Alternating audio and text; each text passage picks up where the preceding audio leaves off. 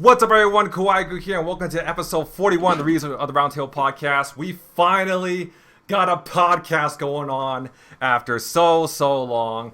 But yes, in this podcast, we're going to talk about our final thoughts on the fall 2023 season. So joining me right here is Memory NK, Mad Lad of Culture, Anipai Review, and a brand new member of the podcast. He goes by the name of Anipai 300, but we're going to be calling him Kono because that's his Discord name. So before we start, Kono, why don't you introduce yourself to those who don't know about you? Hey, what's up, everyone? I do gaming content on my channel, and thanks again for Kawaii Crew for letting me join in, and let's talk about anime. All right, very short, very brief. I like that. So yeah, other than that, without further ado, let's get to it. So we actually do have a list of shows that we're going to be talking about for the podcast. So the first anime on the list is Frieren, easily the most popular show, most popular fantasy show to come out this season. So yeah, what do you guys think about Frieren? Anime of the year. I mean, to be honest, though, number one on my anime list. The rating on my list pretty much speaks for itself already. So it's still number one apparently. Above my Brotherhood. So yeah, let's not get too ahead of ourselves. We'll see how long that lasts. Because the Brotherhood fan base will eventually strikes back again. I'm surprised it's lasted this long, actually. I know, right? Kaguya lasted like for a week, and then it went down. So who knows? Maybe it'll go down another week. The curse has been broken. But still, the Frieren, it makes sense to why it's up there because it's quite an amazing series. After all, I mean, of course, the first episode pretty much sets the tune for the story, where Frieren finishing off her adventure with her guild or her team, and we didn't really get to see it. But of course, that's the whole point of it. They want us to keep us guessing, but through all the backstories, all the glimpse of the moment they had with each other, and the moment where Frieren left the team. And then coming back after 80 years, just goes to show that living a long life, it has its own downsides. And well, in the end, though, Frieren came back and then sees her teammate all age and stuff like that, and seeing the fact that the hero Himmel passed away, that literally, not gonna lie to you guys, kind of hit hard though, because when you know someone for so long, travel, and then you left them. I guess for Frieren though, 80 years is like just 8 years for her. So yeah, how Elf sees years differently. Every time she say like, "Oh, we'll be here for 10 years," for her it's just like, "Oh, so it's just gonna be another year here." So yeah, she just leaving 8 years and then coming back and just seeing her teammates, all age and female passed away, and her crying like that, saying that she could know him better if she just stayed behind and stuff. That just like. It really hits hard, and then that pretty much sets the tune for the story, where she decided to continue with her adventure. And then, of course, along the way, she got her new teammates, Fern, and then we got Stark. And that pretty much, kind of shows the fact that, it's all about moving on and allowing Frieren to really get to grips of this new generations and adapting to different people that she had to work with. And, of course, that pretty much been tested when they face against the demons, in the episode 8, 9, 10, 11, and that has to be by far one of the best episodes of the season. I think it could be the season because I saw the trailer to the upcoming arc. It looks like it's gonna be another one of those like training arc. Maybe it could be better. We just have to see. But the demon arc is one of the biggest tests for Frieren's team, because this is where she's really testing the new generation. So Fern and Stark really proved that they can live up to their the successor, Frieren's previous team.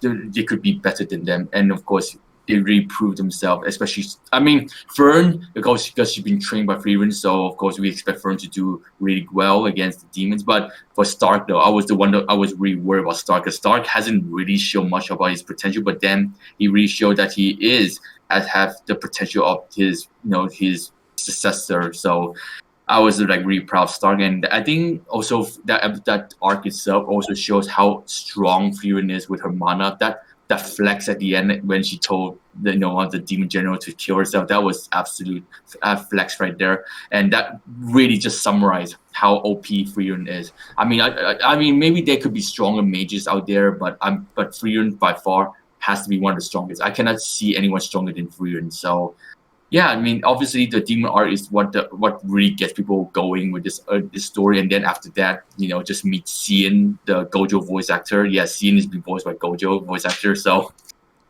yeah, Cian, joined the fun too. Although there's a hint that although the latest episode kind of hinted that he could be leaving, so that's gonna be quite sad. But yeah, overall, seeing the fact that Cian adds in the chemistry to the team, and of course, also get to see how they develop with each other over time.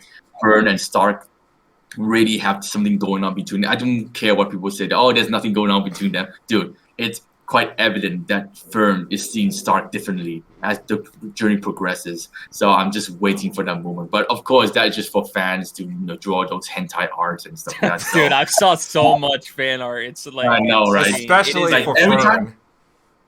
Every time I go on Twitter, X, same. Like that is literally the only thing I see in Frieren fan base. Just Fern and Stark just doing shit. So yeah. Oh my god, like it was really fun to see the fan base is now digging this relationship. But now we just have to see how things going with second core. So yeah, looking forward to second core. Yeah, for me, this is like, I would say definitely my anime of the season. I know it's not over yet, but I might even say anime of the year for me personally. I just I don't know. I love this world. I love the characters. The production is insane. Hopefully they can keep it up into the second half. But Madhouse and like the staff, I think the director is actually the director of Bocchi the Rock, which is kind of interesting. They're killing it with this, and I just really like how it's kind of it reminds me of it definitely reminds me of Kino's journey in a bit in a way, because you see like Frieren, she's like obviously learning, even though she's so old, like she's still learning all of these new things or these things that she never like took into account really before because of these other people that she's met, and even her old party kind of played an impact on that as well. So I really like seeing that aspect of it, and then Frieren kind of being a master to Fern and the others like Stark as well. Obviously Stark had Aizen, but just in general, like her kind of leading them, it's I really like it. And yeah, it's just, I don't know, there's something about this. It's just every episode I watch, it doesn't, like, to me, it doesn't matter like what that, like the demon stuff that the Mad Lab was talking about, like was awesome. Like I think it was like episode 8 or 9. Like that was like definitely one of the standout episodes. But like as I've been watching this, it's like, for me, most of the time, it doesn't matter like what the hell is going on. Like even the one episode where they met, well, I think his name was the other elf guy. His name was like elf guy.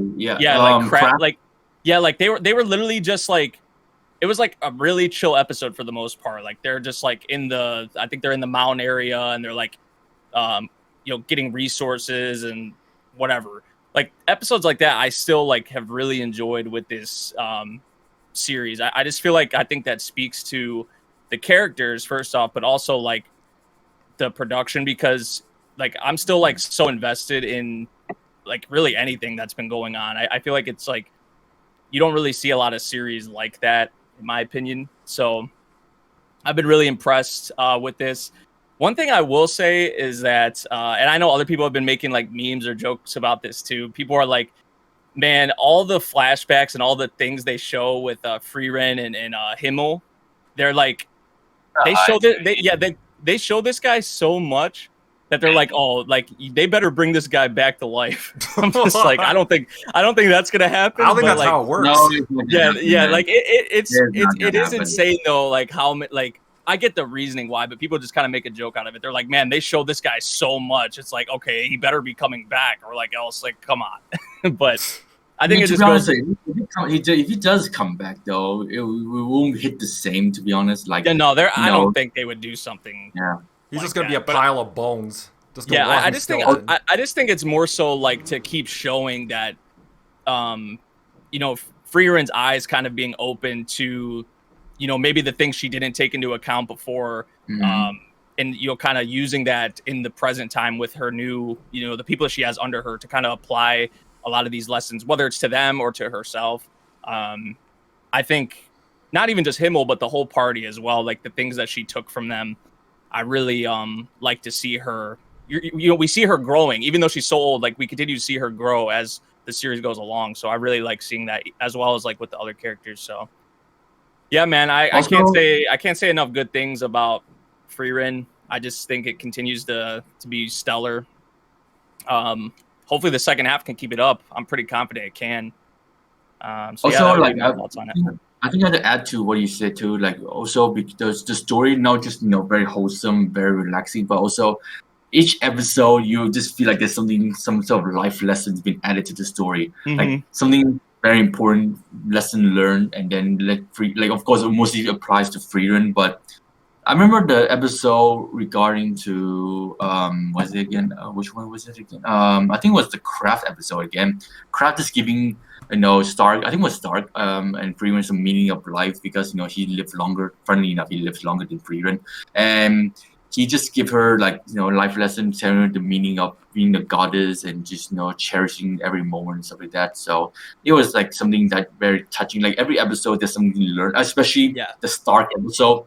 The Stark episode where he was being taken to the royal family and turned to pretend to be his son.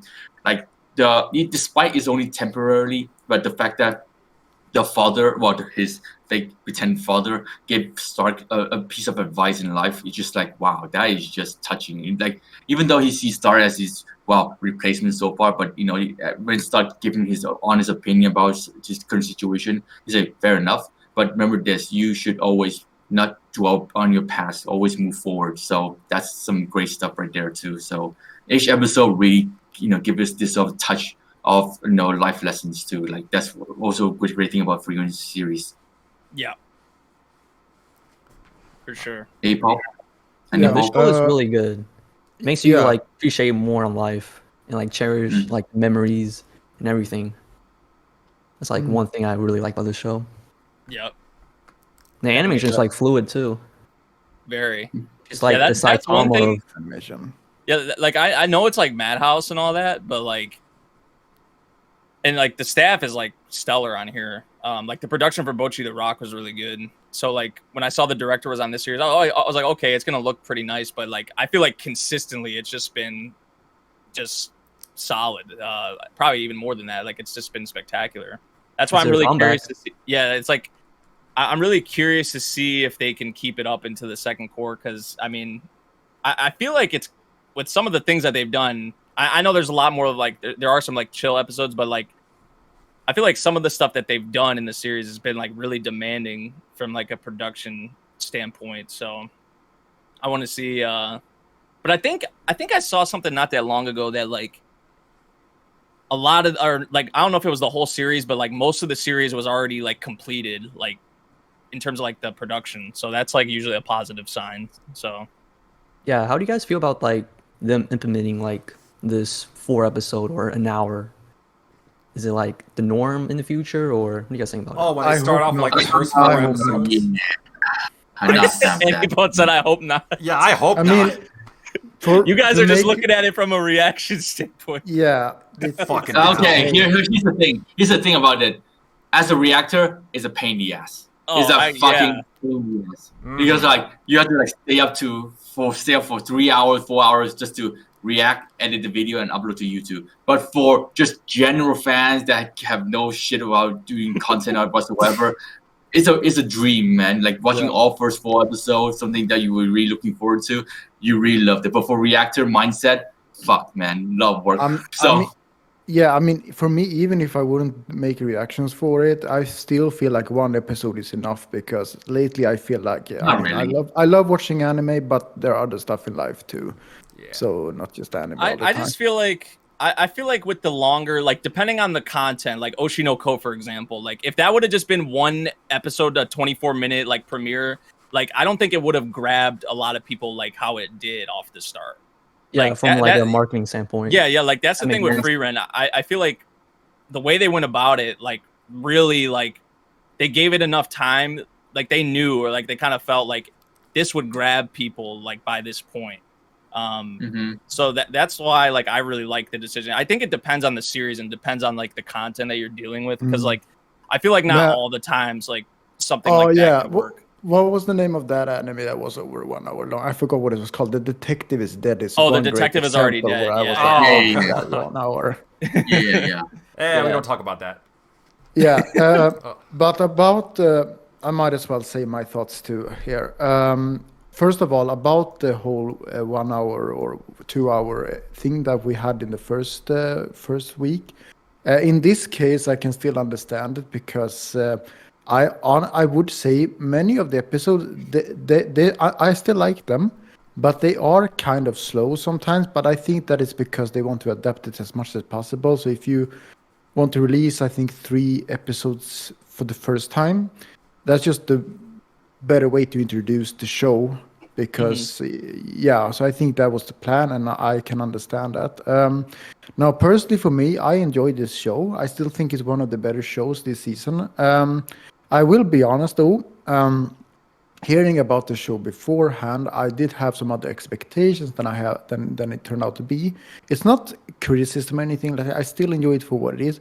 But what I thought when I heard people explaining the show, I thought it was going to be like a new Violet Evergarden, especially since we have even called the OSTs too. Violet Evergarden.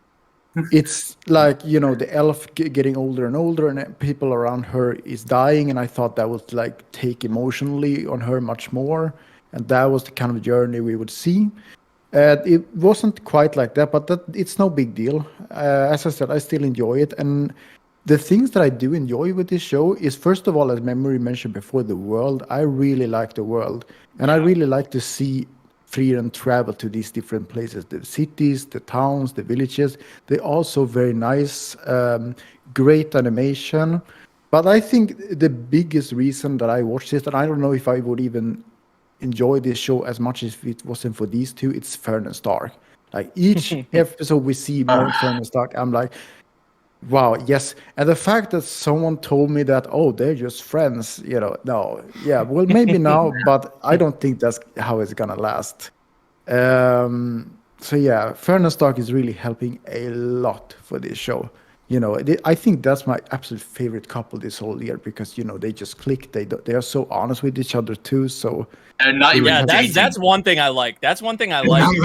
I think about I think about the episode with like their birthdays and whatnot, like that kind of miscommunication or that misinterpretation kind of thing that happened.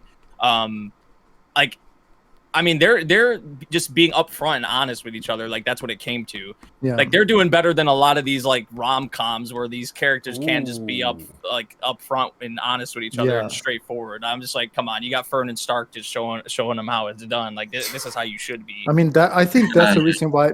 That's the reason why many people also really enjoyed, for example, Angel Next Door, because that couple was also very honest and talked with each other. So. I see similarities here too. What else was I gonna say? And after the dance that they had, that was a beautiful dance, by the way. It just feels like they've been. Yeah, that dance. I heard that was one panel in the manga. Yeah, it was one panel. It was one panel. Yeah, really. So like in the anime, they really like did a lot more with that, which is like awesome. Yeah. But I was like, when I heard that, I was like, wait, what? It was only one panel. Like one spread. Now that's quality then, if that's But I really appreciate that they did that. What they did with the dance. But overall, I don't have other comments. I still think this is one of the absolute better shows this season. I do understand. I know Kawaii Crew is gonna say it's not so, but I do understand the point where it can feel slow sometimes. I agree too, but it still helps with the world and Fern and Stark. So for me, it's good the way it is actually. All right. Well, I hate to do this since this is the first. This is the first show that we're talking about on the podcast. I mean, but I have to state my opinion on the show, and it is a bit of a hot take. Now. Okay, go ahead.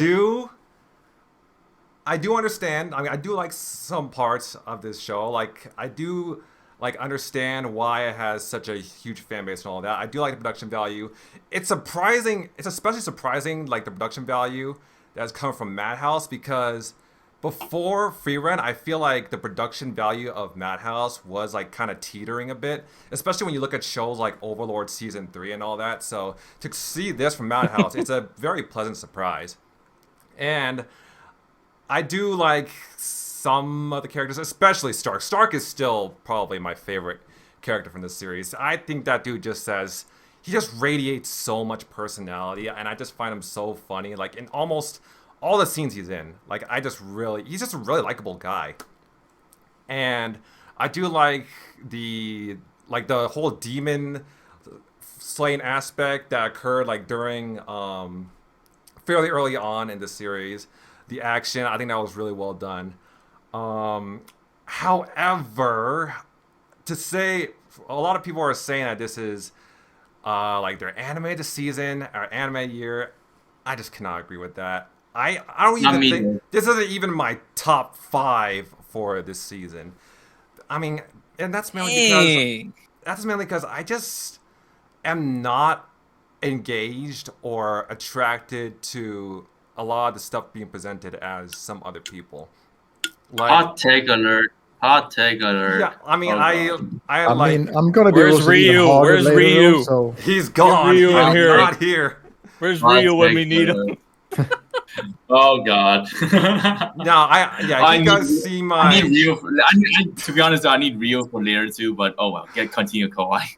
Yeah, have you guys seen the comment I posted on the Frieren discussion thread on Memories Discord back when like the episode that showed Flam's flashback? I was very harsh on this series, to say the least. Now, admittedly, I did warm up to this series as it progressed, but I still wouldn't consider this like anime of the season or anime of the year, anything like that. I mean, the Stark and Fern chemistry, I mean, it's good, but it's definitely not the best romantic chemistry I've seen out there. Not even from this year.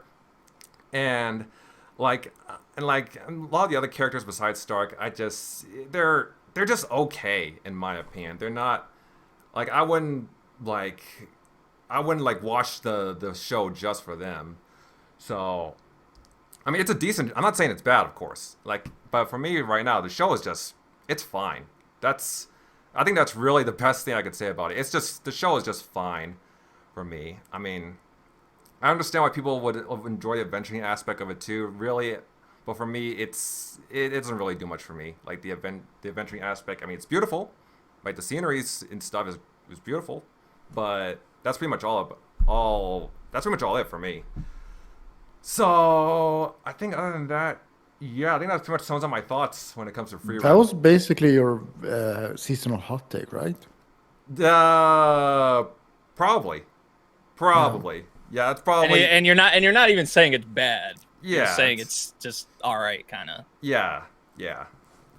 I mean, I get you though. I mean, to be honest though, like I don't expect a lot of people to like this series. As there will be some people that don't really like the pacing of the story and stuff. I mean, of course, I can understand where you're coming with this. To be honest, kawaii, because some episodes just feel like it's just gonna kind of like a repeat of what happened in the previous episode. But if you really take the time to really understand the story a bit more, it's more like Frieren trying to move on from her past and just trying to adapt to the current situation. I mean, you can tell from the flashback that she's still dwelling on the past because she's still thinking about the past and stuff, and just meeting the people that she met 80 years ago kind of gave her the return of the memories of what her time with the team, which I think not gonna lie to you guys, I think she cherished that more than the current one. I mean, of course, she still take time. She still care for Fern Stark. Don't get me wrong, but it's just that I feel like that Frieren still thinks about her old team more so than now.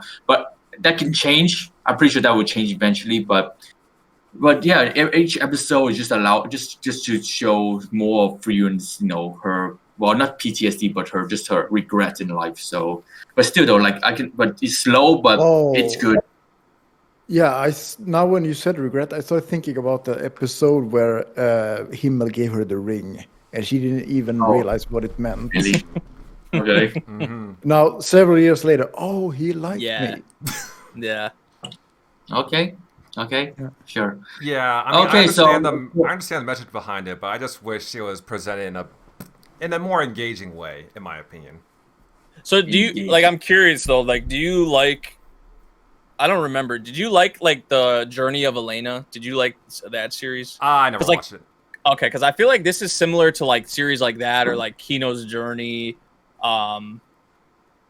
You could kind of maybe say like To Your Eternity a bit. Like no, don't even mention that, please. Don't but it is similar. It is similar, like in a way, because like Fushi is like encountering all these different kinds of characters. I remember. I get you. Because no, To Your Eternity is bad. It's bad. Don't like. I'm just saying. You know what? When I watch To Your Eternity, people would say that watch Frieren, read Frieren. So I was like, what Frieren? What's Frieren? Because like people would say that there's a strong comparison between To Your Eternity to Frieren, but Frieren obviously is better. But To Your Eternity, Fushi is a living god. Frieren is just an elf. She can die anytime she wants. So, yeah. No, but what their characters do are still like similar. Yeah, I get you, man. I get you. It's just that don't mention To Your Eternity. And I'm not trying to like say To Your Eternity is on this series level or anything like that. I'm just saying like I was wondering if Kawaii likes sort of series like that, because maybe this series isn't, because like even like Girls Last Tour, like series like that. I feel like I remember watching Girls Last Tour and I loved it. Okay. I guess really, it's just kind of like a hit or miss kind of thing. I guess really what it comes down to is like adventure. When it comes to like adventure type shows, it really is just hit or miss for me. That makes sense. And I do remember watching Kino's Journey, but I never finished it.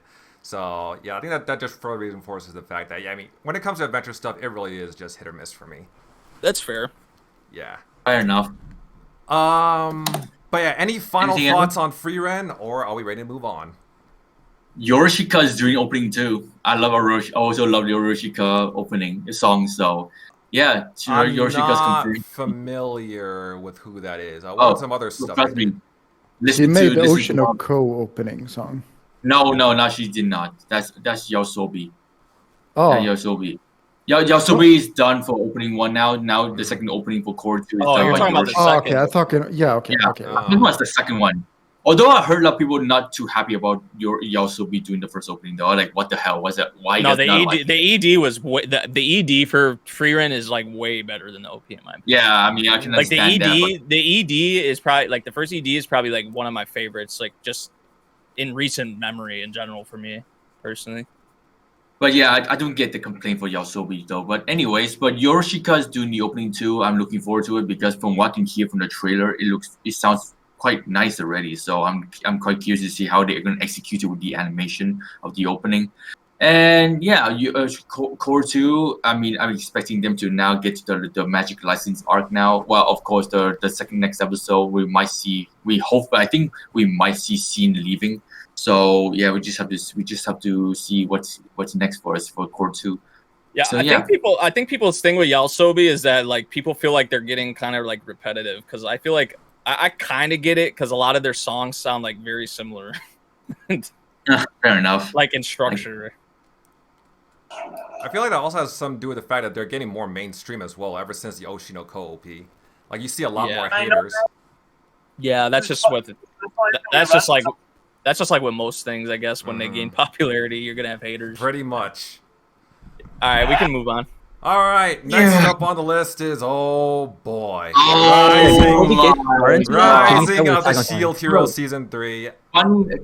Funny enough, last night I made my rant video, and I'm currently still editing the video, so it's still fresh in my mind. It's still fresh in my mind what I said in my video. Like, oh my god, like Shield Hero Season 3. I don't get the hype for it. Like after There's season hype? 2 ended, people say, "Oh," people say, There's hype. Shield Hero, deluded Shield Hero fans. Let's just say when season 2 finished, people said, "Oh, don't worry, season 3 is better than season 2." Well, I get the better than season 2 part because the animation improved. That is about it. The story, I really hate to say this is a really hot take. The Turtle Island story, it flows better than season 3. Ooh. No. Oh. Yes. No. Oh. No. I don't.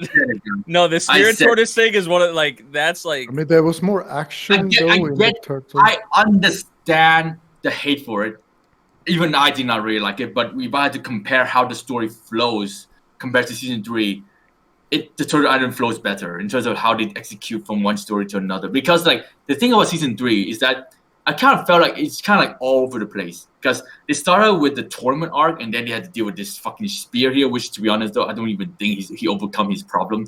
Mind that bitch is still on the run.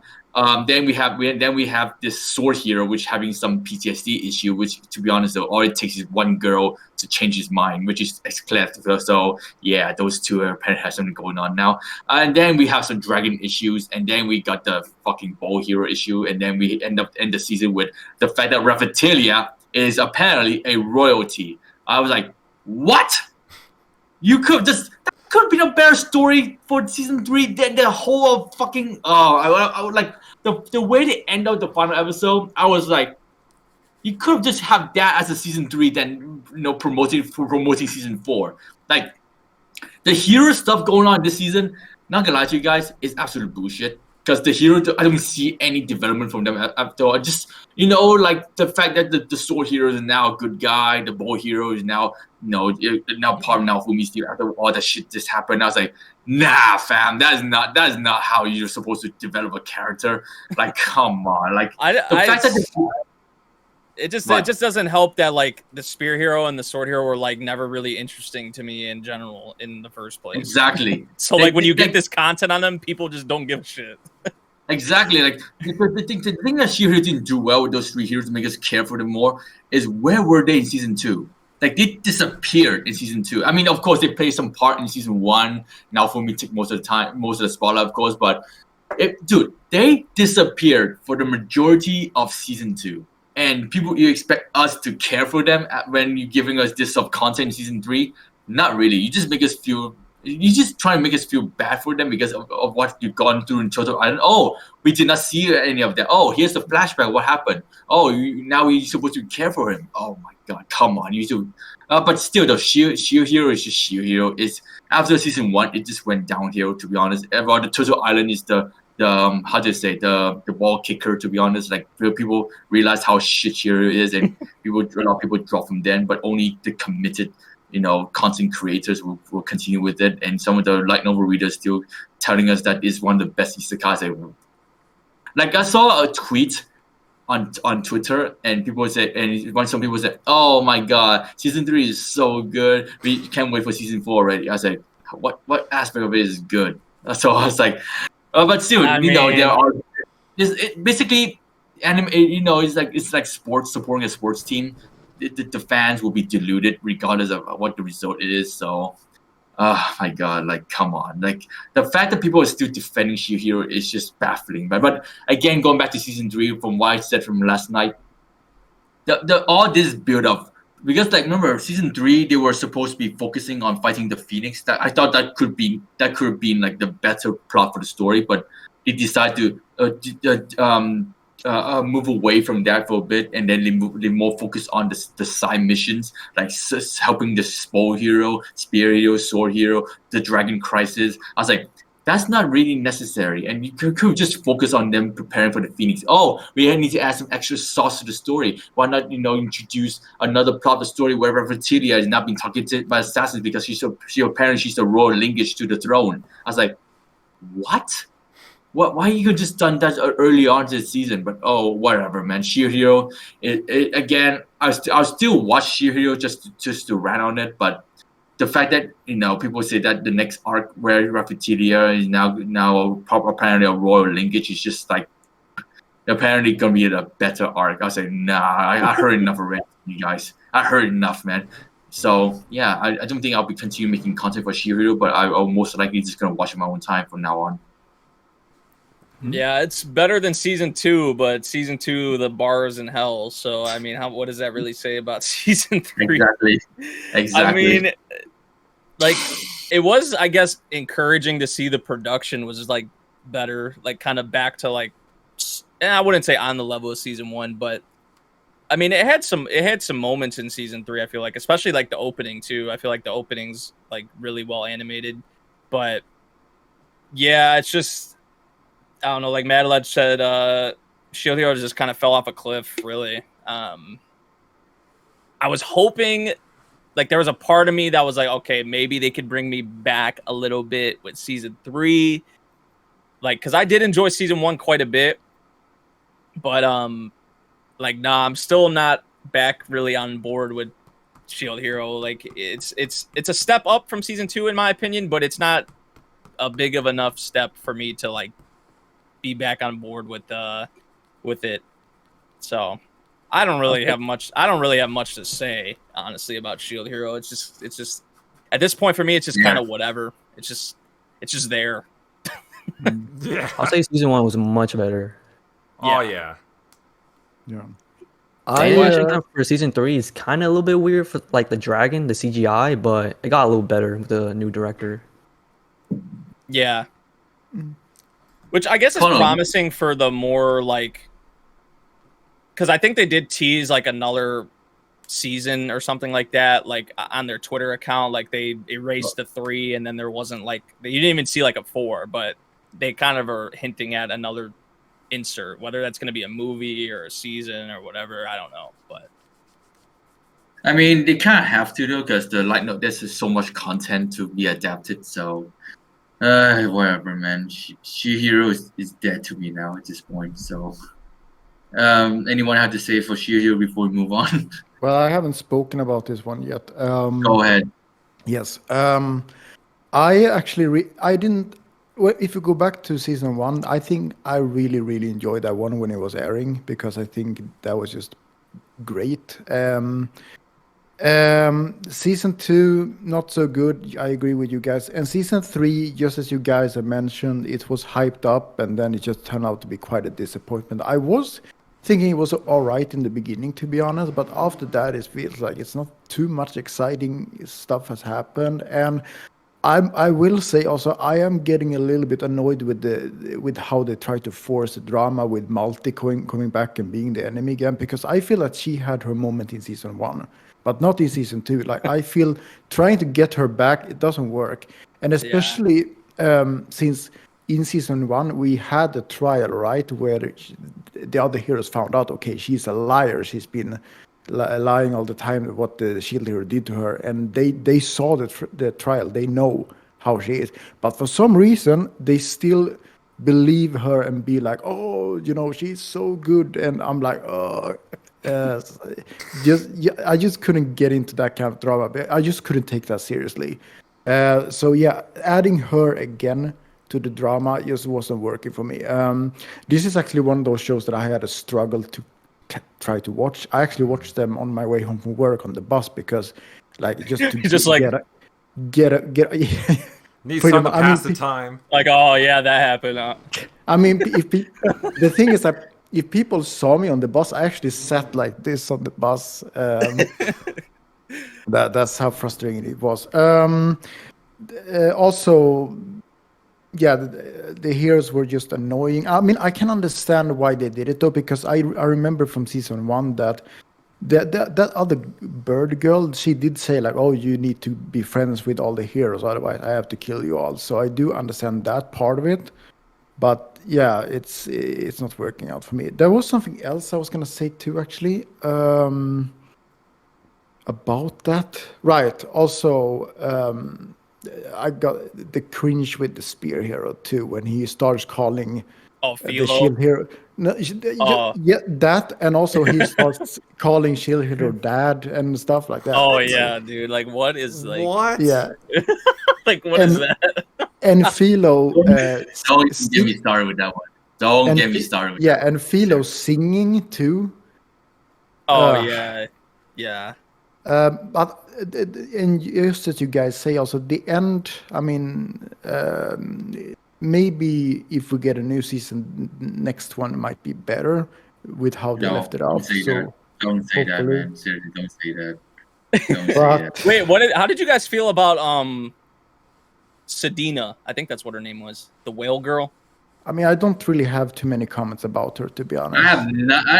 I mean, the review at the end of the finale is just like, wow, you could have told us that a lot sooner. But still, Sedina, I mean, she's an interesting addition, because she cares for Repetilia so much that she's willing to join Naofumi after all that build up of them fighting and stuff like that. But That I mean, still for Sedina, she's fine, I guess. She's nothing really special for me to really like her. I mean, Sedina, I mean, she could have been better if she was introduced a lot early on into the season, but well, whatever, man. It's just whatever. Yeah. I mean, one thing that I do want to point out too, that I kind of liked was there seems to be some kind of character development actually on the king, with how he always been like, oh, now for me and the shield hero is all bad, but because the shield hero saved, I think those two that he saved in the stadium were like relatives to the king or something like that, if I remember correctly, like his nephews or something like that. And they were like, well, the shield hero treats us well, and I guess from there he's starting to maybe get a different opinion on the shield hero. That's how I understood it, at least. So maybe there will be some development on the king, but we shall see. But I don't have any other comments. I don't have much to say about this series as well, other than the fact that a lot of you guys' criticisms don't surprise me, because I didn't watch season 3 and I don't plan to, because I put season 2 as my worst anime of 2022, and yeah, because of that, I just don't watch. I don't even plan on watching season 3 or continuing with this series like at all in any way. But yeah, any final thoughts, or are you ready to move on? There's just like a lot of random scenes in season 3. Move on. Yeah. Like some losers just like came out of nowhere and like summons like a meteor. Or exactly. Something. That's what I've been saying. The story's been all over the place for season 3. So yeah. I know this is not on the list, but I feel like we should start Attack on Titan, the finale. Like our opinions on it. Let's see. I haven't watched the episode yet, actually. Because it's still technically on the fall season, but Yeah. Wait, remember you caught up, right? Yeah, I'm caught up. Okay. I'm just talking about it. Cool. You caught up, right? No, I haven't watched the last episode yet. Oh no! Oh shit! Then I feel like we can't. I feel like we should more focus on actual weekly episodes. Yeah, I was gonna say I feel like we can't talk about it like because you kind of have to like talk about spoilers if you're gonna. Yeah, exactly. Talk about it. Yeah. So I mean, maybe we could do like a side podcast or like a short one maybe for it, but we could talk about that at another. The thing is, I watched half the episode because I was on the train on my way to football game, but then it started lagging because it was on the countryside, and then I forgot about it. Anipai, take your time with it. We'll do like a side podcast for it, like a separate podcast for it. So maybe, yeah. Okay, I have vacation now, so I should be able to get to it eventually. No worries. Okay, let's move on to Spy Family. All right, I think we can all agree on one thing: the cruise ship arc saved this season. Yeah, literally the only arc that I look forward to in season 2. Like it was good. Season 2, when it was announced like literally a year ago, I say, okay, the only good thing about season 2 is the cruise ship arc. And they fucking delivered, man, because like they even gave the cruise ship arc its own trailer. That goes to show how Toho's production knew that cruise ship arc is the only good thing that people were really looking forward to for this season. Because like the first 4 episodes, not gonna lie to you guys, it's such a do you guys remember the first 4 episodes? No, not really. I prefer not to. Other than not really. I don't remember most of the freaking the second core from the first season because I was not as big of a fan. Every episode is just individualized, very episodic, very just life lessonly, wholesome stuff. And then people just say, "Oh yeah, Spy Family, we want action, we want this happening," and we got it. Cruise ship arc, we get to see the best of Yor, because you guys remember this. Yor doesn't really play a significant factor in the previous season. She would play more of this sort of supporting character, but the cruise ship arc is where she got her spotlight. Like that was the one thing that I was so looking forward to in season 2 is that Yor finally got the justice she deserved, because all she'd been doing was playing mommy most of the time. She didn't really have a lot of moments other than those assassin moments, that tennis moment with that girl, apparently a rival girl. But yeah, let's just say I wasn't too much happy. I wasn't really happy that Yor, when I was reading the manga, Yor was being sidelined for a majority of the context until the cruise ship arc where she really took the spotlight. And now she's back to playing supporting character. But still, Yor getting her moment in cruise ship arc is basically the biggest MVP moments of the season, and no one can ever talk down her up for that. So yeah. Memory. Yeah, I mean the cruise ship arc really. I was really invested in that, which is what I needed. Because Kawaii kind of said it kind of brought back. Because I feel like the beginning of this season was kind of whatever. Even the second core of season 1 for me, a good part of it was just kind of whatever. So I really needed an arc like this to kind of bring back Spy Family. I've always enjoyed it, but I feel like since like the early since season 1, like the first core, that's when I was like probably the most invested in Spy Family until like this point with the cruise ship arc and whatnot. So I really like the Yor spotlight for sure. I got a kick out of the Lloyd, like when he dressed up and whatnot, like Anya, like he was trying to be cool, like a cool dad, and he just totally butchered that. and like Anya's like reactions to him, and he's just like, he was getting in his head so much. He's like, what the hell am I doing wrong? Like, and he just looked like a complete goofball. So like a lot of that was funny. Like just seeing Anya also trying to balance like the two like situations. I really liked kind of seeing that perspective, but mostly it was like Yor's spotlight, obviously, which I think, it was awesome. So, I don't really have much to say besides that. I really like the cruise ship arc, and I'm excited to see the movie whenever I can see that. Because I think it'll probably come to theaters. I think it'll be, because like knowing how popular Spy Family is overseas. I mean, it won't take long for Crunchyroll to. Oh yeah, it'll have a release. It'll have a release and subtitle it and then release it in the cinema like they did for Demon Slayer. So I'll say 2 months. It will be. I don't feel like it'll be that long.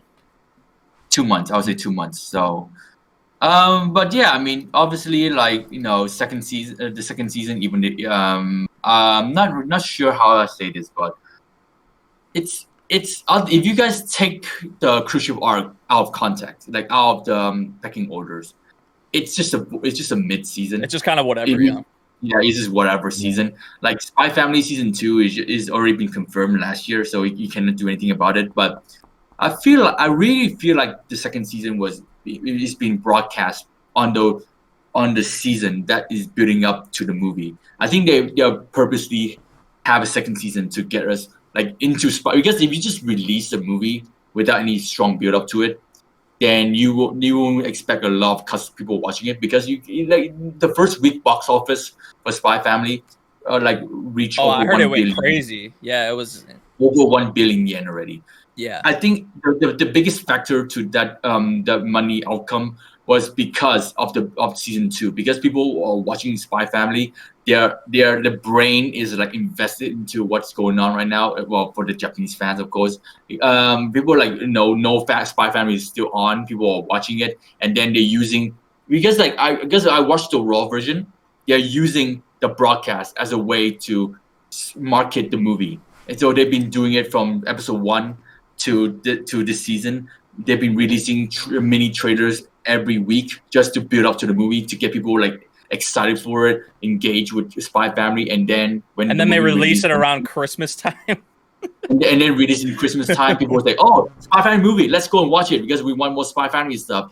So it's all about the momentum. They have the release season 2 to build up the momentum for the movie, because the movie, I think they put more emphasis, more time, money, and production investment into the movie itself, because I heard the movie is actually really good in terms of how they execute the story, because apparently from what I heard from Japanese fans, that the movie is anime original.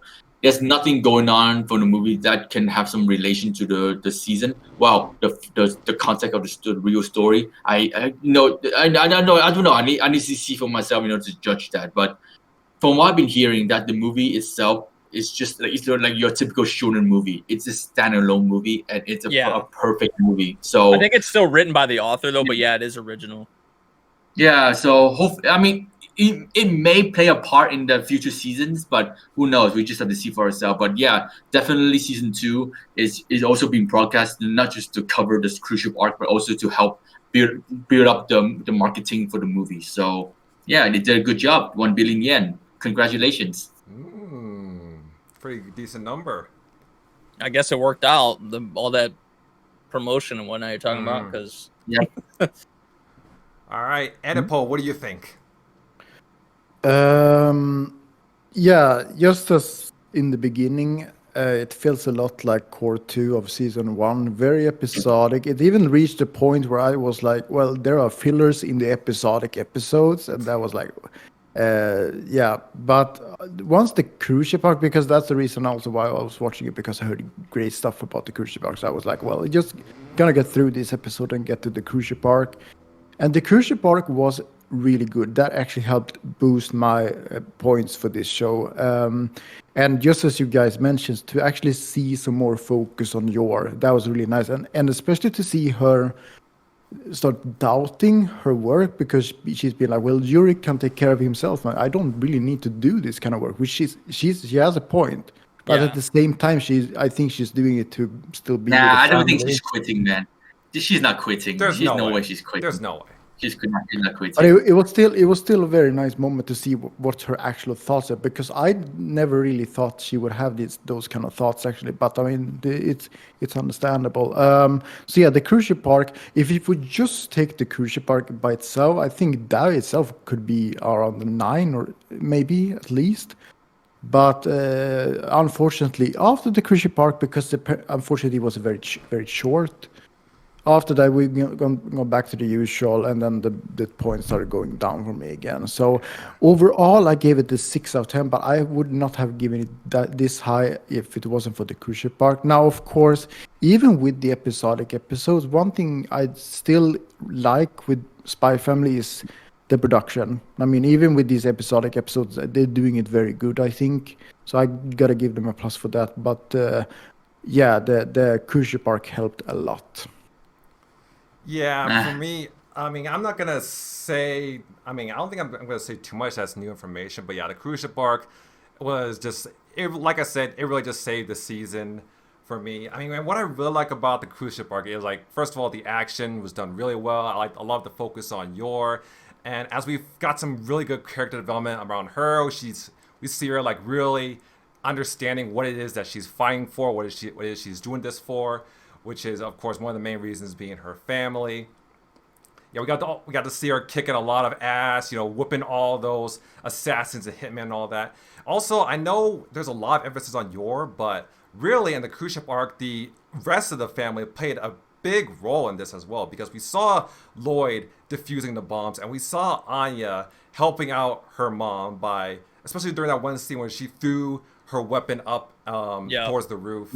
And honestly, that scene really did surprise me, because, like, I was actually expecting Anya to fail in that scene, because, like, this is a little 4 or 5-year-old girl, and she has to throw a weapon. Yeah, she has to throw a weapon, like, onto the roof of a cruise ship. Like, yeah, she's up on the upper floors, but, like, it's still, I feel like it's still, like, a really pretty big height. So for her to successfully throw that really caught me off by surprise in a way. So she has some other powers we don't know I about. guess so. But yeah, also one thing I will say, I feel like this is the first, like, one of the first times in Spy Family where we saw, like, actual death in the show. Because I mean, yeah, we know that Yor's an assassin, but we literally saw dudes like getting impaled by her spike, getting their neck snapped, like getting shot. And then we saw those last 2 dudes getting, like, looks like they're going to be eaten by sharks and all that. So, yeah, this arc got pretty bloody. And honestly, I was really glad that we actually got some actual death in the show, because I thought for a long time that it's going to be like, oh, they're going to go the more wholesome route. I mean, yeah, they're spies and assassins and all that, but they're not going to show them actually killing anybody. Boy, was I wrong when it came to the cruise ship arc. And you know what? I'm glad. I'm glad I was wrong. Because I think the action and the death was pulled off really well. But yeah, everything around the cruise ship arc was, I'm going to be a bit more critical here. It was quite a slog to get through it. I remember when I was watching the first few episodes, I was like, what is it about the humor that just doesn't vibe with me? Like, I felt that way during the past few like the season 1 as well. The season 2 especially, I was like, what is it about the humor that just doesn't vibe with me?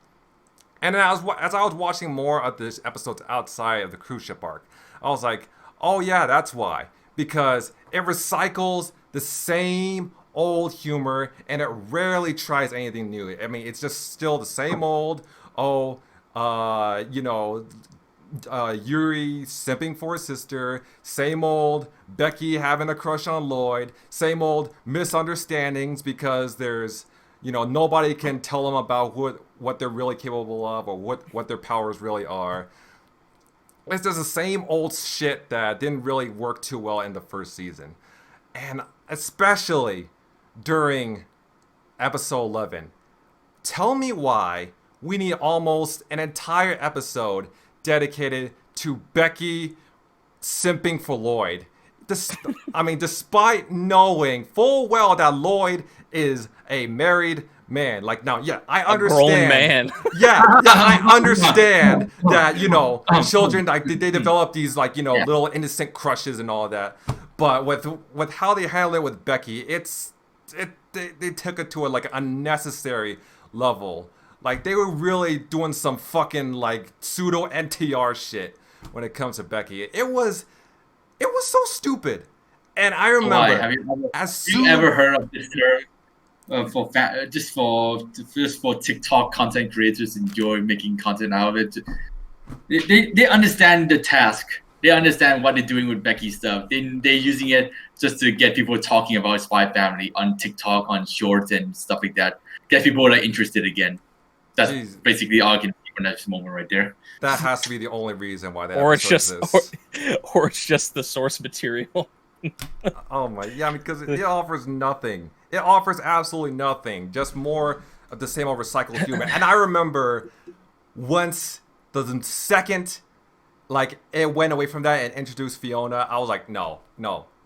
I suffer enough through Becky. I am not going through some shit with Fiona.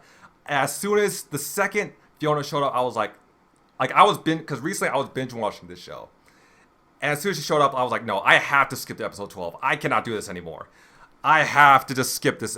I have to stop episode 11 right then and there. Because Fiona is still easily my least favorite character in this entire series. So I mean, her part didn't do much, to be honest. Didn't do anything. I'd imagine.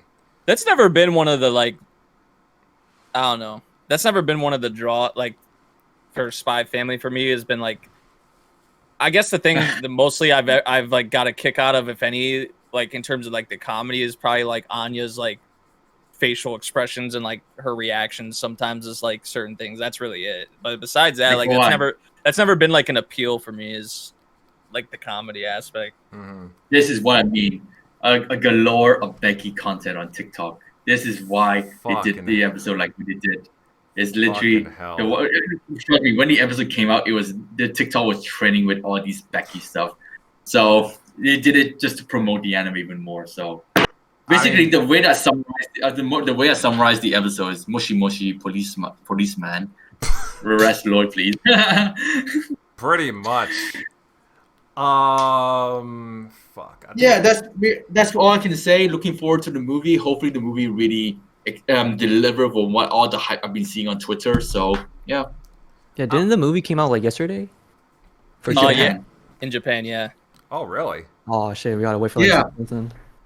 No, not 6. I'm pretty sure, like I said early on, it'll come out in America in 1 or 2 months time. In theaters, yeah.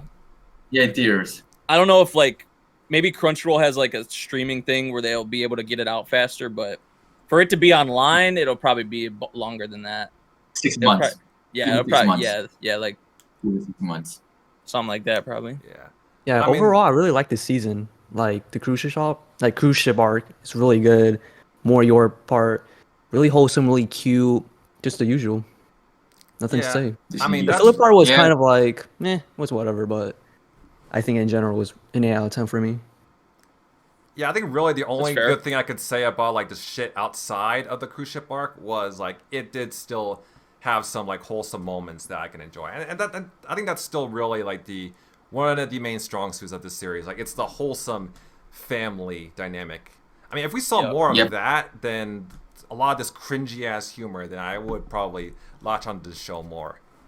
I'm still waiting on Lloyd and Yor making their relationship official, official, not official, meaningful. Oh, that's like yeah.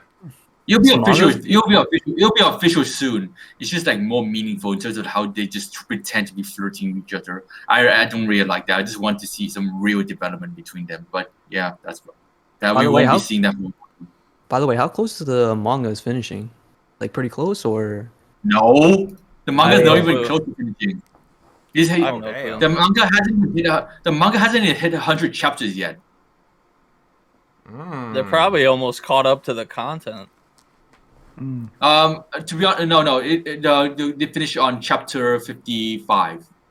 They finished on chapter 55, so we still got like a lot more to the down. I think we have enough for season 3. You want to go as far as saying that? So, yeah. Yeah. Anyways. Yeah, for me, unless we get another ship arc that's just as good as the cruise ship arc, I don't know if I'm going to watch this season 3. I'm going to be completely honest. Dang. Yeah. But yeah, are we ready to move on? Yes. Oh my god, really? Goblin Slayer? Okay. Goblin Slayer season 2. Why is it here? Why is it going to go? Why we got season 2? This is almost like about the same as like Shield Hero. Really? Yeah. Like it's just kind of whatever. It's just kind of there. Dude, they toned down on the stuff happening in season 2, man. Like you expect stuff like that from we saw from season 1. No, they toned it down a lot, man. Like, remember this. As much as I hate saying this, the reason why season 1 was popular in the first place was because of those stuff happening in season 1. And in season 2, they really toned it down. So basically, Goblin Slayer became just a typical generic fantasy anime. The only reason why people are still hyped up for it is because of what happened in season 1. People expect in episode 1. Yeah. In episode 1. Episode 1. That's the most Goblin Slayer's ever been talked about. Was the shit from episode 1. And after that, tell me more about Goblin Slayer. Tell me more outside of episode 1. Not really a lot. So. Yeah, it's just a generic fantasy anime. It's kind of sad, but really, there's not much to say about it. Yeah. Understandable. Other than the elf girl and the priest girl, I still can't believe we don't even know the name yet. The elf girl and the priest girl just get more spotlight. That's about it. And the cowgirl. And the cowgirl too. Dude, the thing about Goblin Slayer is that they don't even get actual name. We just call them by cowgirl, priest girl, receptionist girl, reception girl. Pretty much. I would like. Dude, the fact that call her reception girl is just having fun laughing. Like, really, reception girl? Doesn't she have a name or something? Nope, it's reception girl since the day she was born. It's like all the people in the world are just like that's normal for them too, which is like. Kind of funny, but whatever. Goblin Slayer season 2, don't know where that come from, but hey, at least we get to see some interesting. I wouldn't call it interesting, but at least we get to see more elf girl having her moment with her village. I think that was at least one of my favorite part of the season. That's pretty much it. So yeah.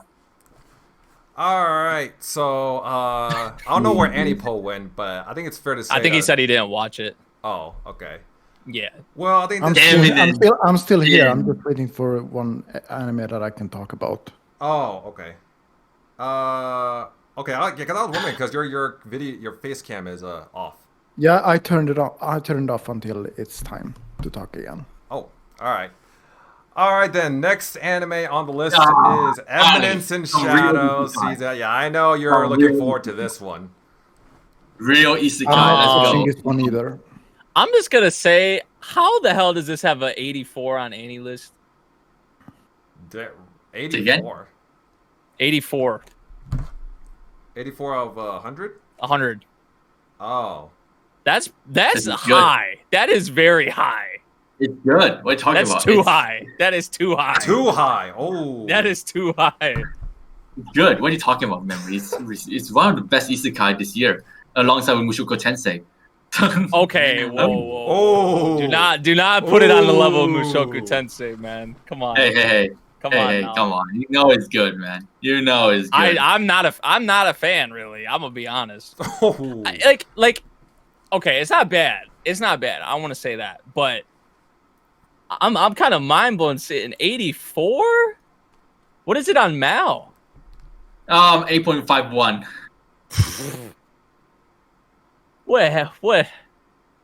What's going on here?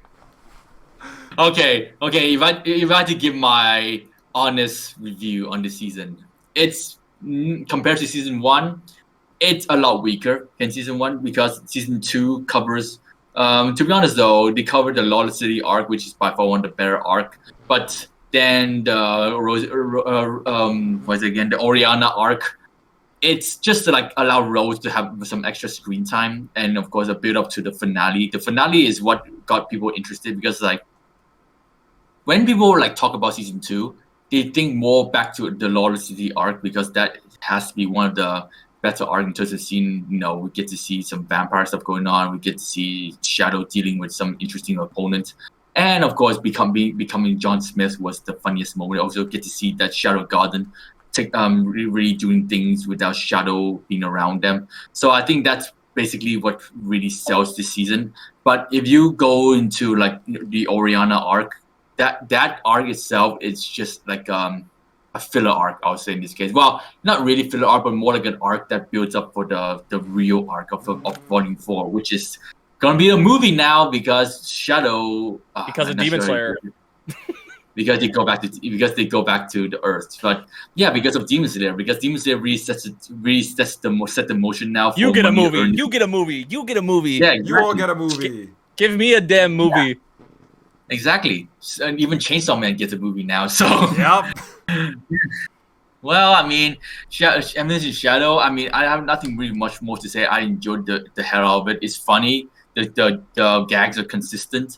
And well, obviously, we watched this mainly for the beautiful hot teas in the Shadow Garden, but also Shadow being Shadow, very cringe, very fun to watch.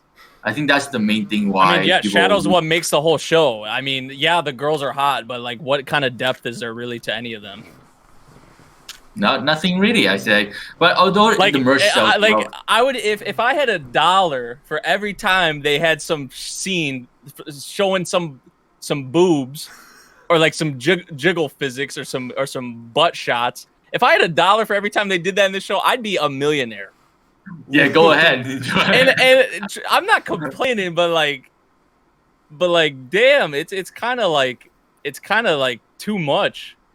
Like if you didn't have like, and this isn't even something that happens all the time. I will say what makes it a little better is Sid's like comments on it. Like he'll be like, "Oh, slime activation" or whatever the heck. Like he'll make these little comments because he knows what they're trying to do. So I do like that part of it. Like Sid will make jokes about it, but like there's so many unnecessary like shots in this anime. I will say that like I don't know. That's the thing with me is like why I feel like this is just kind of like it's just a average isekai in my opinion.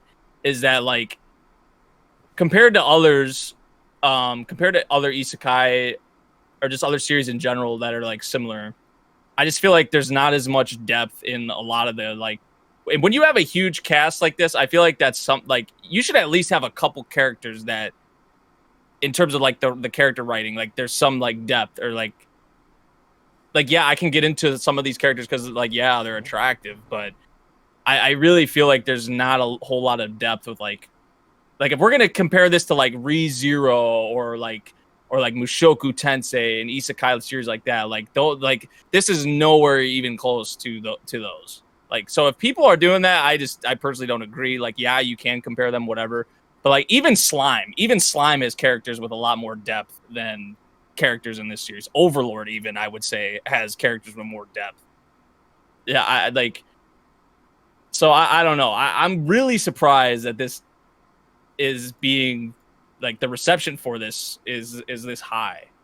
I'm not saying there's anything wrong with it. I'm just really surprised because I think people don't. give it a high score is mainly because they actually enjoy this anime from start to finish. I mean, like nowadays, you don't really take scores that seriously because of in terms of how good this anime is. You take it based on how much people really enjoy the anime, and the thing that this anime does well is make us enjoy the anime. Nothing really deep. Like I think it's like yeah. I think there's there's a lot of parts of it that I've had fun with. I'm not gonna sit here and say that. Like I enjoyed the hell out of the finale. I feel like the finale was good. I enjoyed that a lot, but like. I know Sid makes the whole show, but like, imagine if Sid was just some like average run-of-the-mill protagonist. Like this would be nobody would be talking about this. Nope. Like I said, one character can save an anime. Yeah, like that's my point though. It's just like, damn, if Sid was just your regular average run-of-the-mill, like what this series would have nothing really going for it. It can be said for Chihiro.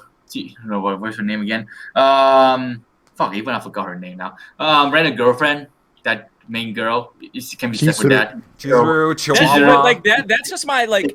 That's just my. I hate to keep comparing, but like, say if you took ReZero, if Subaru was your average protagonist, run of the mill isekai protagonist, you would still have so much good content there with the other characters in ReZero. Like there's still like it could still hold its own. Same thing with Mushoku Tensei. It could still hold its own. Like, there's a lot of these other ones that I feel like, I mean... Memory, like I said... I'm getting too caught up on the rating. I know, but it's just very surprising. Memory, like I said, it's the fact that ReZero and Mushoku Tensei is high makes sense. I understand that, but the reason why Eminence Shadow got a high score, it's because people enjoy the shit out of this anime. If you don't see people enjoy it, there's nothing wrong with that. If you don't see people tweeting about it, sharing this on TikTok, and just talking about the plot of the story, then you know that this anime is pretty much dead. But if you see people constantly talking about this anime on social media, then you know this anime is quite popular and people give it a high score because they enjoy the shit out of this anime. Oh, if we're talking enjoyment factor, 85%, 8.5 out of 10, whatever. I could see that. But to be honest, if you think carefully, like nowadays, a lot of people don't really give much crap about how good the story is. People just want enjoyment out of it. People just want to enjoy the anime. So that's fair. I guess I'm just I look for other things. But if I'd be honest, if Eminence Shadow is being heavily criticized by IMDb, Rotten Tomato reviewers, they will most likely give it like a 6 out of 10.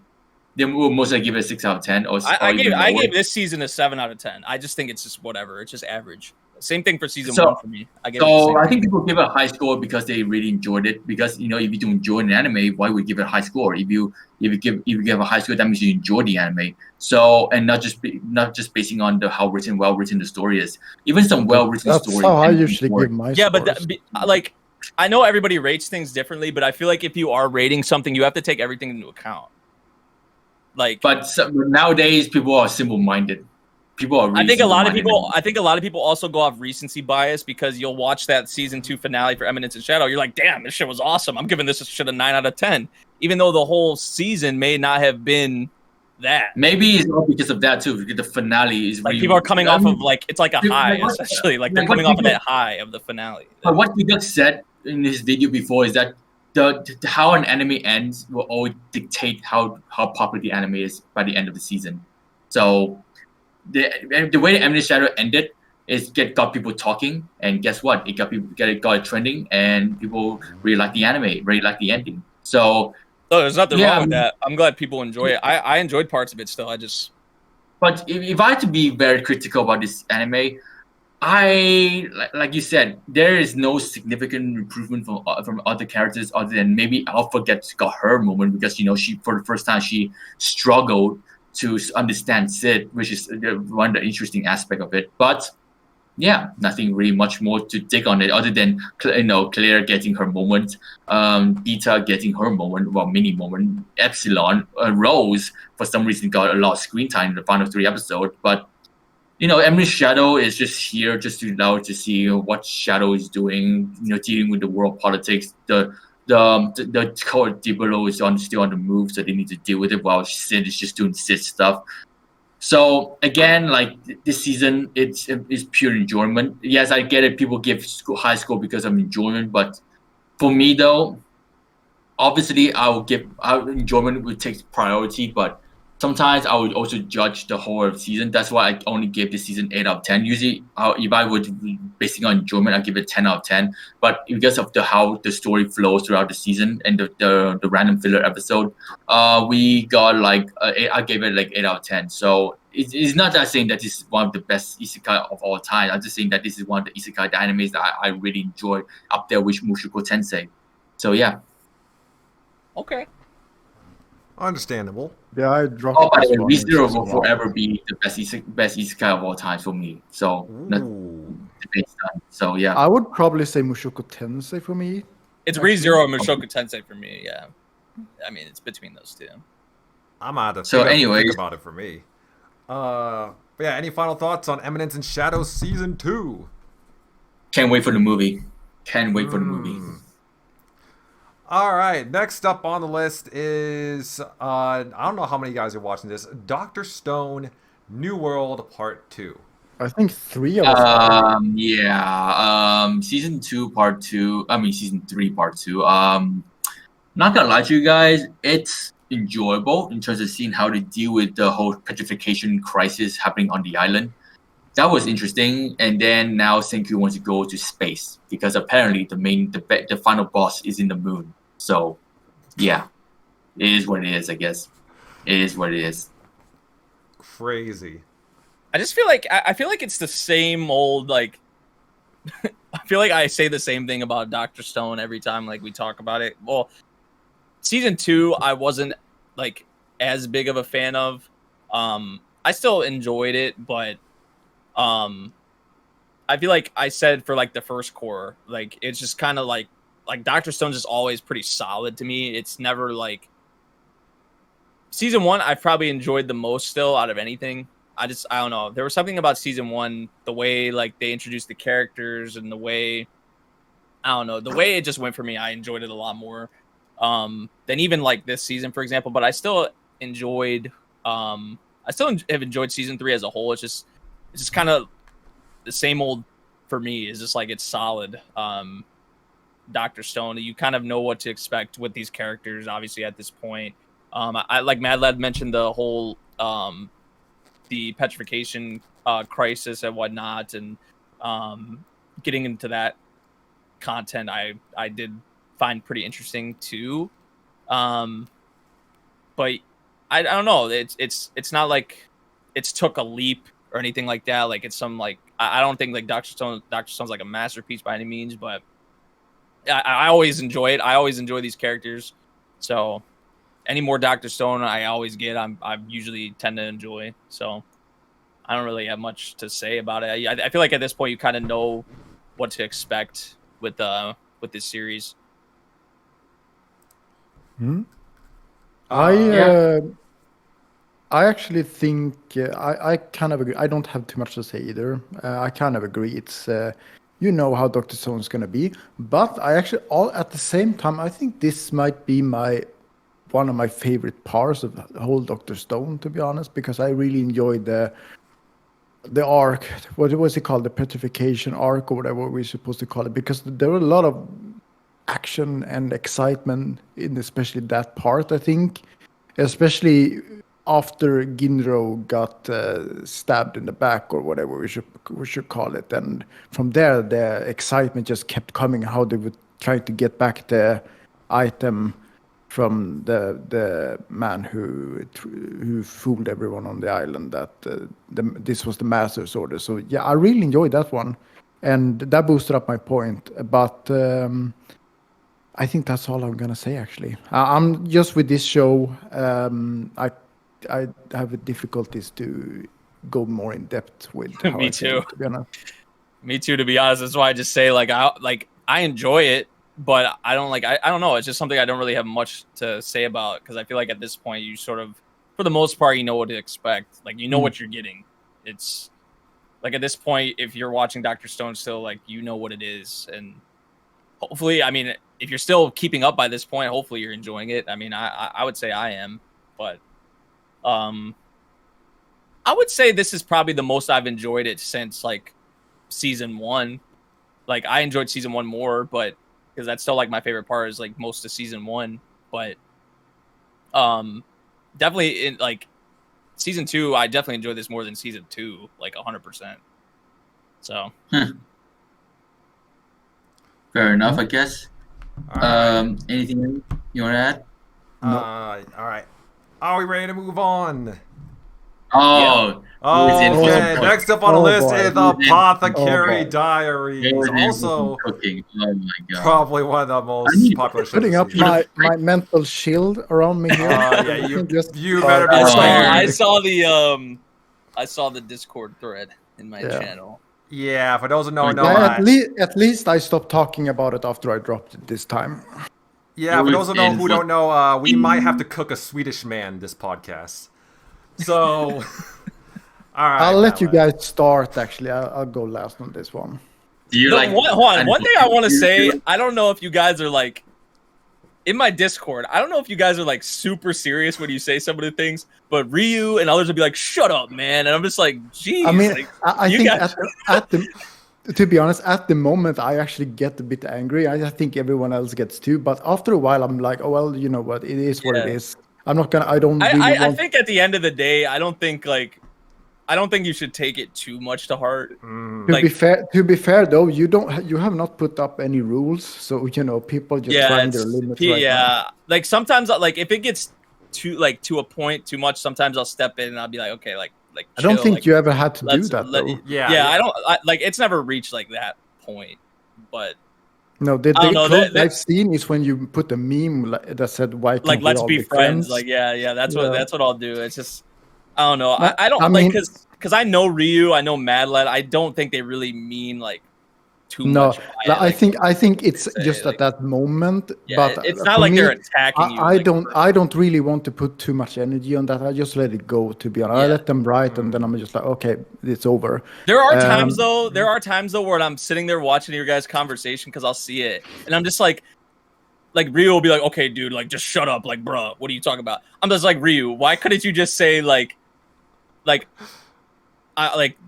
sucks that you feel that way.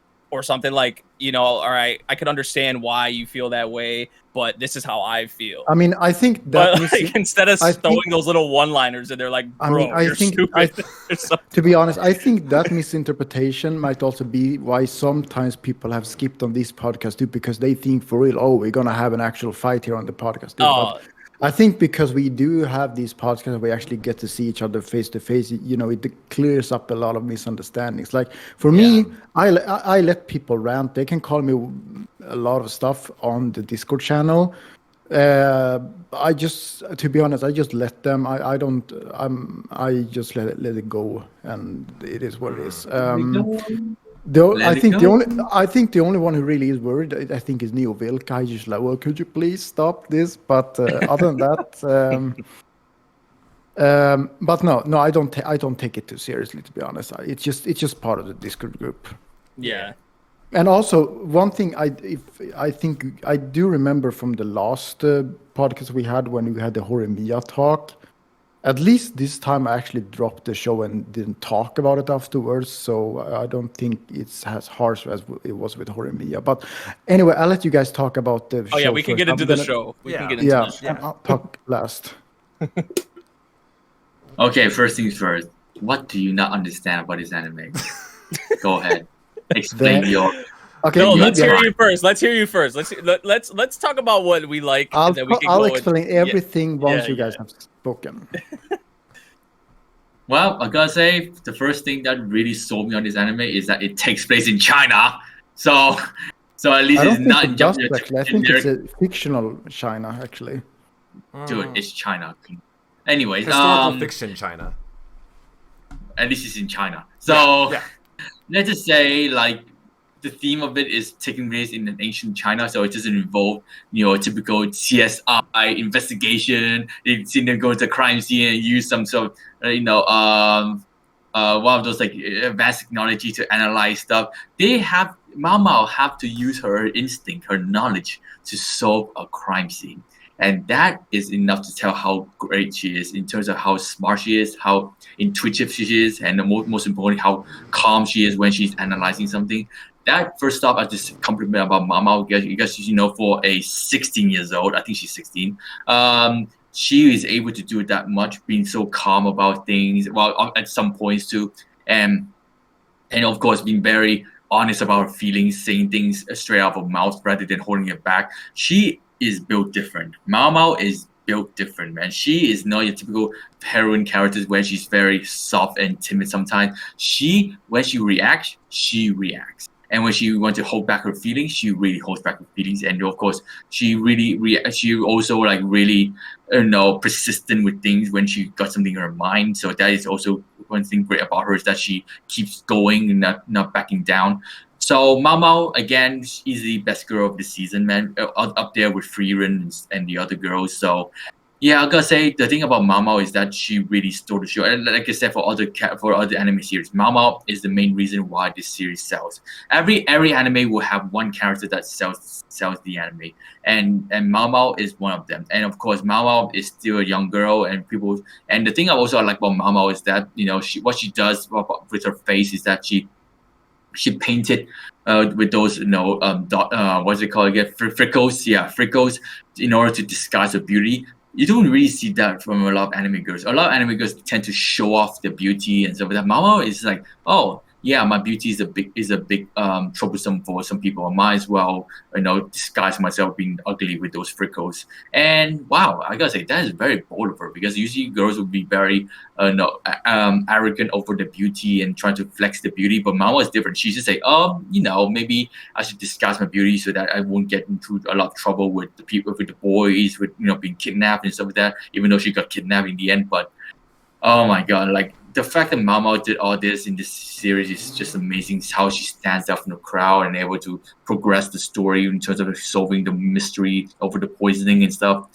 So we have that aspect of the story, in terms of character-wise. Of course, Jinxie is Jinxie, and we got the other supporting cast too, being very helpful to her. But of course, in terms of the pacing of the story, I understand where Anipai is coming from in terms of like, oh, we have this going on, they have this mystery going on. You have to remember this. This is ancient China. There is a lot of backstabbing. A lot of people like to get one hand over each other because back then there's no technology, no security cameras to review who did what. People were trying to sneak in a poison, trying to poison each other, trying to get one up each other by doing this and that. It's not easy living in that time period because people are coming after you every 24 hours if you're not being very vigilant about it. And the fact that each episode kind of display that is quite amazing, seeing how people know how dangerous you're in when you're higher in a position in life. So Mao Mao coming in really shows that how she was able to adapt to it, how she was able to respond to it. And even though it's quite repetitive and slow, it really give me a second. It really shows how strong-witted she is, able to adapt to a very, very tough political situation in living in the castle. Because living in the castle is not easy. Yeah, people say, "Oh, Mama's living in the castle. She has all the money and privileges." No, you live in the castle, you're even more in danger. So seeing how Mama able to solve mystery, able to resolve issues with talk no jutsu, it's just amazing for a 16 years old like that. Wow, damn, Mama, you are amazing. She can put people in their place too.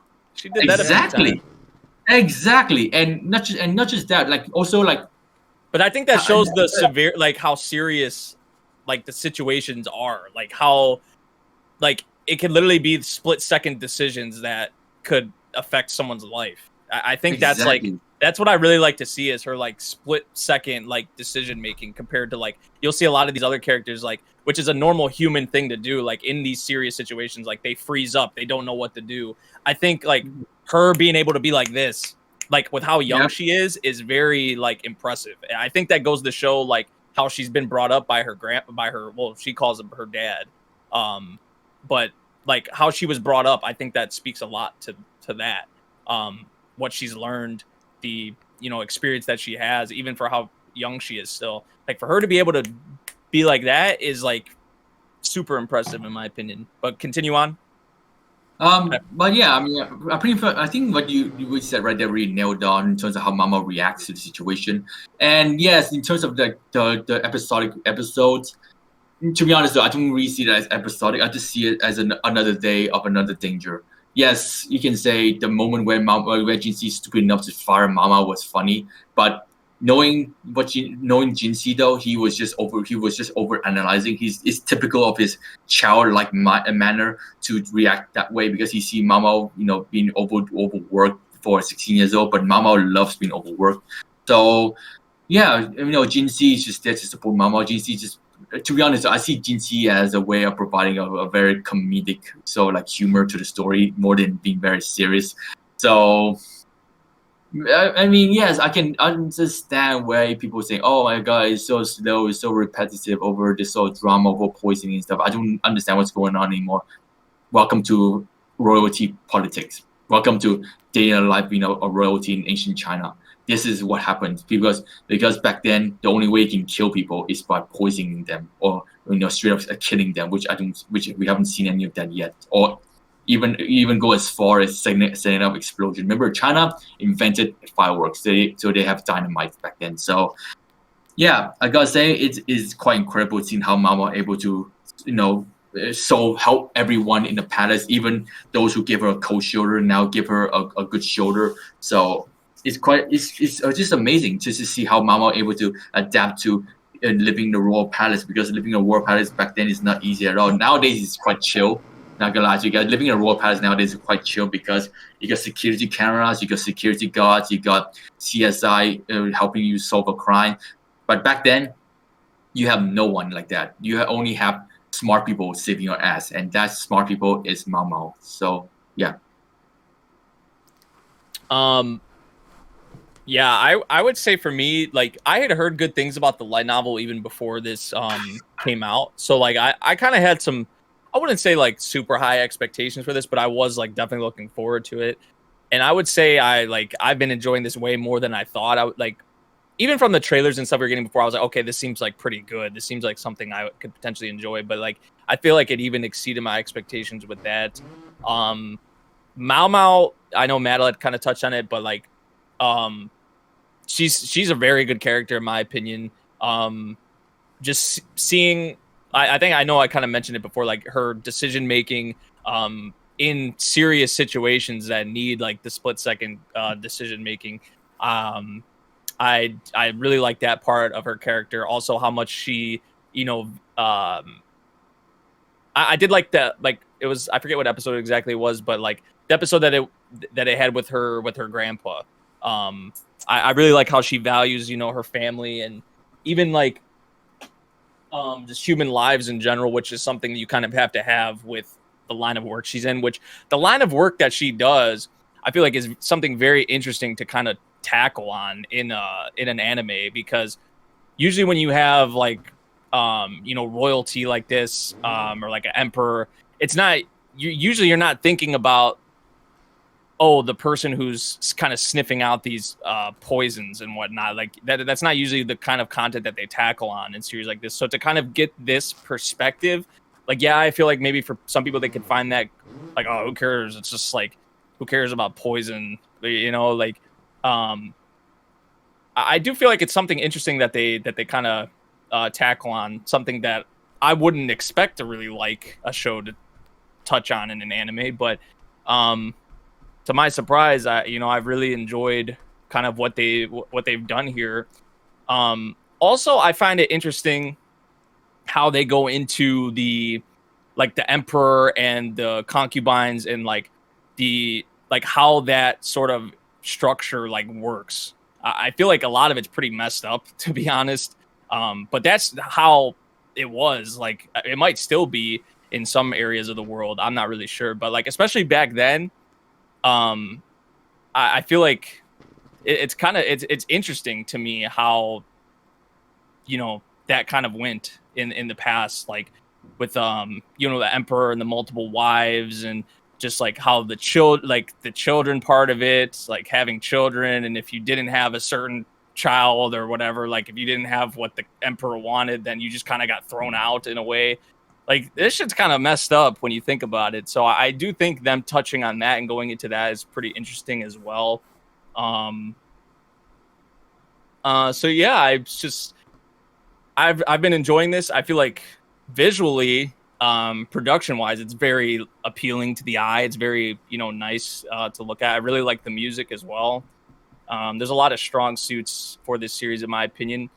I wouldn't say like it's probably in my top 5 anime for this season. I wouldn't say it's my number 1, but I do really like this a lot. I feel like it's definitely one of the surprises, because I there weren't really, at least from what I remember before the season started, there weren't really a whole lot of people talking about this anime. Like I had heard bits about I think the first time I actually ever heard anything about this series is when I went to Anime Expo, and I think it was Yen Press booth, and they had the light novel volumes sitting on the thing that you could like look at for promotional things, and I was like, oh, what is this? And it was Apothecary Diaries, and I was like, I've never even heard of this. So that was like the first time. So like when the anime was announced and they showed stuff where I was like, okay. I looked into it more. The manga or the light novel had like really good reviews and ratings and stuff like that. I was like, okay, I'm looking forward to this, and I'm glad it kind of panned out. So far, it's panned out really well. So I'm definitely looking forward to more, because I think this is 2 cores. So yeah, really, really good though.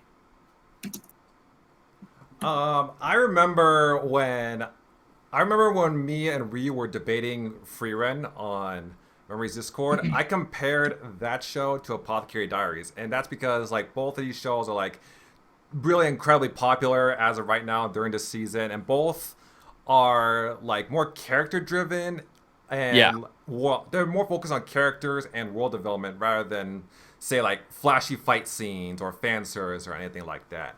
However, I actually like this show more than Frieren.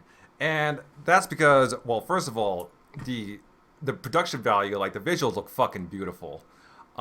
Especially since it's coming from like a studio that I don't think it's a studio that I really am familiar with. So I think it's OLM. OLM, okay, yeah. Well, actually, no. I think I've seen a few shows from OLM. They do like all the Pokemon stuff. Okay. Yeah. And Like they did Odd Taxi. They did Odd Taxi. They did Summertime Rendering. That's like recently.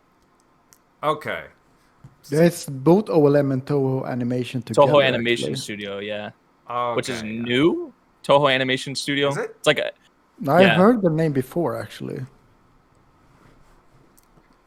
Well, anyway. yeah, but I think OLM's the main studio. Yeah. Keep going. Sorry. Yeah, no, you're good. So yeah, anyways, yeah, the production value looks really beautiful. Also, I like, as a main character, as a main heroine, I do like Mao more, and that's because like, yeah, like while both her and Frieren, they sometimes do deliver their lines in more of a deadpan style. I think Mao is more entertaining and more lively when it comes to her personality.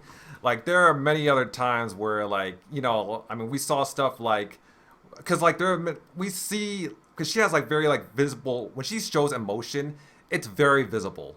Like when she's happy, when she gets excited, you see that, you clearly see that, and they illustrate it in an entertaining way. Like for example, when she turns into a cat every time alcohol is presented. And also when she gets angry, we saw a lot of that as well.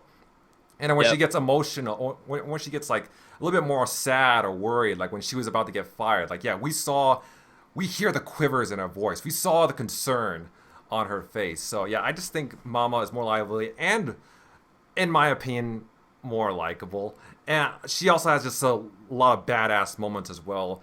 Like, of course, who could forget the time where she gave the servant the god slap? And also, the many other badass moments, like also with her like staring down the food taster. It was, oh my god, she really has a lot of like great moments throughout the show. Also, I really like her chemistry with Jinchi as well. Now, I know some of you guys, Frieren fans, they're excited for Fern and Stark romance. Me, I'm more excited for Jinshi and Mao romance. I'm waiting for them. Oh, hell no. Yeah. Oh, hell no. Well, Oh, hell no. Oh, hell yes. Oh, hell yes. I want to see it happen eventually. Oh, hell no. I'd rather Mama stay single, to be honest. I'd rather she stay single, but... I don't know. I don't know. Mama seems to me is going to be a very hard character to crack in terms of showing her romantic feeling for Jinxie. I mean, she blushes during that latest episode, but that is about it, to be honest. But who knows? Maybe Jinxie will do something very manly that will get her to like him. Well, we just have to see. Man. I'm thinking about that. I know that's probably what a lot of people want, right? Is for it to go down a romantic route. But I don't know. I don't know if I would like that direction.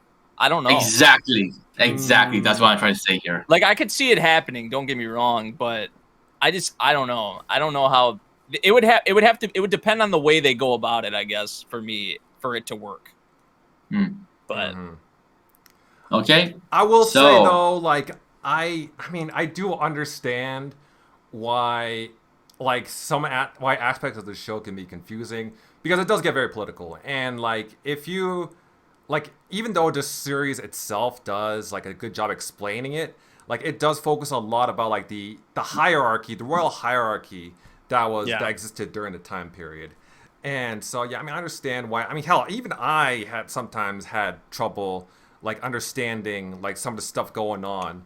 Because, like, especially, like, I remember during that one episode where Mama speculated that Jinshi might have been switched at birth. Like, I was like, people were like, oh, so that makes Jinshi, like, not just the Emperor's son, but, like, the Emperor's younger brother. I was like, how does that work? So I had to look it up, because like, I also didn't know what an Empress Dowager was. I've never heard that term before. But yeah, apparently the Empress Dowager, for those who don't know, it was like, if I recall correctly, the widow or mother of an emperor. So it would make sense. A lot of that past, like, how shit used to be back in the day in a lot of areas of the world, like, it gets pretty weird. It can get weird. Oh yeah, like you probably got like incest and like things like that going on and all kinds of weird shit. Yeah. Like even one of the concubines of the emperor in this series is like, how old? She's like she's like, I think she's like 14 or 13 right now. Yeah. But when she was like with an emperor, she was like 9. And I was like, oh. Speaking of she's yeah. Go ahead. No, go ahead. Oh yeah, speaking of concubine, I was about to say Lady Gokyo is voiced by Atsumi Tanizaki. And I gotta say, this has to be Atsumi Tanizaki's season, because she voiced Lady Gokyo in this series, she voiced Anya from Spy X Family, and she voices Frieren. And oh shit. Yeah, and none of those roles sound even remotely They're similar. all three different. They're completely different. So that's impressive, but that's crazy. Voice acting for you. Yeah, that's Japanese voice acting for you. So I feel like this is wait, really... and she voices Chise from Ancient Magus Bride. Well, that one's kind of more similar to Frieren. Yeah, that's more like, similar to Frieren. Yeah. So it's very impressive. It's very impressive. Definitely. Yep. But yeah, other than that, overall, Apothecary Diaries. Now, unlike Frieren, I can understand the hype for this show. In fact, I actually do consider this one of my top 5s for this season. I think it's just that much enjoyable. I vibe with the characters and the world building more, and yeah, I'm interested in seeing where else this goes. And we got a whole new core and a whole lot more content to cover. So yeah, I'm interested in seeing more. Yeah, that's pretty much it. All right, Anipai. The floor is yours. All right. So first of all, I have dropped this show.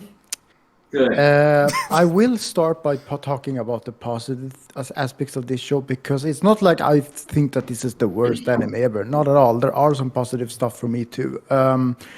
First of all, the animation and the production looks really, really good, I think. I really like that. If we just look at Mao as a character, I really like her too. There were scenes that she actually have some amazing moments. For example, the slap and how she took control over the whole situation. That was actually really good. So that would be it. now the here's the thing though. I have difficulty speaking now. I don't know where to start really with this one, but for me, I first of all, I feel like it's kind of episodic, just as mentioned before, and also I think the first trailer, kind of fooled us with how this show was gonna be. Because when you see the first trailer, it was beautiful, great OSTs, and the story about the kidnapped girl. I was expecting a lot more drama coming into this. The first thing I see in episode 1 is her barely even reacting to being kidnapped. She's like, "Oh, I just got kidnapped," and already there I started to see the warning signs here. And after that, I mean, I understand about the whole situation with the ancient China. There are no CCTV. You have to be on your own, etc. And that kind of mystery. But I feel like that kind of mystery is taken away by all the humor that they put in. Now, I'm not saying the humor is bad, but it does take away the focus from the actual drama a lot of times. So those are the criticisms I have, and also I do think for many times it is confusing, and I think That's it's fair. what Kawaii Crew said before. Some of the languages they say in this show, I don't understand a lot of what's going on. There was like one scene, I think it was episode 8. There was like this little girl who got the apothecary girls to get into the brothel. And there was like this poison man. And apparently the story was like her sister or something like that. The comments, if I remember correct, I might be wrong here, but the comments were kind of say, "Oh, I think she got dumped and then she committed suicide or something like that." But I think the language for that was like something like she got quote replaced or something like that. So I didn't quite get that was happening. And also the whole thing with the hairpins, I still don't understand what the hairpins was for, because it feels like the hairpins had different purposes all the time. First, I thought they were like everyone gave them to Mao Mao because okay, they like her, they want to kind of show with the hairpins that because she goes to pretty much all the masters in the palace, right? So I thought that was a way for them to kind of mark that Mao Mao is theirs.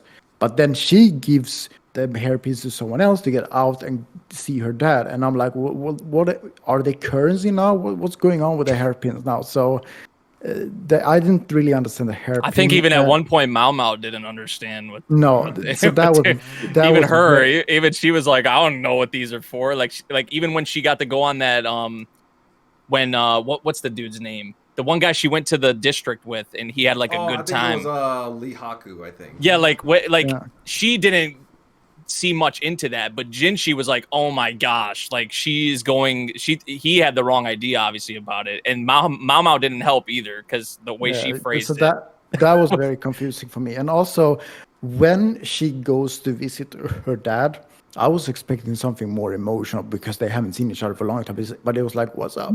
when she got home, and so yeah, I mean. Yeah, I just felt the story was confusing. That's why I dropped it. I just didn't feel it was going anywhere. And the one thing I guess, and I know I'm probably the only person in the whole world who thinks this, but the people are saying this is a contender for anime of the season. I'm just like, how? There's so many things that is missing for this show to be a contender of anime of the season. So yeah, those are really my thoughts. I think, to be honest, I think this show is very, very overrated. I don't think it deserves the praise it has, but that's just me. That's Anipod's hot take. Yeah, that's his hot take of the season. You know, there's nothing wrong with having a hot take. Yeah. I mean, I actually dropped this during reaction. That was fun. Okay, I feel like for me, if I had something to like critique, I guess for me it would probably be Jinshi's character. That's something I was gonna say too. Yeah, I don't ship them at all. He's just too I don't childish. really either. I really don't either. I like Mao Mao. Yeah, like I'm invested in her character, but I'm not invested or like into Jinshi's character enough yet for me to be like, okay, I want to see that. So I guess it depends on how the future content goes, but I need to see some development with Jinshi for sure. I think he was one of the reasons I dropped this show too, because he was. Which I think there's potential with that, because Mao, she comes from a totally different like background than him. So I feel like hopefully what I'm hoping for is like as time goes on, like Jinshi's kind of will be opened up more to, or like we'll get more of like that aspect, like kind of where Mao comes from in that, because he's only been really in like royalty and all that like his whole life. So I feel like there is potential with that, but I think there even has been a scene or two where he's kind of had that mental thought. Like I think it was where like Mao was talking about like how she wants to die and all that. That was kind of a scene where I feel like there was potential for some development with Jinshi. That's what I thought too, actually. Like when she was like, well, if you're gonna have to execute me, please do it this way. Even I felt it started to get, okay, maybe this is actually going somewhere after this. Yeah. But the episodes after that, we go back to the same usual, and I'm curious to see how, if they do some like more with, I would assume they do because he's the main character, or I would hope so. But I think I need to see more from him, you know, as we go along, where I can really be sold on if they do decide to go down a romantic route. That's why right now I'm saying I don't know if I would like it if they go down that route at all. But that's not the thing that like. I know people, they watch this and they like, oh, Jinshi and Mao, but that's not the thing. Like, that's not the reason why I like this show. That's not the reason why I'm watching it. I think it's the other things that we've kind of talked about. But if it does go down that route, we get some Jinshi development, and I'm totally open for that, but I need to see that first before. I don't want to see them jumping into some relationship anytime soon. Hell no. That's just me, though. So anyone wants to, I guess, comment on my hot take of what things I said before? I think some of your criticisms are fair.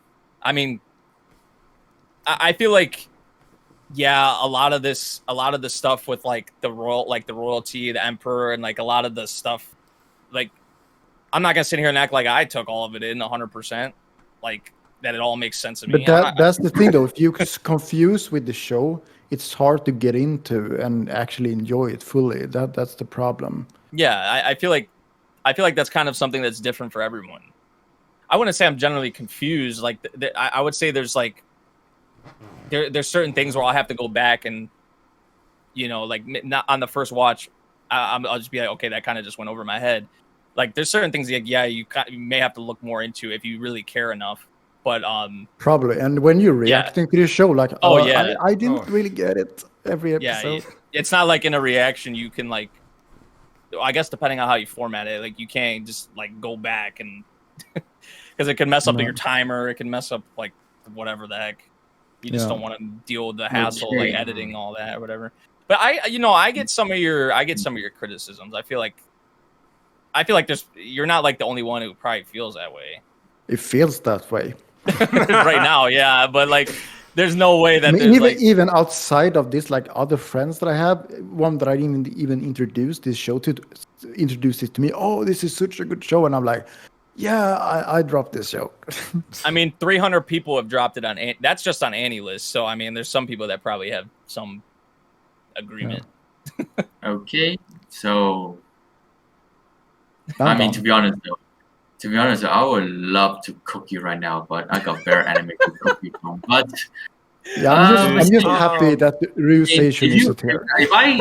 To be honest though, if I didn't let my early morning mind kick in, I say what you said right there. Well, I understand where you're coming from with this, because like I know Jinshi don't really see much in him, to be honest, other than a comedic relief, but then every episodic episode, it seems very dry, and I can understand that because, like I said, it's about how Mama deal with daily life in the palace, and every day is different. Even though the whole political terms used are more so focused on China, which is another good part of the series, that this series takes a lot from Chinese historical terms used and translated to anime. It's not easy because back then China politics is quite complicated. So what the hairpin things and stuff like that makes more sense now if you think about it. It's just a way of showing affection and using it as a currency. This is how we do money exchange back then inside Royal Palace. So get that into your mind. So it's still confusing because you say it's both it's still confusing because you're not from Asia. So shut the hell up. So oh my god! I mean, so let's just say. I don't think I will ever get the hairpin. The thing about what you said about Mama not showing emotions. Well, I mean, obviously, Mama just didn't show emotions when she come back. That's not gonna lie to you. I was like, I was expecting a bit more from it.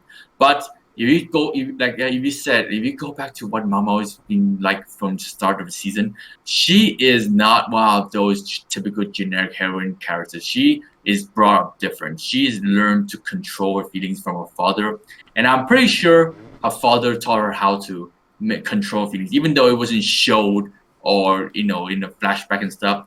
But I'm pretty sure along the line she was conditioned to not really show weakness.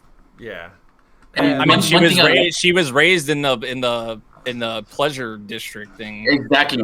She was taught to not show weakness from girl, because usually girls have. She was around a lot of grown women too, so you have to factor that into account. So yeah, Mama is conditioned differently because not only the fact she's been brought up by her father, which is quite strict on her from what I can see, but also she lived in a pleasure district where she was being trained by mature ladies. So yeah, let's just say Mama is built different. So let's just say when Mama should not show emotion to her when she come back to meet her father makes more sense now. But obviously, I expect her to react a little bit more than say, "Oh, what father? I'm back," after a couple of months gone. But yeah, again, Mama is Mama, and of course she is what she is. She just do what she does, and of course all this stories, mystery solving, all this confusing aspect. Welcome to Royal Palace politics. If you're not into those things, don't even watch it. So that's why I'm not going to go. That's why I'm not going hard on you on this because you know the fact you dropped it, but also you also explained that you're not really a big fan of this sort of concept of the story. So I was like, oh, fine, fair enough. If you dropped it and that means you don't like it, then I'll forgive you for that. So I'm not gonna go too hard on you for this, but I will go hard on you on this for a later anime in the list. So that's fine. I mean, it's not like with Horimiya at least I stopped talking about it. So. I mean, it's not like you're sitting here and saying "Oh, this is a piece of hot steaming shit." Yeah. Yeah. I also want to address Aniple's criticism as well. I mean, I don't understand why you're still confused about the whole hairpin thing, because it's we already kind of explained it to you. It's a customary thing. They're used to exchange favors, so there's really not much more deeper meaning behind it. But why did Mao get them from the start? What kind of exchange was made then? Well, I think it's mostly I think it's pretty much all part of the tradition when it comes to the party, the get together. She was attending, right? So I think it's a way to signify. Dude, think about it. It's literally oh, you're part of my house now. Here's your ribbon to signify that you're part of this. She gives them away to someone else. There's some part of the family to get out. The people are acknowledging her. It's like receiving a pins for your success. It's basically that. Yeah, okay, I get that, but they were just used for different things, so it's still confusing. Let's just let go about the whole hairpin stuff. We're not gonna go anywhere with that. Anime, move on.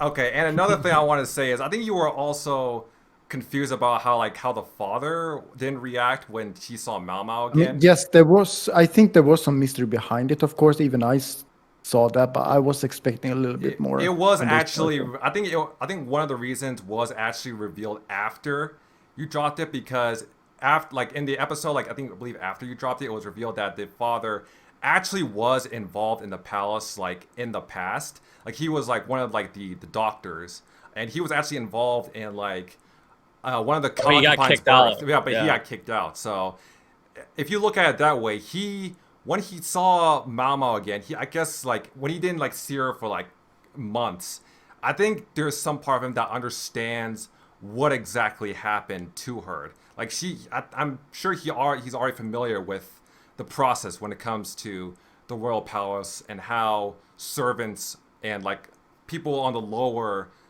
end of the totem pole are like recruited or like how they enter and get involved with the palace. So Yeah, I mean, to assume. I Did they understand say- that, but they don't even hug. Not even a hug after Well, she's gone that far.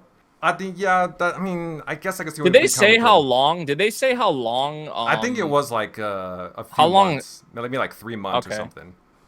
Also another. And did they say if they're blood related either? Are I they? assume they're blood related. I don't even remember if they ever like.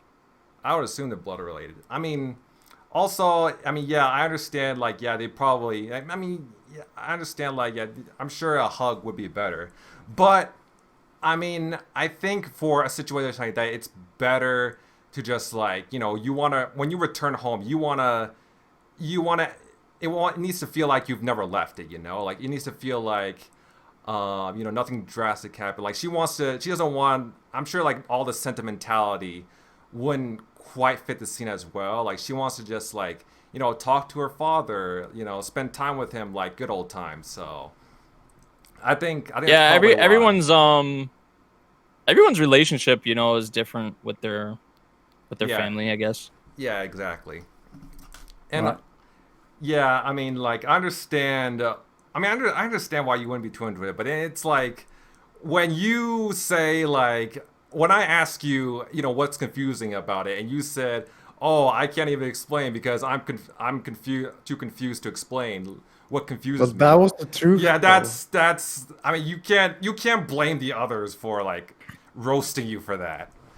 So No, that's fair, but it's not gonna help with my enjoyment I of know, the show. If I'm I know. that I mean, it's just confused. at the end of the day, it's just your opinion, and Yeah. that's I mean, I will say one last thing about this show before we move on is that this is another one of those shows this season where they release more than one episode on the same Yep. day. They released the first 3 episodes on the same day, which is again, it's hell for an anime reaction standpoint. It's good. And It's good for the fans, but not Yeah. good for the reactor. And I disagree with that whole approach, even with Frieren as well, because I mean, if you had to wait a whole week for episode 2, I don't really think it would impact the flow of the series all that much. At least with Oshinoko, I understand why that first episode is like over an hour long. Like I understand why that is because you have to. That's how long it takes to get the full grasp of what the show is about. That is not the case with like shows like Frieren and Apothecary Diaries. So I don't understand why they have to make that a thing. Money, Yeah. money, money. I guess Broadcast so. money, money. I guess so. Yes, I mean, I'm just glad they were on weekends when I have more time to watch. Like with Oshinoko, it was on a Wednesday, and then I have to work the next day, so that was a lot more stressful. Okay, good. Okay, that should be enough said about. All right. this So already. are we ready to move on? Yes. yeah. All right. Next I up have on nothing. Lex. I have nothing really much to say about Undead Unluck after episode 4. To be honest, after episode 4, just gone downhill for me. Ooh. Ooh. Because there was a big hype before that, though. I haven't watched it myself, but Dude, I saw no one's talking about Undead Unluck. Guys, just go show Alright. how It's how so then- terribly. so then I have all right. So then I have a question here because I wasn't watching it because it was on Hulu, and Hulu doesn't exist where I live, and it's the way. If you don't live in Japan or America, you don't get the anime on time. That's just how it is. But I mean, I have started to see now that Disney Plus has released the first 2 episodes. I saw it now, but maybe it's not worth then to catch up on this. Anyone watching Undead Unluck? Go I'm ahead and watching talk to me. it. I'm watching it. It's just, I mean, it's just kind of all right for me right now. I think Fuko has had some like pretty cool moments. Especially, I think it was episode 8 or 9. I want to say. but I don't know. Besides, like, yeah, it's David production. It looks nice. The animation's pretty sweet. I think there are some interesting aspects of it, especially with the like quests that they get and how the seats are filled in the group and things of that nature, and like seeing them all fight together and all and whatnot. But I don't know. I'm still not really. I know we still have it's like 2 cores, but I'm like even where we're at right now, I'm not really sold on it yet. And I don't know if like hopefully I like as it goes along I can get more into it, but I'm not really sold on it yet. Like yeah, the 2 main characters they're fine, but I don't know. I feel like by this point I thought I would feel something more there, especially with the main characters, for me to kind of get into the series or feel more with it at least. But the 2 main characters, there's been some glimpses like here and there where I'm like, okay, like there's maybe something here, but I don't know. So far, it's just a lot of this is just kind of all right to me in terms of the characters, the story. I mean, the strongest suit probably for me so far is like the production, honestly. So I need to see more. I don't want to totally write this series off yet, but so far it's just kind of whatever. And when I say that, I'm not, because I know I said the same thing about Shield Hero and Goblin Slayer, like they're kind of just whatever. I would say I enjoy this more than those still, but yeah. No. But I don't have much to say besides that. I have nothing much more. I have nothing to say, to be honest. I mean, they killed off one of the favorite characters for the series. I mean, why am I even bothered with this? So wait, are you talking about wow, I already forgot her name. yeah, I told you how boring this anime is. That one girl back in episode 3, her. Dude, all I can say is that do you even see people talking about this anime on social media? Not really. No, exactly, and it's a shame. I think a lot of that is like the promotion behind it. I mean, yeah, like, it's Hulu who has it, so maybe that's why they haven't marked it. Like, it's not being like put, like it doesn't have that platform to kind of like push it. I think know. Sheep Reviews even made a video about that. Is that, you know, if it's outside Crunchyroll, it doesn't get the marketing it deserves. Yeah. Screw that guy. Anyway, I gotta say, now I understand where you guys. I understand why this might not click for some people. Even I have to agree that it's not as crazy. The show isn't as crazy anymore right now as it was back in the first episode. However, that I still believe that this is one of my favorite shows this season. I just think this show is just so fun. Like the moment they show Andy's crazy ass abilities, and the fact that it gets even more crazy, like the shit he does gets even more crazy as the series progresses. It's just, oh my god, it's just so enjoyable to watch. I really like his character. I love his chemistry with Fuko. And I heard like it just gets even more, like the show itself just gets even more crazy as the story progresses. I mean, the stuff, like all the awesome moments he has throughout the series was really great, especially during the most recent episode where I believe the blood coming out of his head was like just so strong it ruptures an entire ship. And so, like, that was just so fucking... I just found it so cool. It's ridiculous. Absolutely ridiculous. But it's just so cool. I mean, the action, great.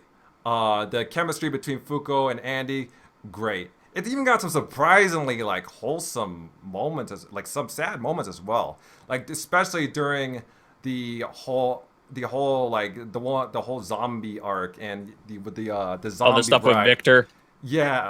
Yeah, I think so. Yeah, the whole with the zombie and him and the zombie, Andy and the zombie bride. That was like, oh my god, her just seeing her, you know, hugging Fuko and then just sacrificing herself was just. Oh, that was a good moment. Yeah, that was a good fucking episode. good moment. Oh yeah, yeah. I liked that content. I will say. But yeah, like honestly, I just have a really fun time with this show. I mean, it's one of those shows that I look forward to every week. And I'm glad this is 2 core because I honestly can't wait to see more, especially hearing the fact that it gets more crazy later on as it progresses. So yeah, also I want to say like I believe Fuko is voiced by I don't exactly remember her name, but I know that she's a fairly new actress in the industry who doesn't have a lot of anime under her belt. But I will say that she does a very good job of voicing Fuko. So yeah, Undead Unluck. It's such a fucking fun show. Easily one of my favorites this season, and I can't wait to see more. But yeah, any final thoughts, or are we ready to move on? I'm ready to move on. All right, next up on the list, Shangri-La Frontier. Now, I've heard some pretty great things about the first episode. But what do you guys think now that it's concluded? Memory, go ahead. I talk. I'll read it. I think it's 2 cores, by the way. Yeah. Oh, is it? Yeah. Yeah, it is. I really enjoy this personally, to be honest. I'm not gonna sit here and say like this doesn't have like the deepest characters or like the deepest writing or anything like that, but I think that's kind of, you could maybe like expect that with this show because it's like, they're like in a game. So I mean, I feel like though this captures the game aspect like really well, like the different locations, the level up, like the specifics that go into it. I think they do a good job of getting that across without it becoming like too much, because like I feel like there's been anime like this where they kind of feed you all this shit at once and you're just like, okay, like this is boring, like I don't care. But I feel like this anime goes about it in a way where they kind of just like give you little bits here and there. They don't try to like really throw all of it at you at once, like how the actual game like operates and like how the main character levels up or gets new equipment and stuff like that. So I do like the way they go about it. I think the designs for the production wise, I think it's like really good too, surprisingly. I like the designs for like the bosses and for like the different kinds of like monsters and stuff that the main character fights. The one thing that kind of irks me with this show though is the girl who has like a crush on him. Oh. Yeah, that shit is kind of annoying to me. I could really go without that. Because it's like it's kind of like weird. She's like spying on him like in the game and shit, and she's like this very popular character in the game and famous, and she's just like kind of like hiding and like in a way stalking him, like seeing him from a distance and whatnot. Like I could really go without that. So that would really probably be my biggest like complaint, if any, about this anime. But in terms of like the actual game aspect and how how it's handled, I'm really impressed with this one. Definitely I would say if you enjoy stuff, obviously like probably Sword Art Online, if you enjoyed like Log Horizon, like things of that nature, I feel like people would like really enjoy this anime for sure. Like even Bofuri, I would say if you like Bofuri, you would probably really enjoy this series. So yeah, that's probably my thoughts on it. It's not some like deep philosophical, like you shouldn't be going. You probably aren't going into this really expecting something like that anyway. But if you just want a fun time, gaming, if you're into gaming and the little specific sort of things that come with it, because this show does go into like the specifics with it, then this is definitely for you. Which I'm big into gaming. I like stuff like that, obviously. So I feel like this is a show that was I knew I was gonna probably enjoy, and it hasn't really let me down. So hopefully it can keep it up. But I've heard good things about the manga, so and we got 2 cores, so I'm pretty confident in that. They need to chill out on the girl though with the crush on him. Understandable. Sure. Let's see. Anipai, do you have something to say? Yeah, I can start. I will be honest. I not enjoying this one too much actually. I don't think it's bad. Production wise, I think it's one of the better ones that we had when that focus on more, I guess, virtual reality. This show is also the reason why I some weeks ago actually got to buy a VR headset and started to get really addicted in the VR world. So that's a plus. Nice. And one thing that I actually do like about the show that it was brought up, I actually do like the girl. I actually think we see too little of her, but I mean, I can't find it kind of adorable how she actually is as obsessed as she is. I mean, for me, who has been single for many years, that would be the dream. But oh man, for us all. Yeah, you like her because of titties? I mean, I don't mind it. Or what's your question, by the way? You like her because of her big titties? No, I don't care about that, to be honest. But my point was that she's kind of very obsessed with him, and I don't see anything wrong with that. I think that's adorable. That was my point. But I mean, yeah, you're too far away, so I can't hear you, unfortunately. But also, I think one main reason I don't enjoy it as much as I could is because I'm not usually into these VR game anime shows, with some exceptions, of course, being Overlord. And this might be a hot take for me, but I've never really been a big fan of Sword Art Online either, to be honest. I only watched the first. That's a really popular take, actually. Yeah, I mean, I like the first. I mean, I watched the first Sword Art Online, but it didn't do too much for me. And I actually I haven't watched any more Sword Art Online because some years ago, I think someone told me, Memory, since you have watched a lot of Sword Art Online, is it always Kirito in every Sword Art Online, or are there different characters, like the main characters? Kirito's in everyone, yeah. And it's usually the same thing, right? He gets stuck in every game. Actually, no. There's also Sword Art Online Alternative, which is like. Oh, there is. Yeah, there is a spin-off.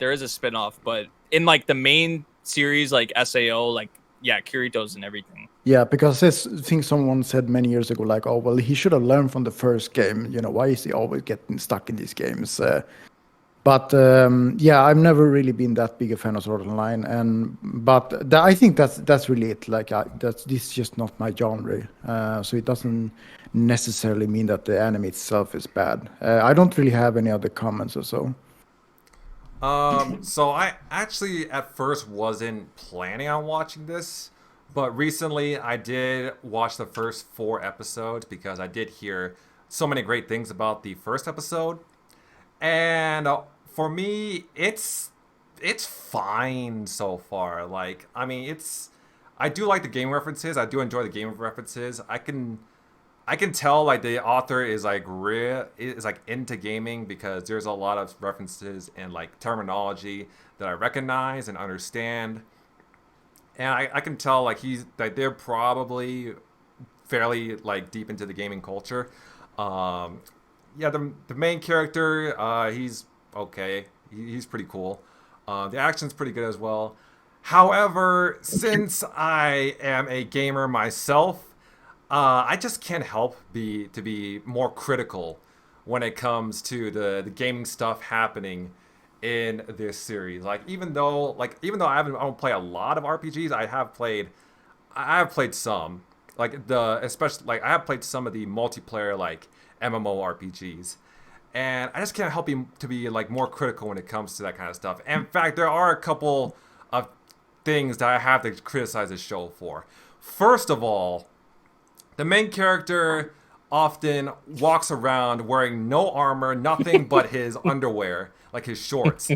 And you see all these characters who I'm guessing are supposed to be other players, they're being like, oh, what's this guy, a weirdo? Oh, what is this guy? Like, what's he doing not wearing armor? Why is he naked? Is he using a meme build? Like, is this a reference to something? And I'm like, bruh, like I the reason why I'm critical of that is because in an actual MMORPG, nobody would give a shit if you just walk around where like bare naked, like half naked. I mean, because like people make joke builds all the time, you know? Like I'm pretty sure if an MMORPG were to allow you to wear nothing but like a Speedo or like a banana hammock, there's a lot of players that would do it. Oh yeah. For sure. Like at most, like the reaction you get was like, haha, you know, that's a funny looking dude, and you just move on with your day. There wouldn't be like, oh, what is this guy doing? Is he a pervert? Like, no, you wouldn't get that in an actual MMORPG. And another thing I have to criticize the show for is I feel like, now I don't know if they clarified this during like one of the episodes I haven't seen yet, but I feel like there's a plot hole when it comes to the show. Because, okay, it says that the Lyca Goth, the Night Slayer, or whatever that giant wolf's name is. Apparently he's one of the unique monsters that nobody's been able to build despite the game having over 30 million players. Alright, that's already been established. And the main character, Sun Raku, I think was his name, he was the ones that died trying to fight the monster. And because of that, he got Lycagon's curse. Understandable. And because of Lycagon's curse, he got the unique scenario. Understandable. However, my main problem is that he says that he is the only person that was able to discover this unique scenario. And I just don't buy that, because if you think about it, how many people are playing? Yeah, because like they said that nobody is able to defeat the monster. However, they never said that nobody has ever seen the monster or has attempted to fight the monster. So we are to assume that even though they have never beat the monster, there's still a lot of players that have at least fought the monster and probably died trying to fight the monster, which means there should have been a lot more players that gotten Lycagon's curse, and there should have been a lot more players that should have discovered that unique scenario. So it just doesn't make sense to me that he would be the only person, like he would just be the only person among 30 million players to discover this unique scenario. Like it just doesn't make a whole lot of sense to me. Anime things. I guess so. I guess it really just comes down to anime protagonist things. And also like there was this one scene where he was just playing this this supposedly bad fighting game using like glitches and bugs and all of that, but I'm pretty sure that is not how glitches and bugs work in an actual video game. But yeah, other than that, overall the show is fine. I definitely wouldn't consider this my favorite. Hell, like since the season is nearly coming to the end, I don't even know if it's worth continuing. Like if I have enough motivation to continue watching this series. But from what I saw, it's okay. It's okay at least. That's fair. Yeah. But yeah. And are we ready to move on? Madla should speak about this one too, right? I am not going to say anything about it right now because I'm waiting for the next arc. Because, like you guys know, I decided to jump into the manga, and the next arc they are adapting. Oh my god. You guys will be in for a shock after all this shit you guys been saying. So I'm just going to wait. I'm just going to wait until you guys get into that arc, because this whole... I mean, I understand where you guys are coming from with this, but again, though, this is all just a build-up to this very arc. So I'll be keen to see how they adapted it. So I'm not going to say too much about what you guys have to say right now, because I'm saving my strength for 100 Girlfriend, because I know I'll be cooking someone here. So yeah. So let's just move on to the next one. All right, next up on the list. Now, this is a series that I decided to squeeze into the main list, despite it being technically like a special or OVA type series. And yet, you did not squeeze in Jujutsu Kaisen. I mean, that's because it's like it started during the summer season, so like I wasn't sure. I'm not caught up anyway. Yeah, Mary's not caught up. Yeah, anyway, I'm not watching Jujutsu Kaisen, so I'm not sure if it was really it was appropriate to put it in the fall podcast. But I'm not watching Pluto either, so... I didn't finish Pluto either, but I've read the manga, so... Oh, well, actually, I I have finished Pluto, and I finished Pluto, and I need to say this right now. It's not my favorite. ooh, oh, Like you don't like it, or are you just saying it's like not your favorite of the season? I find it fun watching it, but it's so forgettable. So ooh, damn. Dang. moving on. Go ahead, Kawaii. Is that it? That's okay. what I like. Okay.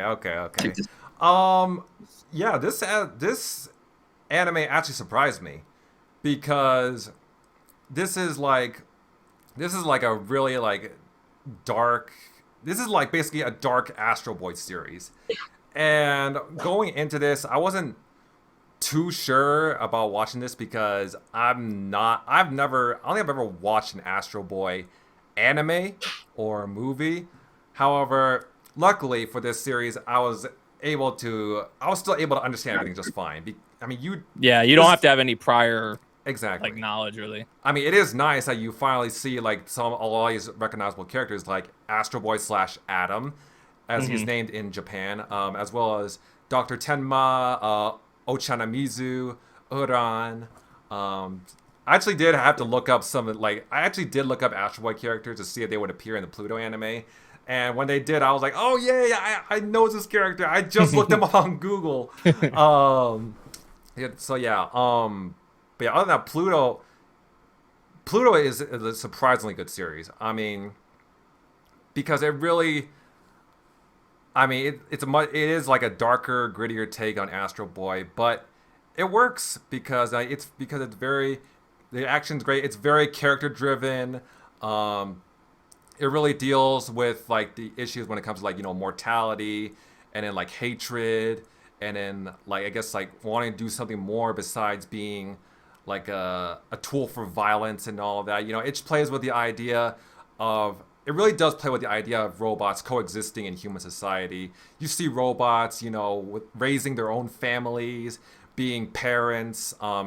Also, robots actually showing emotion, which is something that admittedly I'm still kind of mixed on, and I know that's something that's not going to grab a lot of people because technically robots cannot. It's at least very, very difficult to program genuine human emotion in a robot.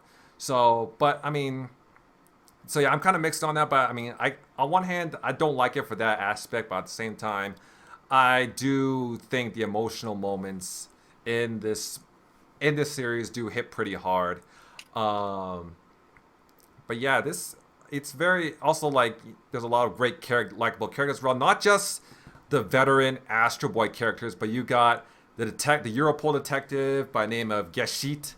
You also got Epsilon, voiced by the wonderful Mamoru Miyano. I think you also got a lot of the other characters that are supposed to be like one of the most powerful like robots in the world and all that. So, Pluto is like it's a very character-driven, very nice character-driven, action-packed, very dark and kind of at times suspenseful show. And I was pleasantly surprised. The only criticism I had with this show is that I really wish they didn't release the entire series. 8 episodes, each of which over an hour long.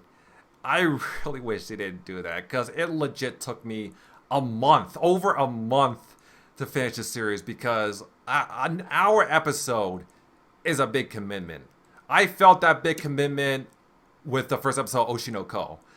And to feel that big commitment 8 times over, it was just too much. It was a lot for me. So I understand why, in that aspect, a lot of people might not want to make that commitment or might not be too fond of the series because of it. But for me, I really did enjoy it. Like I said, it's a really interesting take on like a group of characters that have been around for years, probably even decades even, because like Astro Boy's been around for a long time. For a long time. But yeah, since you guys don't have anything much to say, I think we can move on to. I just want to say, I will say one thing about Pluto. I haven't finished it, but I have read the manga. There's a manga? Yeah. Oh, shit. Yeah, that's what it's based off of, is a manga, yeah. Pluto, for me, is probably one of my favorite manga, so I am curious to see how I only watched the first episode, I believe it was, of it, and yeah, I did really like what they did in the first episode, although I will say, in comparison to what I remember from the manga, I felt like the stuff between North 2 and Paul, the piano guy, yeah. I feel like that kind of dragged on longer in the anime. Like in anime form, I feel like it maybe didn't like it still hit when I watched in the episode, but I feel like I don't know. I feel like it kind of maybe for others it kind of dragged, but I still did like the content. But I was watching it with some friends, and even they kind of felt that way about it too, because they would keep going back and forth. It would go like back to Paul, and he's like telling North to stop playing the piano, and then like something else would happen, and then it would come back, and North's playing the piano again. They kind of kept going back and forth between that, so it did kind of drag. But yeah, this is one of my favorite manga. Naoki Urasawa is on it. He's actually the author of Pluto, the creator of Monster, and so yeah, I like how this Kawaii Crew kind of touched on it, but like it's kind of similar to kind of like what Ghost in the Shell sort of does, and it kind of like raises the question of like, you know, relationships between robots and humans, and like it kind of makes you think like, oh, is this like something that's possible? Like, can robots feel this kind of way? Are they just like emotionless, like, you know, filled with nothing? But you see in the series that it kind of makes it to where that's like not really the case. It kind of makes you think and gets you invested in something that's, you know, really a lot of people be like, oh, that's not possible. Like, that's not something you could. So it's kind of like an interesting take on that. That's kind of something similar that like Ghost in the Shell kind of does with like Kusanagi and like the other characters in that series too. So I know I haven't finished it, but I am excited to see how they handle the anime. I think it's really cool that they gave it 8 episodes, an hour. I know some people may have complaints about it because, yeah, it's a lot to kind of sit there and watch each time. Especially with Pluto, it is kind of more episodic in a way because it kind of focuses on like the different robots, the powerful robots, and the characters that like surround them. So it is kind of episodic for a bit, if I remember correctly, or it has that feel. But I feel like because it's 8 volumes, so to get an episode per volume is like really nice. And I'm glad they kind of went that direction with it, because Pluto has been like, when it was first announced, we didn't hear anything for like years. Like it was like 4 or 5 years. Cause I remember I think they announced the Pluto anime, I want to say, cause I was at the con when they first announced it. It was like Anime Expo, I think 2019 or something like that. Or like, it might've been 2018. I don't even remember. But it was like a long time ago, and then we didn't hear anything for years. So I was kind of worried, but I'm glad to hear, because I know most people really enjoyed the anime, and I hope this is like a sign, you know, with anime nowadays, especially like anything's really possible, like in terms of things getting adaptations. But I would love to see more, you know, more things like this kind of get animated, which Netflix really seems big on trying to reach to as many people as they can with like stuff like this. They announced the One Piece remake thing with Wit Studio. There's like, Netflix is kind of trying to do get a lot out there to hopefully stick to, even because Netflix is already massive, but they're trying to reach more and more people as it goes on. So yeah, that's really all I have to say about Pluto. I know I haven't watched the anime, but I kind of have some insight from the manga, so I'm sure I'll like the anime when I do finish it. Mm-hmm. All right. Yeah. Other than that, I think we're ready to move on to well, I guess the harem of the fall season. 100 girlfriends. The final boss of harem genre. Really? Okay, that's a interesting way to put it, to say the least. Oh man, Final this boss. Yeah. Yeah, this is definitely gonna be one of the best harem, one of the best horror of all times. Definitely, I can say as far as that. People will say, "Oh, man, what about Day Alive? What about Day Alive?" Like I said, You're banning Alive Data Live. How dare you? I've been telling people this. Day Alive may be a horror anime, but when it comes to season 5, you guys will finally understand why I decided to say it is not really the sort of horror anime. It's that I can get Toka. behind. Toka Shido's girl, man. Screw the other girl. So I would say that way into season 5, and then I would elaborate even more because season 5 is, oh man, I cannot wait for season 5 content. The trailer you guys saw from Kodokawa not long ago is just like the best, the only good thing about not so dark stuff happening in season 5. So wow, I cannot wait for season 5 content. Anyways, going back to 100 Girlfriend. Not gonna lie to you guys, when I first saw the trailer, I thought it's gonna be one of those generic harem series. But when the first episode came out, and then I thought, oh, this seems fun. He has to date 100 Girlfriend, or else they will die and stuff like that.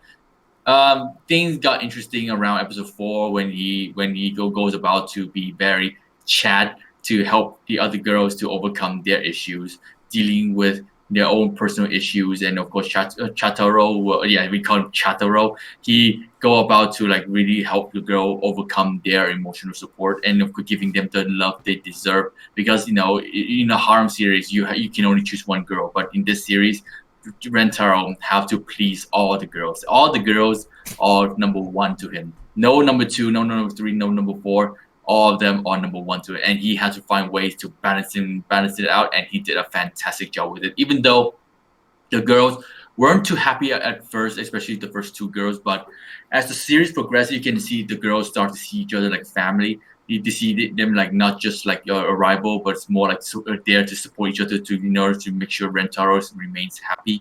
So this is one thing that I really appreciate from the series, especially when it comes to like the 5th girl, the science girl.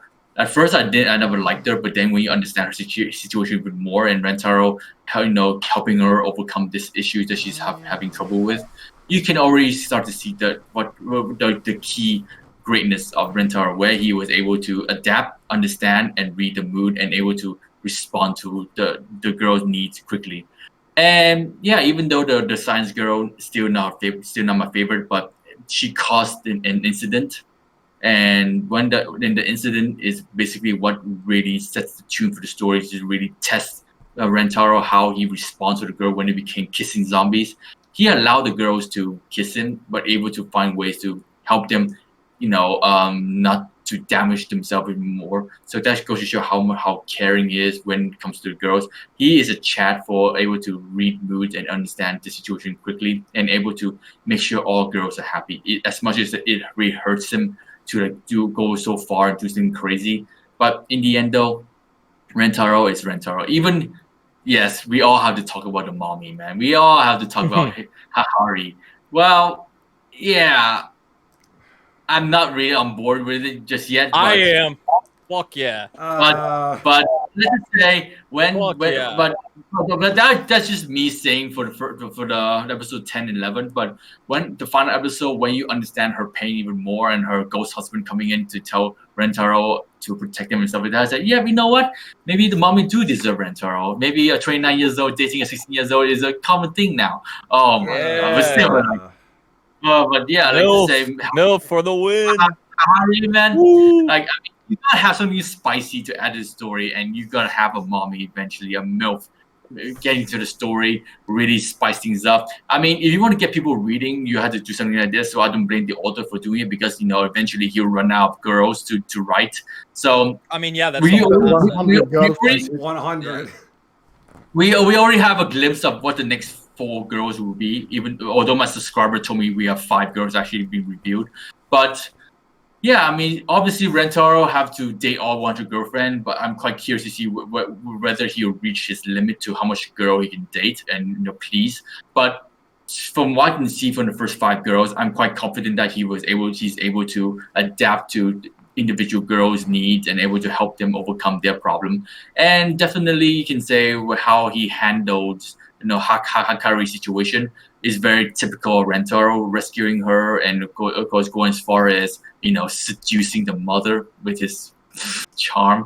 Oh my god! But yeah, definitely Hahari man is basically what Rentaro doing with Hahari right now really breaks the trend of this harem series now, because when it comes to harem series, you expect Rentaro to be caring for the first 2 girls, but this series really changed the perspective that he actually cared for all the girls. He find ways to make Karane, fucking care about her own body. Like that fan servicey episode is basically a life learning episode. Funny enough to say. So yeah, I gotta say Rentaro, he's the GOAT. He's the GOAT of all GOAT and harem protagonists. Of course, you can say Ise is one of them too, and stuff like that. But I say he's up there with Ise. He's up there with Ise, man. The disrespect to Issei, man. He's up there with Issei. Come on, you have to admit it. I won't. I'm sorry. I don't mind Rentaro. Don't get me wrong. I don't mind him, but I think you said the same thing. Like at the beginning of this, at the very beginning, I did not really. I was just kind of like, this is whatever to me. But as it did go on, I think. As more of the girls, like I think really it's actually Nanao's introduction that probably Nana. That's where I feel like okay, like I finally have a character that I actually like care about in terms of like that I like in terms of the girls. But actually I did warm up more to Karane as it went along, because she's probably my second favorite, to be honest. But Nanao's number 1. I kind of joke and say like I kind of joke and say like Hahari's like number 2, but I like how much really are you like the content with her was like pretty heartfelt, I would say, but like besides that, I mean, how much more could we really see with her? I don't really like know, but besides like the mommy milkers, I mean, that's really it. Mommy giving fan servicey stuff. I mean, of course, I will say it is kind of cool with her though. Been cut out. This one seems to be cut out from the finale that they were having. It is kind of cool that like you see her kind of still fitting in with the other girls. Like they're all like they had like the pajama party and like things like that. I think that is kind of cool. That the younger girls have someone like older they can kind of like look up to, although like she may not be the most mature herself from some of the things we see. But my thing with this series is like, because obviously it's like it has a formula, right? It's going through all the tropes from like harem and like these character types, right? Like the tsunderes, the kuderes, like whatever you name it. They're going through all that. I don't know. I feel like at a point it's gonna become so ridiculous. Like the author, like how is the author gonna think of 100? Like, so I feel like some of the types of girls that we're gonna see in the future, it's gonna be so stupid. It will. Like, I won't be surprised. You're gonna run out. You're gonna run out of these character types at one point. So it's just like memory. I won't be surprised if you start writing stuff outside of Earth, like aliens. I don't even know like. Or will it even reach that point? I know that's sure the title the of the last series is 40 like, are going to be like background characters, like just faceless, nameless like, background characters.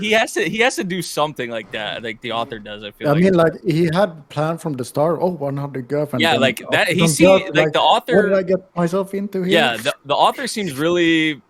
Like he's gonna go through with 100 girlfriends. I swear to God, this series will get even more weirder if he started writing about elf girls and fairy girls and mermaid girls. I wouldn't be surprised if that were to happen.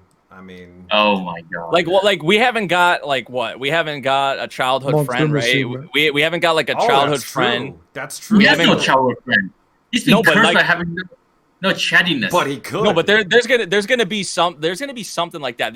There probably will be a monster girl. There probably will be some weird shit. Like like I don't even know it, because the author's gonna run out of like ideas or like types of characters that you see in like most anime at some point. I swear to God, if the author actually writes a girlfriend that is a fucking 5 years old, I'm done with the series. No, he wouldn't go down that route. I'm pretty sure. No, it's Hopefully gonna happen. not. This dude did a MILF. He did a MILF. Yeah, there's gonna. Dude, I bet anything you can think of for a character in this series, they're gonna have it. There's 100. Think like I don't know, but like I don't want to like critique this show for like how absurd it is because that's kind of the point. It is absurd. Yeah, like, it's the point. It's kind of the point. Like because sometimes I'll be sitting there, I'm just like this. I'm like every girl he introduced, like, oh, here's my next girlfriend, and then they're just like. Yeah, like cool, dude. like they're okay with it. Like, yeah. I mean, it's stupid, but it's kind of like the show knows what it's doing, right? So, like, I don't think like I don't think I could take that part too like seriously. I don't think you're supposed to. You're not supposed to because the generic stuff to the next level. Just make it even more cringy and funny. So because it is pretty like. I think technically it's like a parody. Like it's supposed to be, it's supposed to be like it's taking these tropes and it's literally like these characters are made off of that. So like, I think it can be kind of considered a parody in a way. In a way. Yeah. In a way. But I don't know, man. I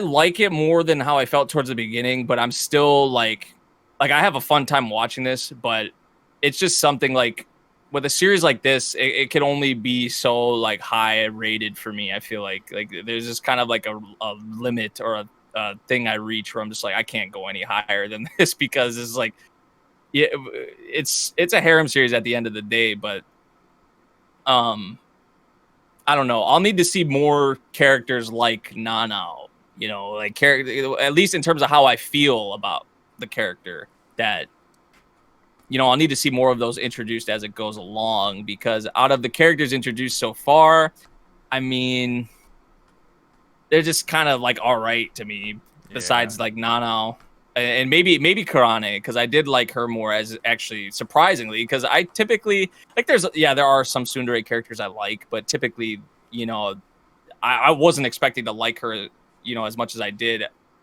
as the towards the end of the first season or whatever, because she actually like ended up using, you know, her words and was just being upfront and honest. And I know that usually does end up happening with tsunderes, but you can tell how much she actually does like care. So, oh, also another thing I'll mention, I was really surprised by the production for this quality anime. of it. Yeah, like incredible. Yeah, it's actually really good. For this anime, and you can tell that the people that are working on it, like they really like, you know, there's a lot of effort, time, and passion put into it. Like, I feel like for a lot of them, you know, a lot of people probably treat it as like, oh, it's just like a job or whatever. But I feel like there are creators that like they're really passionate about what they're doing, and they just like, you know, they get into it and treat it as that way. So you can definitely tell that with a lot of this production here, because I think that helped me get into it more than maybe like I would have just the series as a whole. Okay. Especially like the expressions from the characters and just like the wacky stuff that does happen. I think it helps get way more into it, as absurd as it is. But yeah, I mean the fan service is great. You can't complain about that. I mean that's hitting. So. This would be even like better though if it was on some like High School DxD. It had some uncensored, episodes and shit. But missed opportunity. I don't know if it ever gets to a point like that, but all right, Anipai, what do you think? Okay, whatever you say is about to get cooked. Okay, let's go. Yeah, well, all right, then already I can say I think it's okay. I don't think it's like one of the best harem shows out there, but it's fine. I do like many of the girls. I do like the production of it. I do think many times the comedy hits, to be honest. So that I can enjoy. The one thing that I might have to criticize with this one is that sometimes the comedy can be, I don't know how to explain it, but too quick. Like it's just layers of comedy. It's kind of like that. That's also the reason why. That's also the issue I had with, for example, Kaguya-sama. That it's hard to really get into the comedy when you just adds comedy all the time. So that's the issue I have. One thing that I want to clarify here, because there seems to be a misunderstanding from some people about Hahari and my thoughts about her. Because I noticed that I did reactions for this show, and when she was introduced to the harem, when it was official, okay, she's gonna be part of the harem, I actually got some more dislikes on my video on that because I had so-called mixed feelings about that. And someone actually said, well, you don't seem to like Hahari, and you don't even try to understand her perspective of things. But that's not the point at all. I actually did say when she was introduced that I understood why she would like protect her daughter, because like any sane parent would like protect her from Rentaro, who has many girlfriends, and like, I mean, of course, it's a bad look. It's a bad look. She would be concerned. So I get why she did the way she did. It's a little extreme, but yeah, and I mean, she's at my age, so I mean, that's great. And I mean, I do find her character adorable, to be honest. The issue I had with her being in the harem, and I'm not being a Karen here, it's not like I hate it or anything like that, but I do have some mixed feelings about it, is her being introduced into a high school boys' harem. That's where my issue kind of were. Now, I'm not hating it, but it does put me off in a bit, to be honest. And that's understandable. Where my mixed feelings are. Like, I don't really want her feel like she suits the harem in a way. I don't mind her as a person or as a girl, but not. I have mixed feelings just particularly in the harem. Mm-hmm. That's fair. So yeah, that's my clarification. Also, like, we had this one, but we also have 100 girlfriend at the same time. And I mean, I already watched season 1 of girlfriend before. Oh, by the way, girlfriend shit. Yeah, but it's like there were already in the beginning some similarities there, so it's not like I felt like it was something super unique from the start. Now, if they do, if the author does, you know, he will be out of ideas of new girls in the future, and maybe he will add monster girls or alien girls or elf girls, etc. I wouldn't really mind that, to be honest, because, you know, I wouldn't say no to that. But yeah, girl overall, with amnesia, girl with this, yeah, I mean, girl with girl with a big toe, girl with a third arm. I mean, that in itself can be quite interesting, to be honest. I don't really. Girl with mind a that. penis. There we go. Now we're getting to good territory. But yeah, overall, it's gonna happen. I'm not saying it's bad. I'm not saying it's bad. You mean Tiger? Okay. Yeah, I'm not saying it's bad, but I feel that I've seen better harem shows than this one. You've seen better harem shows. Name Me me too. one. Me too. Well, quintessential quintuplets. You said yourself that show was great. So I think okay, I will allow you to say quintessential quintuplets, but name me another one. Well, High School DxD. Yeah, that's probably one too. But one Mushoku Tensei. Mushoku Tensei. I'm not watching it anymore, but I do actually think that Date Alive is better too. Actually, Saikano. Yeah. Like I said, you guys, when it comes to season 5, you guys will understand why I don't rate Date Alive as a harem series. Okay, just leave it at that. So, okay, I'll allow you to say quintuplets because it's actually one of the top tier harem series, and of course DxD is DxD with the ecchi stuff and so yeah, blah blah blah. What about Saikano? Saikano, dude, there's a winner in it, and he's making me. But it's still technically a harem. Fair enough, but anyway, I'm done with my. But Megumi is like the winner, okay? So, by the way, quintuplets, they have roots, okay? They have roots in the game. So, I'm happy with that. So yeah, they made a game that decided to create roots. So yeah. So yeah, Anipai, might tell us what you mean by a filler episode. Well, I mean, yeah, right. I might as well. Well, I mean, I think fillers can be seen Define in different me ways. a filler episode. For I'm me, a- it's I'm a- something. It's something that has absolutely no part of the story and just way to get minutes going. That's my assumption of a filler, and that's what I felt in the last. That's one thing. I think they could have easily have ended the season in the second last episode where. Renter was accepted by the mom. I think they could have ended there, to be honest. But to add an extra episode where half the episode, not just some minutes, like you said, it was warm up, but it was half the episode. To add them trying to peek on Rentaro in the bath, I don't see how that really adds to the story, and that's what I interpret as a filler. See, like, I get what you mean. I definitely get what you mean because, like, in an anime manga sense, light novel sense, like, okay, people will say technically a filler is something that wasn't in the original source material that was like put in the anime, or I guess you could say vice versa. That that's what someone that would be else said. technically. But if you took that, if that wasn't a thing where like, oh, the anime didn't have this in the that was in the manga, like they just did their own thing, like it's filler. If you didn't have that, I could see what you mean. Like if you're just watching like a regular like show or something, like I don't even know what you would say, but if you're just watching a regular show on Netflix or something like that had no source material, and you're watching this, you've been watching this show, you're used to the story, how it goes, and then there's something in an episode where it's like, okay, this had no relevance, this had no impact on the plot, it was kind of just useless, it didn't do anything for the characters, it didn't do anything to move the story, you could call that filler.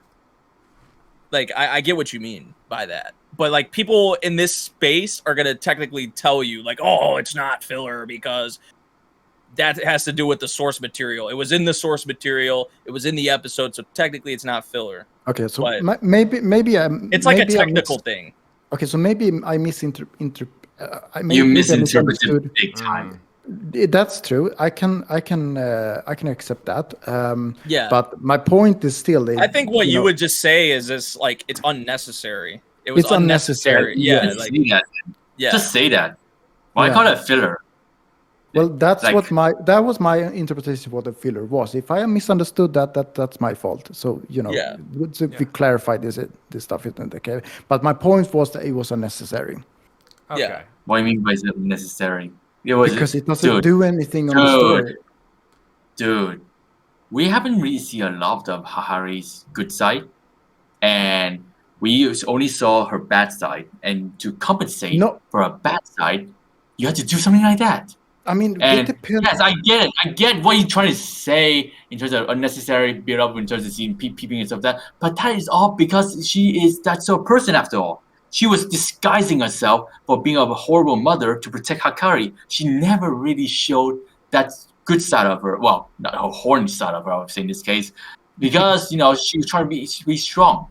And now her let's just say her chain is out now. She's broke loose because she can be free with her feelings.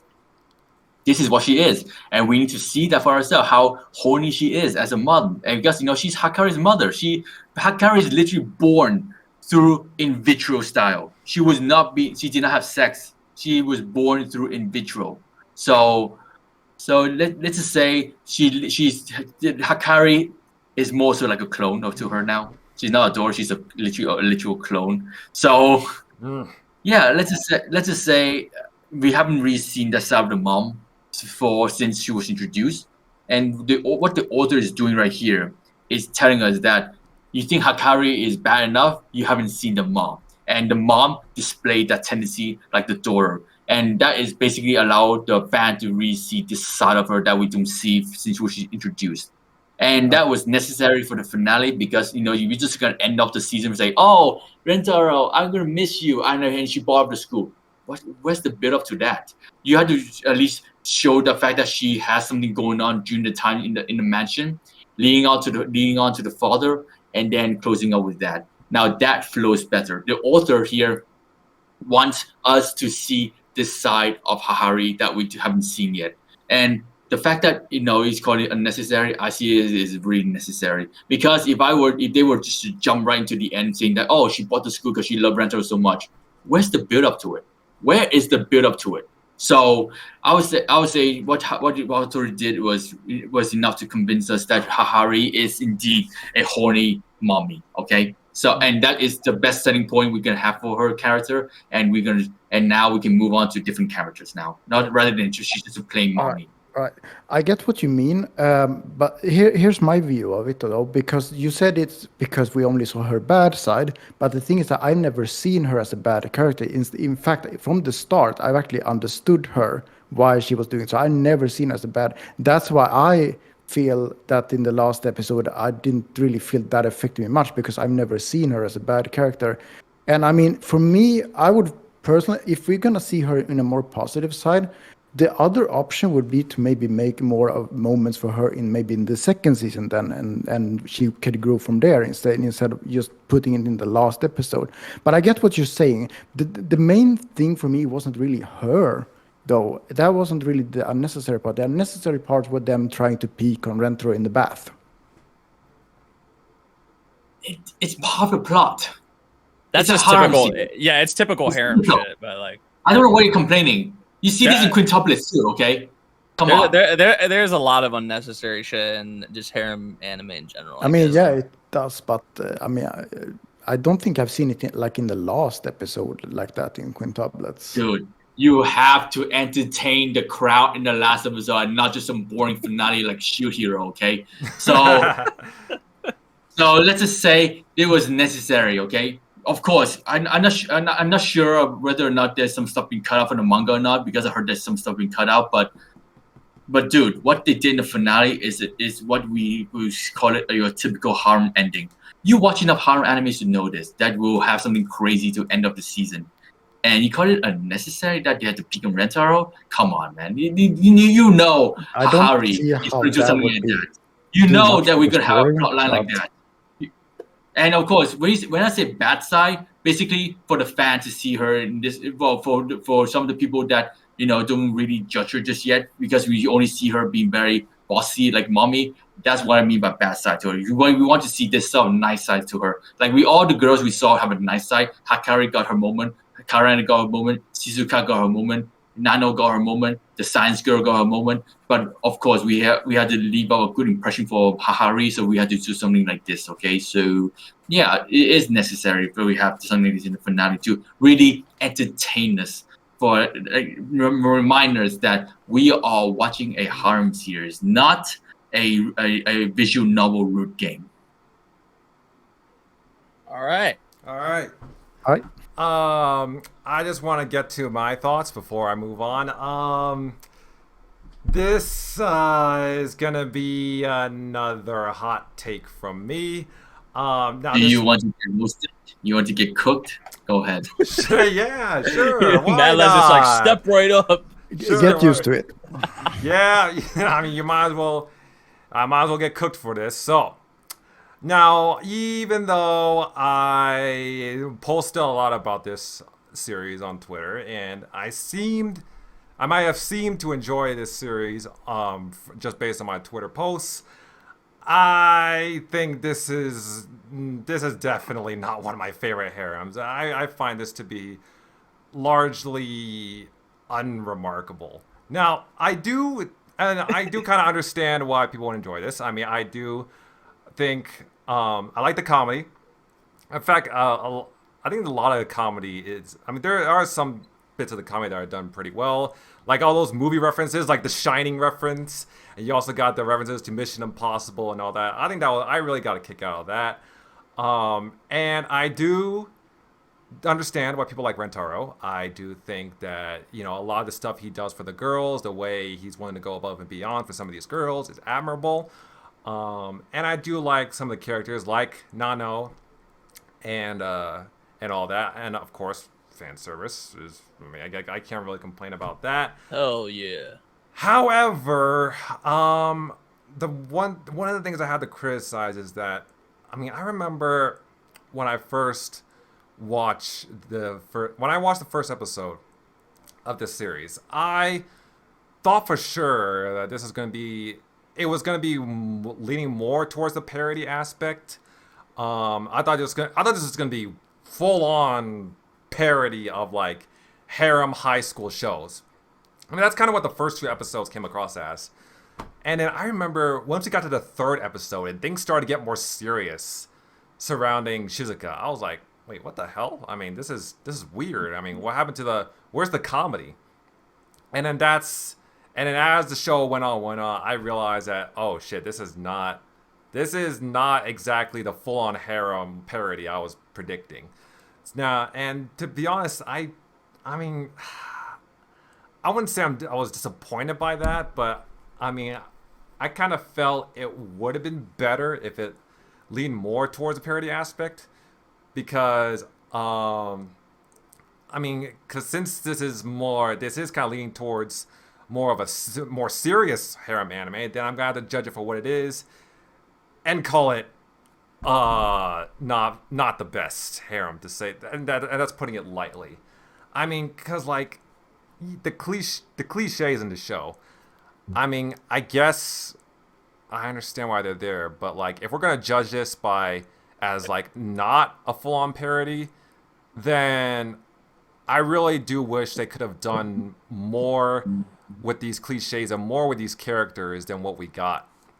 And I mean, even Rentaro, for example, I mean, yeah, what he did is admirable, but I kind of want him to be, I kind of expected more from him other than just, doing nice things for your girls, simping over them, and introducing one by one to your harem. Like, I kind of want to see more out of it from him. Also, I kind of wish he wasn't so generic looking.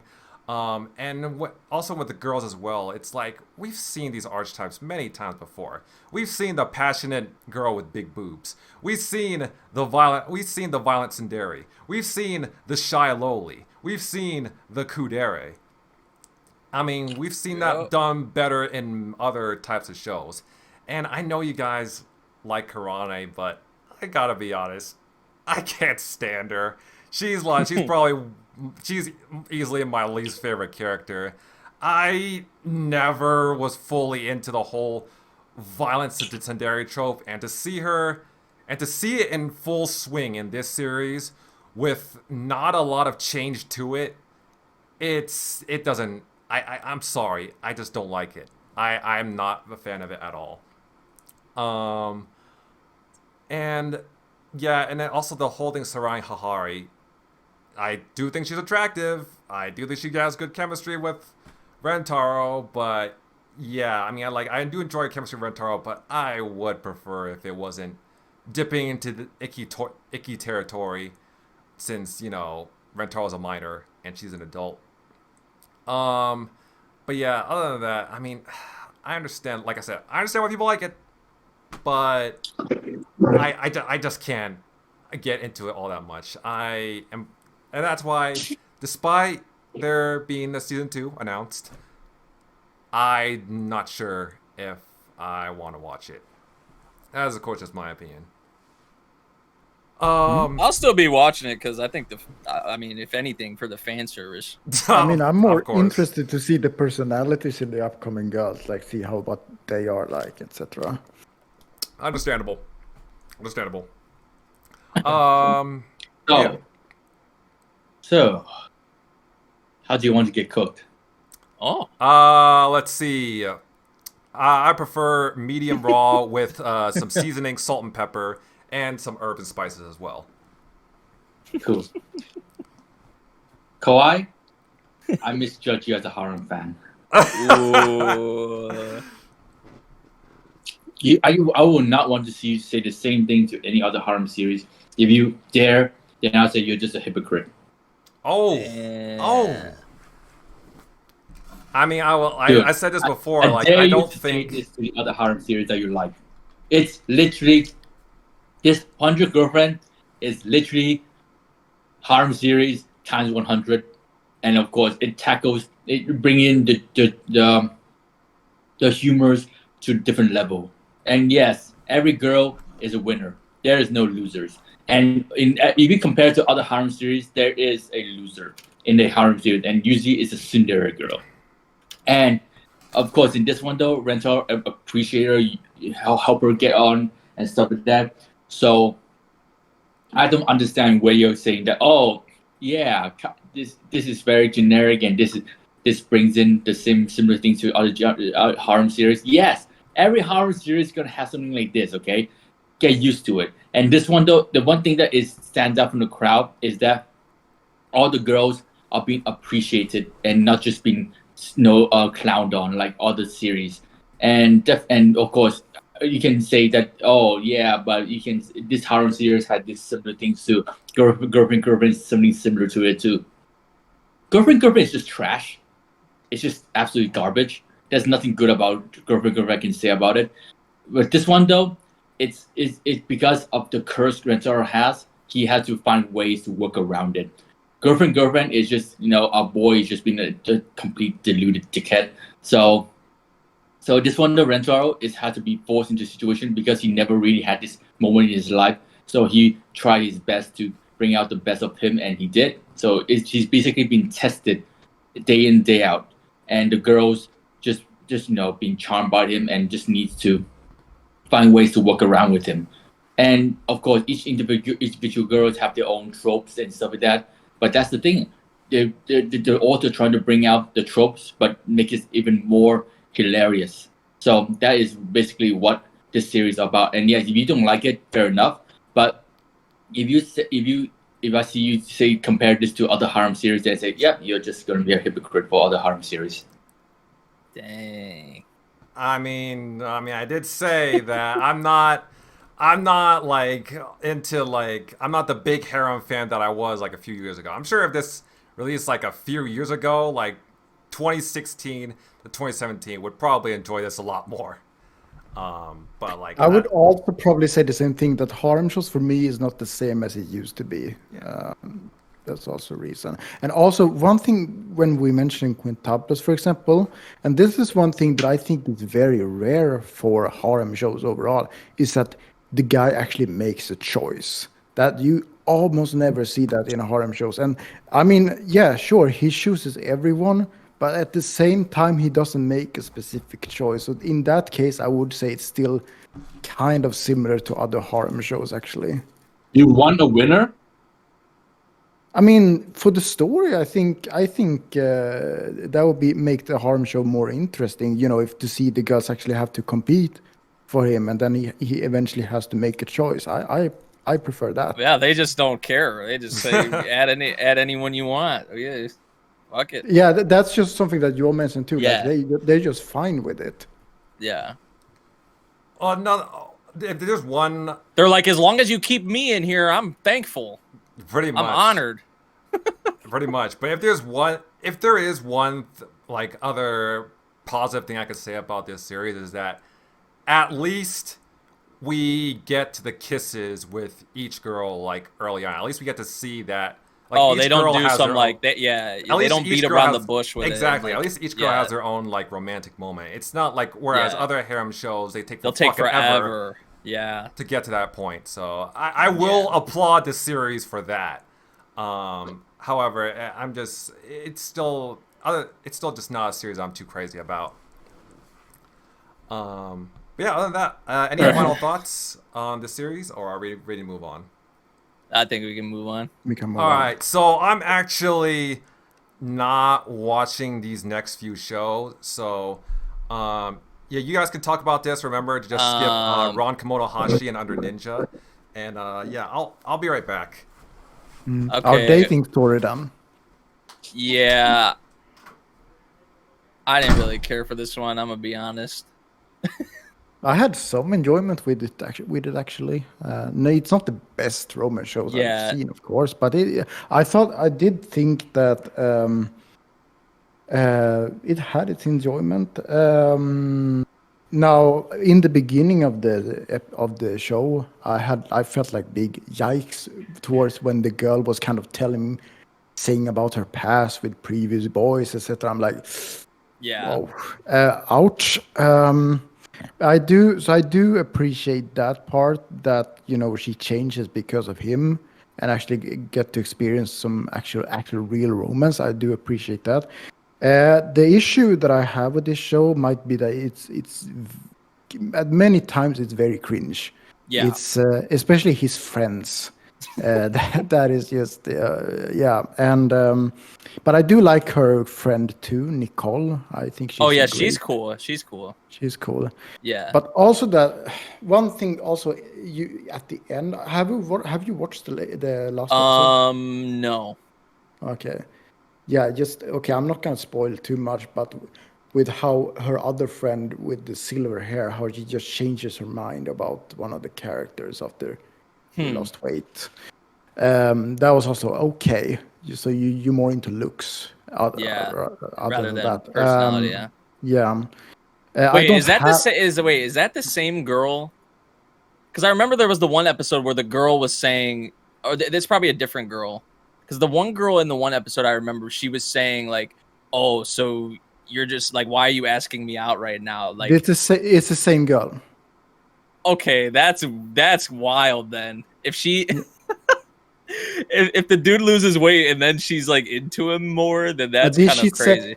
Is it okay if I spoil what happens? Yeah. I don't care. Yeah, like he loses weight, and she thinks he looks like some pop band singer or something like that. No. That's how she starts to have a crush on him or something like that. And so that's wild. Basically, what happens, especially in that one episode when she was saying that, she was like, "How are you going to ask me out when you don't even know me?" Or like, I mean, you don't. In that part when she said that, I mean, she had a point. I liked that. Yeah, but if she's doing that in the end, it's like, what? That's a contradiction. Yeah. But I don't really have any other comments about the show. I think I had my enjoyment with it. I thought it was pretty good, but it's not like it's the best romance show out there. That's kind of how I feel about it. I don't think it's bad, but I wouldn't say I enjoy it. Like, I wouldn't say it's good either. It's just kind of it's just an all right rom-com for me. I think it is kind of interesting to see because she's like the jaruu or whatever. Like, I think it is kind of interesting to take that sort of character, like that lifestyle, and kind of what she was used to compared to the main guy, who is kind of just your average run-of-the-mill kind of character. You kind of mesh those two lifestyles together, and it's kind of like it's way better for her rather than the kind of what she was going through in the past. So to finally get a guy like that who actually likes her for her, just as a whole, I do like that aspect of it. I will say, yeah, because I mean that shit with her past and like the other guys she was with and all that, like that was pretty. That was pretty. I mean, terrible. I was just so concerned with just how she puts herself out like that. Yeah, like that was like the norm. It was like normal. For her. Instead of like kind of like cherishing your body and like cherishing like who you are. I think she explained why she did it though. It's because I think it had to do with what happened with her mom. Maybe how she got married like very young. Very young. And she wanted to try to do that too, and that's how it ended up. But unfortunately, it backfired, and now she has this baggage. But I also, kind of felt for her when they were having the summer festival, and they were having their date there, and she realized that, well, I have a lot of experience, but you don't, so you get all these new experiences. Yeah. Well, me, I already know about this one. And like she wishes she could experience that stuff again for the first time. Yeah. With him in particular. But he's like, well, you and I are new experience, so that was well said of him. But I understand her actually. Like, if she was more like careful and some more self-love on her, etc. She wouldn't have been in this situation. I understand her thoughts, etc. I do feel in that case I felt really sorry for her. Yeah, it's good though that she ended up with who she's with now because she's out of that. But Yeah. and she can, like, you see her grow and kind of move on from it, or like try to move on from it. So Yeah. Yeah, I don't really have much else to say No. besides. I don't know if Madlad is still here. He was gonna have lunch, but I don't know if he's gonna write. I think he said or after if 100 girlfriends, that'd be. he was supposed to be writing, but he hasn't written anything. So Yeah, I maybe don't know we if. can. Yeah, we can probably. Ron Komonohashi, I didn't watch. No, I didn't. Or watch that I one. watched it, but I dropped it, so I don't really want to talk about it. I didn't even watch it. Are you watching Vexation of a Shut-In Vampire Princess? Yeah, I am. How? Okay, you can say your thoughts about that one. Yeah, I'm enjoying this. I actually haven't finished it. I think I need to watch the last episode or two, like with a lot of the other things. But I think I enjoyed this more than I thought I was going to be honest, because I didn't really expect much from this. But I think I don't know. I like Komari. Just I think she's pretty hilarious as a character because of like the situation she's in. Because she's not fit to really be a ruler or like anything like that, like No. to lead people. So just like seeing a lot of her like reactions and kind of the things that she says and tries to act a certain way, I actually find it pretty entertaining. And I do like, I could see why maybe people find the maid girl annoying because she's like pretty obsessive, but I actually think find her annoying at all. I actually thought she was really enjoyable as well. I don't know. I like their kind of their dynamic, the two, the maid girl and Komari. They're really what makes the show for me. I don't really have too much to honestly say about this one. I just think it's nothing special, but I think there is some enjoyment, some enjoyment there for it. Right. Yeah, I didn't complete it actually. I thought it was all right. One thing that I do appreciate with this show was that it started with a lot of comedy. Of course, she being a shut-in, and getting all the people who would be fighting for her, and she had to like pretend she's very powerful. But the fact that after that, they kind of changed it from the comedy to more of a drama, and they kind of show more of her past, what she's been through, and where she is right now. That actually helped a lot with the story, I think, and I really appreciate the way they turn from the comedy to more seriousness in this show. And also you find out also why she's a shut-in from the start. So it's not just a comedy about a shut-in princess. That's actually the darker parts of that. I do like the maid. I have nothing against her. What else was I gonna say? There was something else. I think that was it. As I said, I dropped it, but the main reason I dropped it was because I needed to cut down. So that was really that makes sense. I feel like this is one that like that's if you had to cut down on something, if you felt like you're watching too much, like this would be one that I probably would cut down on too. And also another reason it was because this is on High Dive, and soon High Dive won't be available for me. I got the email, so like, that sucks, but it's the way it is.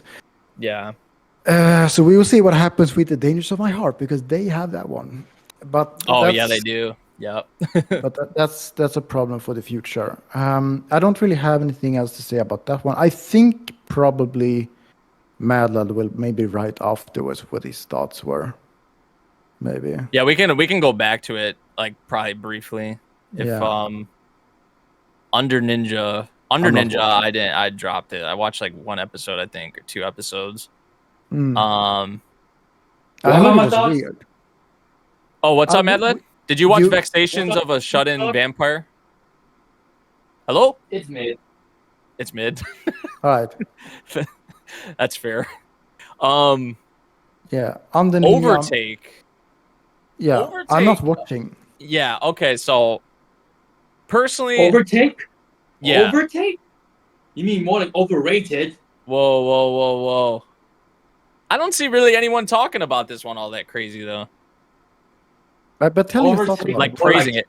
So it pretty Absolutely. much deals with like it's like F1 racing.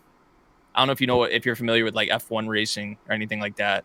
Formula One. It's Formula One. Yeah, Yeah. it kind of deals with that, which is first off kind of interesting to me in general to have an anime kind of focus on that. Like, there's been obviously racing anime and stuff like that, but I feel like this one takes it and makes it. It is about the racing, but it does take a more character focus on it, which I like, which I really like. Because like it's actually pretty sad. The one of the main characters, his name's Koya, and he's a photographer, and he is like he has PTSD essentially. It's like kind of like a relationship where both of the main characters kind of help each other out, Koya and Haruka, because like Koya has PTSD from he took a picture of like a girl during like an earthquake, right? And you know, media, they'll take pictures of whatever, the good stuff, the bad stuff. Most of the time it's the bad stuff that you see on the news. So like there was an earthquake that was happening and he was taking pictures of it, and there's like this really like he caught this image of a girl who was like crying and like running away during an earthquake, and she has like this face of like shock on her face, and you know, people died, people ended up dying, so he has like PTSD about this, about taking pictures of people in particular.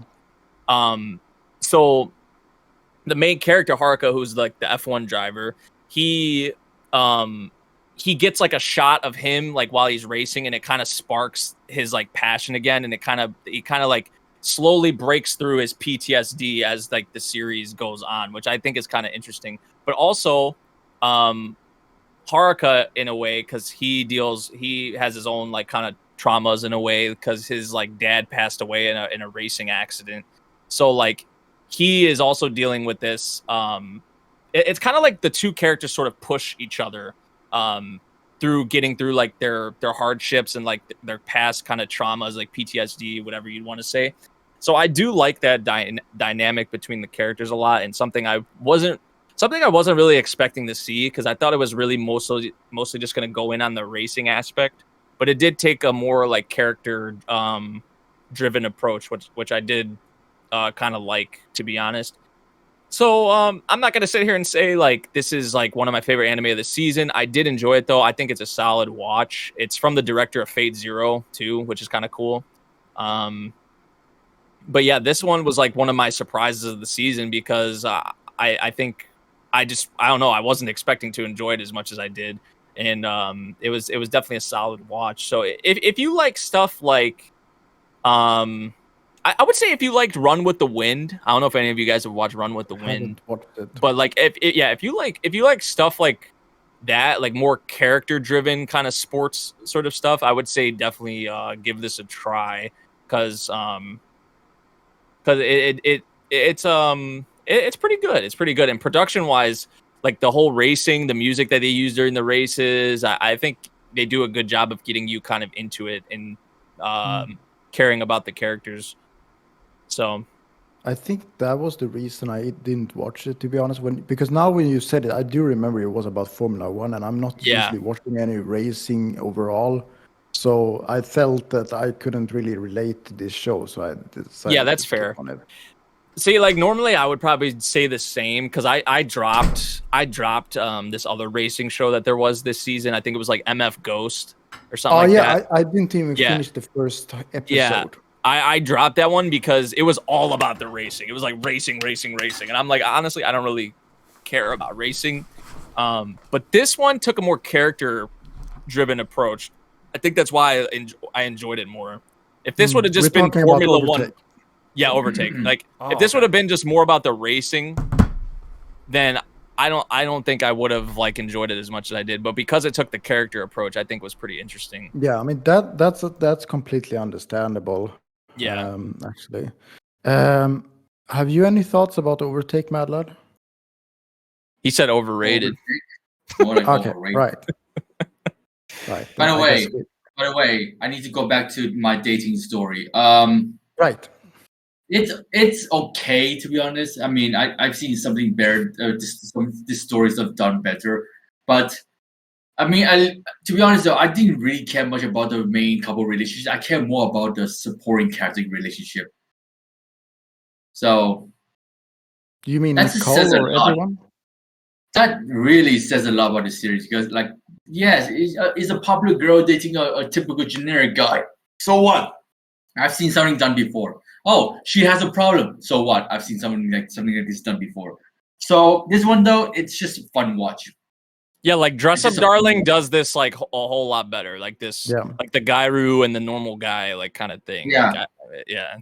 As much as I hate to admit it, yeah, it's true. So It is true. yeah, But I think we So- all kind of said like even me and Anipai said like this is just kind of like it's all right. Like it's nothing like crazy, but there like it does have some nice moments. I would say like there's Yeah. still some things you could pick out. and for the vampire girl, yeah, I already said it's quite mid to be honest, but at least it's fun to watch. Yeah, it's pretty pretty fun. The opening. Although sometimes the is great. opening is a banger. The Yeah. opening is a fucking banger. But flip side too, like what the hell, where'd that come from? Overtake, yeah, overrated as fuck. Tear Moon Empire, let's kick on with that. Yeah, I don't need to Yeah, talk we about can that. skip that one. I'm watching it, but I don't have much to say about I it. don't mind skipping it to be honest. Yeah. Like Yeah, after let's the skip it. first two episodes, it just got boring. So Yeah. Ryusation isn't here, but I know he likes Shy. I dropped Shy. I didn't like it. Chai is literally a female version of my Hero. It's way worse than My Hero in my opinion, but Yeah. I get what you mean because I think Ryu didn't like it as much towards the end because I saw his rating like on AniList just gradually dropped as the season went on. I just thought most of the episodes were just. I mean, if very you have to be slow. honest, if you have to be very critical about it, the first 5 episodes allow you to see the struggle of being a hero, and then after that, you see more like this sort of like generic My Hero Academy stuff where Yeah. oh villain, oh we have to deal with her now, so, and nothing really much about the hero growing and stuff like that. Like the thing about the second half of the season is that we drift away from the main girl. We focus more on the hottie Russian girl. And I think that's what happened. Yeah.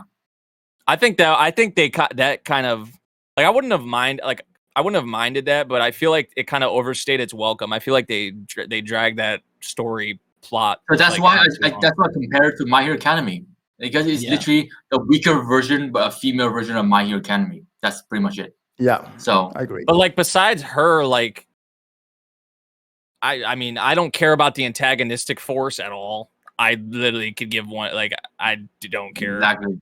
Like I did not care about the antagonist. And even like some of the like most of the other characters, I do not care about at all. Like I found myself not caring about really like some of the stuff with Shy was like, you know, like with the struggles of being a hero and what comes with that and the pressure and this how her personality kind of goes with that, how it doesn't really fit, but how she has to kind of break through that. I do like that part of it, but besides that, there's not much else here. I mean, the stuff with Perpetua was like nice, but I feel like it overstayed its welcome. I feel like It definitely overstays the.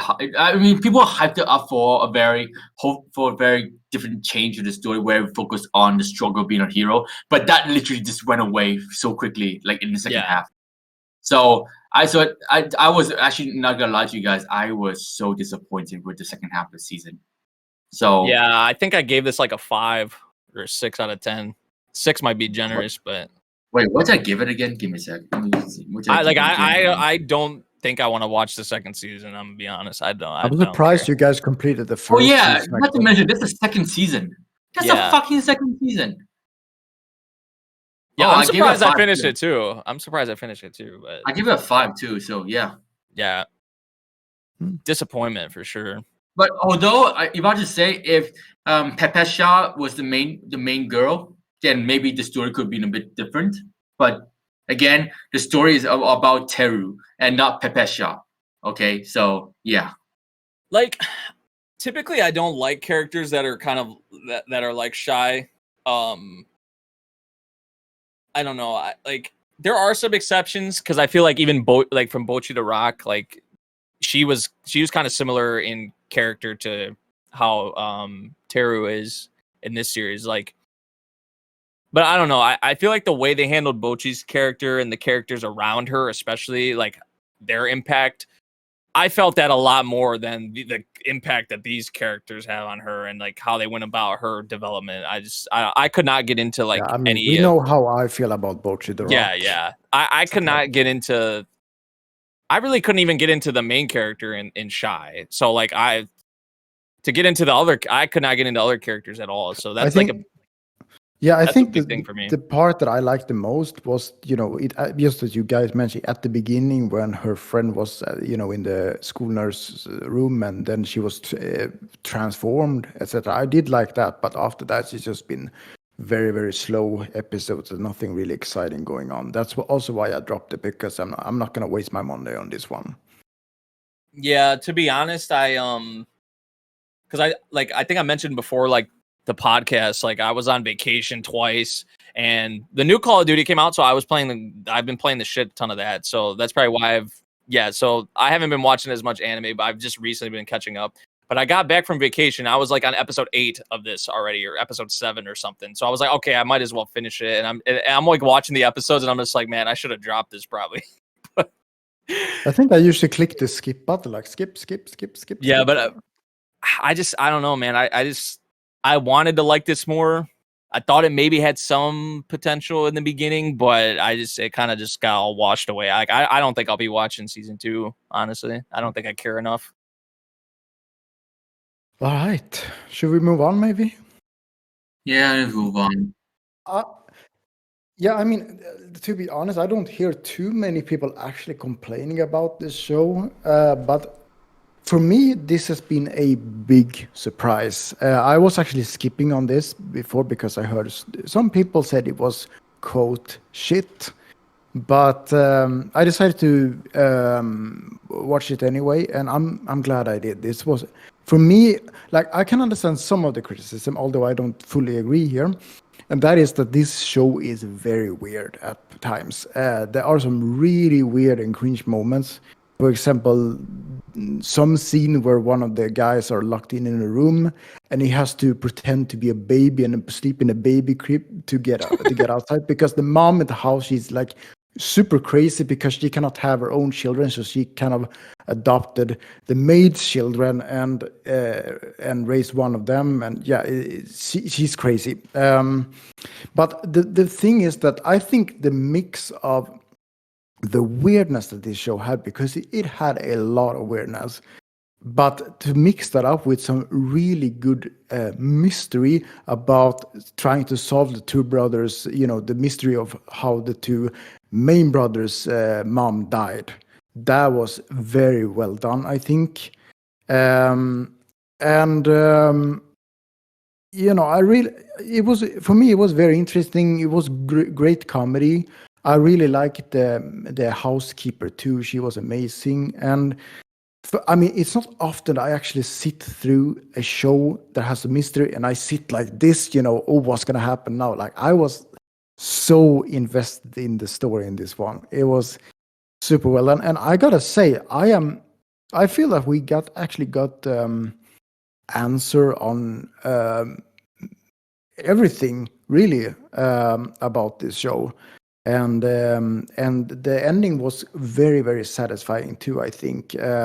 One interesting fact that I didn't know about before getting into this, but they kind of showed it at the last episode. The author for this anime actually passed away in August. Yeah. And they actually made, at the end, because the housekeeper, she was killed by the crazy lady, but her spirit was still living on. And her spirit kind of like wrote on the ground afterwards in memory of and the author's name. That's nice. That was very nice. I think it's the author is the creator of haven't you heard of Sakamoto? Yeah.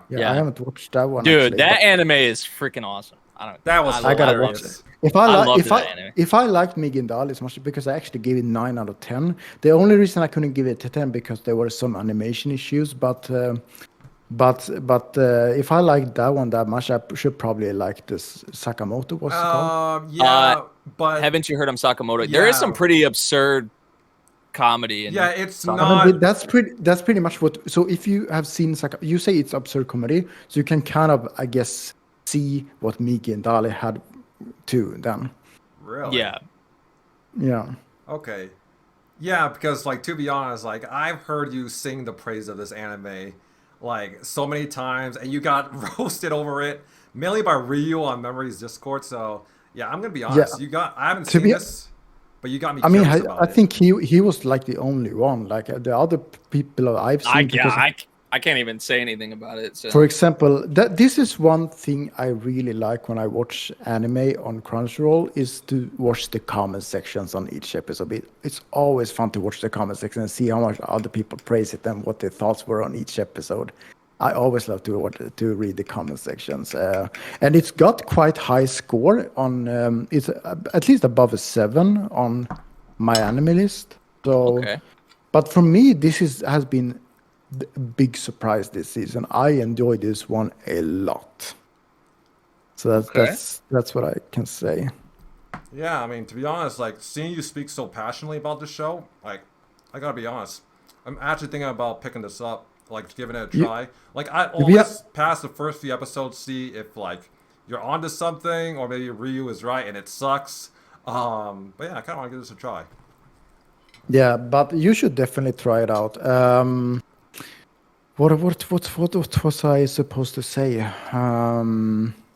There was something else, but I forgot. But it probably wasn't anything important. But I think I'm done talking about this show. I could probably say more, but yeah, I just thought it was amazing. Especially, I mean, I remember how much you liked the mystery in My Home Hero. So if you like My Home Hero, you're gonna love this one. Interesting. Also, one thing I will say is that if you like seeing other people's thoughts on the anime, you should check out the Reddit discussion threads on our anime, because I know. Oh yeah, there's always a ton of people in them. Yeah, yeah. There actually is like a discussion thread for like every episode of Migi to Dali. So yeah, if you want, I can. Yeah, link Reddit's pretty sweet. Oh yeah, I love going on there. I'm seeing always I on don't think there. I have an account there, but I can fix it. It's easy to make. But Yeah. yeah, Yeah. please link it to me. Yeah, if you want, I can check it out. definitely link them to you. Yeah, please do. But yeah, I'm done with this show. And yeah, very satisfied with this show. Very, very satisfied with this show. Very interesting. All right, are we ready to move on? Yes. All right, Yes. so let me just put my But now camera we back get on to real one quick. that you enjoy. Yes, Stardust Telepath. All right. Do you want me to start off with this, or do you guys want to say your thoughts? You can I start. might as well just let you cook this because I again dropped this anime. Okay. All right. All right. I gotta say, yeah, this is actually another one of my favorite shows this season, and that's mainly because I mean I originally went into this series for the girls' love tag on my anime list. And however, I stayed for the fact that this series it radiates cuteness and wholesomeness, despite the fact not having any like actual Yuri. It's at the very least Yuri undertones, They but were Yeah. kind of hinting on it at the last episode. yeah, in the though. last episode, that's when things got a little more extreme. But It's like not, borderline kind of, yeah. it's borderline like on the actual Yuri.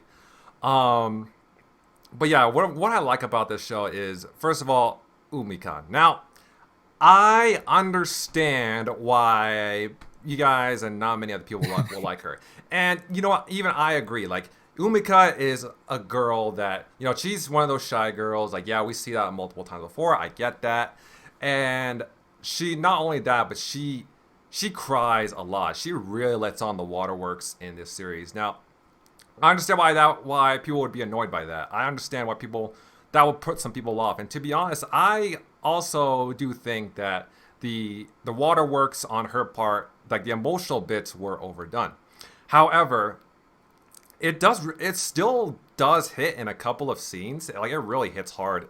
It really gets you in the feels, like, and that's mainly because I really do think, like, yeah, despite Umika being a shy character, and you've seen shy characters a lot in other anime, they do a great job of making you actually care for her, and you want to see her succeed. Like, she, at the very least, she's just absolutely adorable, and you want to see her actually be happy. You want to see her, actually going out of her comfort zone, and actually improving herself. You want to see her smiling.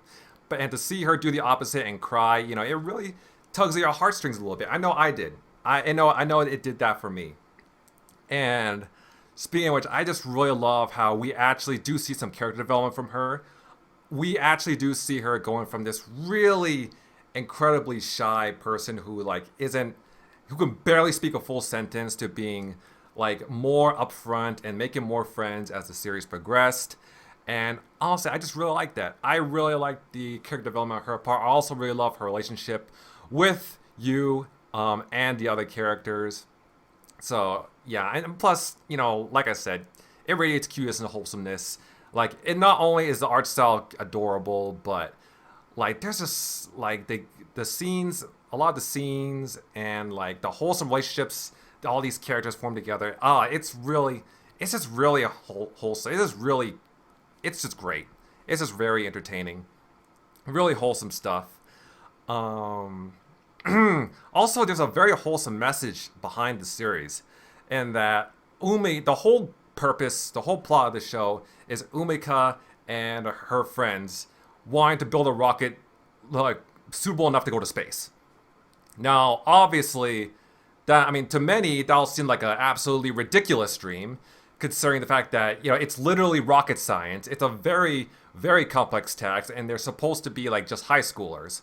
However, you still can't help but feel endeared by their dedication to it, because like they're starting off so small. They're starting off with bottle rockets, and then like using like soda bottles and all that, and then now they're moving on to like more complex rockets where you actually have to pay attention to the aerodynamics. You have to think about the fuel source, and you have to think about the payload weight, and you have to actually think about like the optimal engines, like using the optimal fuel source like gunpowder and all that, and you have to judge like how high you want it to go. So yeah, it gets more complex, but they're able to accomplish that, and that's all because of their hard work and dedication to this task. And it really just goes to show that no matter how if you will it, it is no dream. How no matter like you can accomplish anything if you just really put your mind to it. And I know it's not really, the message is as well, it's not unique. We've seen that many, many times before. Characters accomplishing their dreams because they're dedicated to it. I get that. But I think it still doesn't change the fact that, seeing them go through their ups and downs, the successes and their failures, and how they come back from those failures, that's also one of the things that makes this show so great. So yeah, and that's pretty much all I have to say about the show. Like I said,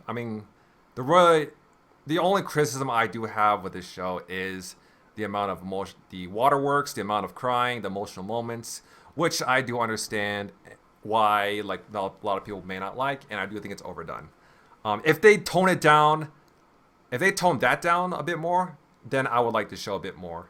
But other than that, it's really good shit. It's just really wholesome, like a really wholesome, really fun anime. So yeah, that's pretty much it. And if you guys don't have any final thoughts, I think we are ready to move on. Well, I'm watching it too. So I think it was all right actually, but I wouldn't say I find it as one of my absolute favorites this season. For me, I feel that this is not too different from many other cute girls do cute thing stuff. I thought it was cute and wholesome at the beginning, and it was kind of interesting to see, this alien girl being introduced to the class.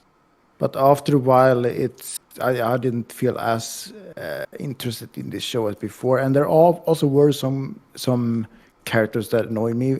One of them being the main girl, of course, because I feel that I didn't really see any real character development on her, if I'm gonna be honest. It feels like she was always the same. And also Raimon, because I feel like she was grumpy all the time. And the second time she decided to leave, I'm like, oh, come on. Tsundere. Yeah, but she wasn't even. She was more of a tsundere, because, in my opinion, tsundere still stays with the group. But she left the second time, and she was like, "Oh, they're not passionate enough about this." But I was like, "Oh," so I wasn't too big of a fan of her. Although at the end, of course, she did I mean, I do understand where she came from, of course, but and at the end she did improve. But overall, I think she was kind of a drama queen, if I'm gonna be honest. Oh yeah, I totally Yeah. But yeah, I think that's basically it for me about this show. But it was fine. But yeah, I've seen more enjoyable shows than this one. Yeah, this one was all right for me as well. I just feel like, I don't know. I feel like the last couple episodes, especially, is what really like turned me off, because I think, like Kawaii mentioned, I just feel like it was way too serious than probably what the show, like maybe than what you thought the show was going to be. Like if you just got an impression from like the beginning parts. I don't know. I just feel like I feel like some of it was kind of like forced in a way. It was just a bit too much, like the waterworks too, like Kawaii mentioned. I mentioned it in the Discord. I was like, I just watched like 3 or 4 episodes in a row where the main character was crying, bawling her eyes out in every episode, and I was like, it's a little too much for me. I feel like there's still some cute moments, wholesome moments. It looks good, it's pretty, so it does have some positives for sure. But I feel like this series would have been better. Like there's nothing wrong with having drama, don't get me wrong, but I feel like it kind of overstayed its welcome with this series. So I feel like if it kind of toned that down, I probably would have enjoyed this more, because like maybe more like Yuru Camp-esque, because like Yuru Camp, like there's no drama. There's really no drama in Yuru Camp. I feel like if this series was just like wholesome, like making rockets and seeing them progress and seeing Umika like grow out of her, now obviously not just change her whole character, but like kind of see her progress and grow out of that shyness that she has, and I guess public, what is the word for it?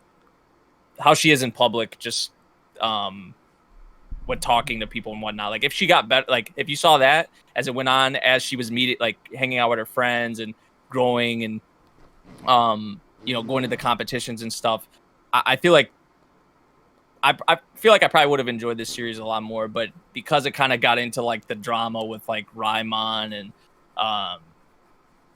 more so focus around Raimon for the most part, like with the team and her leaving and the kind of struggles that came with that, the competition and the conflicting the conflicting ideals, I guess, that the characters had, because Raimon was pretty stubborn, pretty selfish there, to be honest.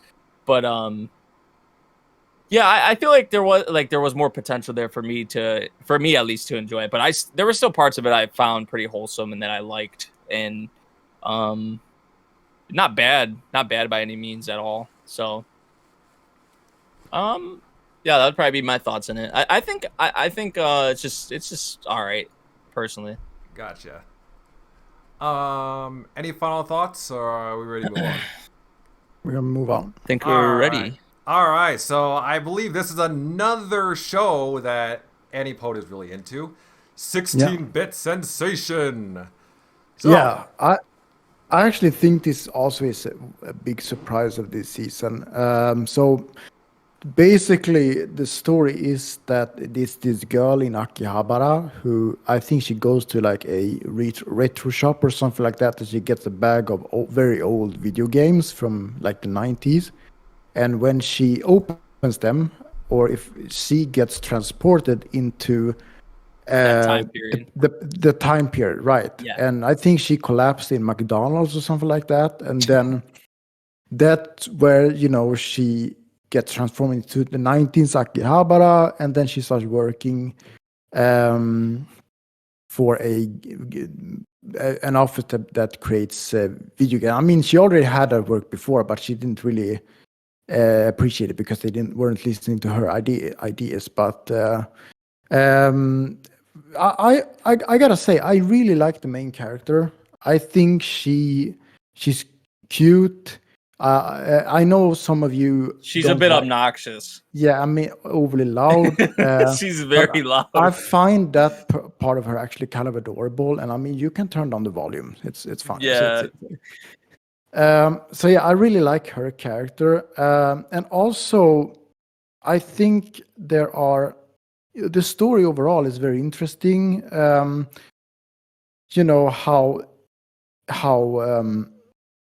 with how she helps making these games, because she got the experience from the future, right? And she takes that experience to the past to make these awesome video games and to help this business grow. Because apparently before she was transported back into time, that business stopped existing because I think they didn't do very well. And one of the persons who worked there decided to leave because they had to upgrade to new computer, and he only liked the old computers. So after that, the store, I guess they went bankruptcy or something like that. But because she was there, she was able to help them make these amazing game with the what is it called, experience that she has from the future. But the problem with that was that because it was so amazing, there was no one else who could compete with that. So unfortunately, her actions affected the future of Akihabara, and suddenly there was like no anime or games at all in Akihabara. And we still have one episode left, so I think she's trying to make another game for another. Yeah, she's making a game in the back in her time, but it's an alternate timeline, right? Right, to compete and try to get it back again, because she cannot get back to her previous time because it doesn't exist anymore. So I think that part of it is very interesting. And now, of course, she has to try. I don't know if she managed to escape from that stadium or not, or if she's still inside. I think she's still inside there because there was like. I think that's where it left off. They were like trapped in the elevator, right? Right. Yeah. I think she was abducted by a car, and she's supposed to be in these tanks or whatever.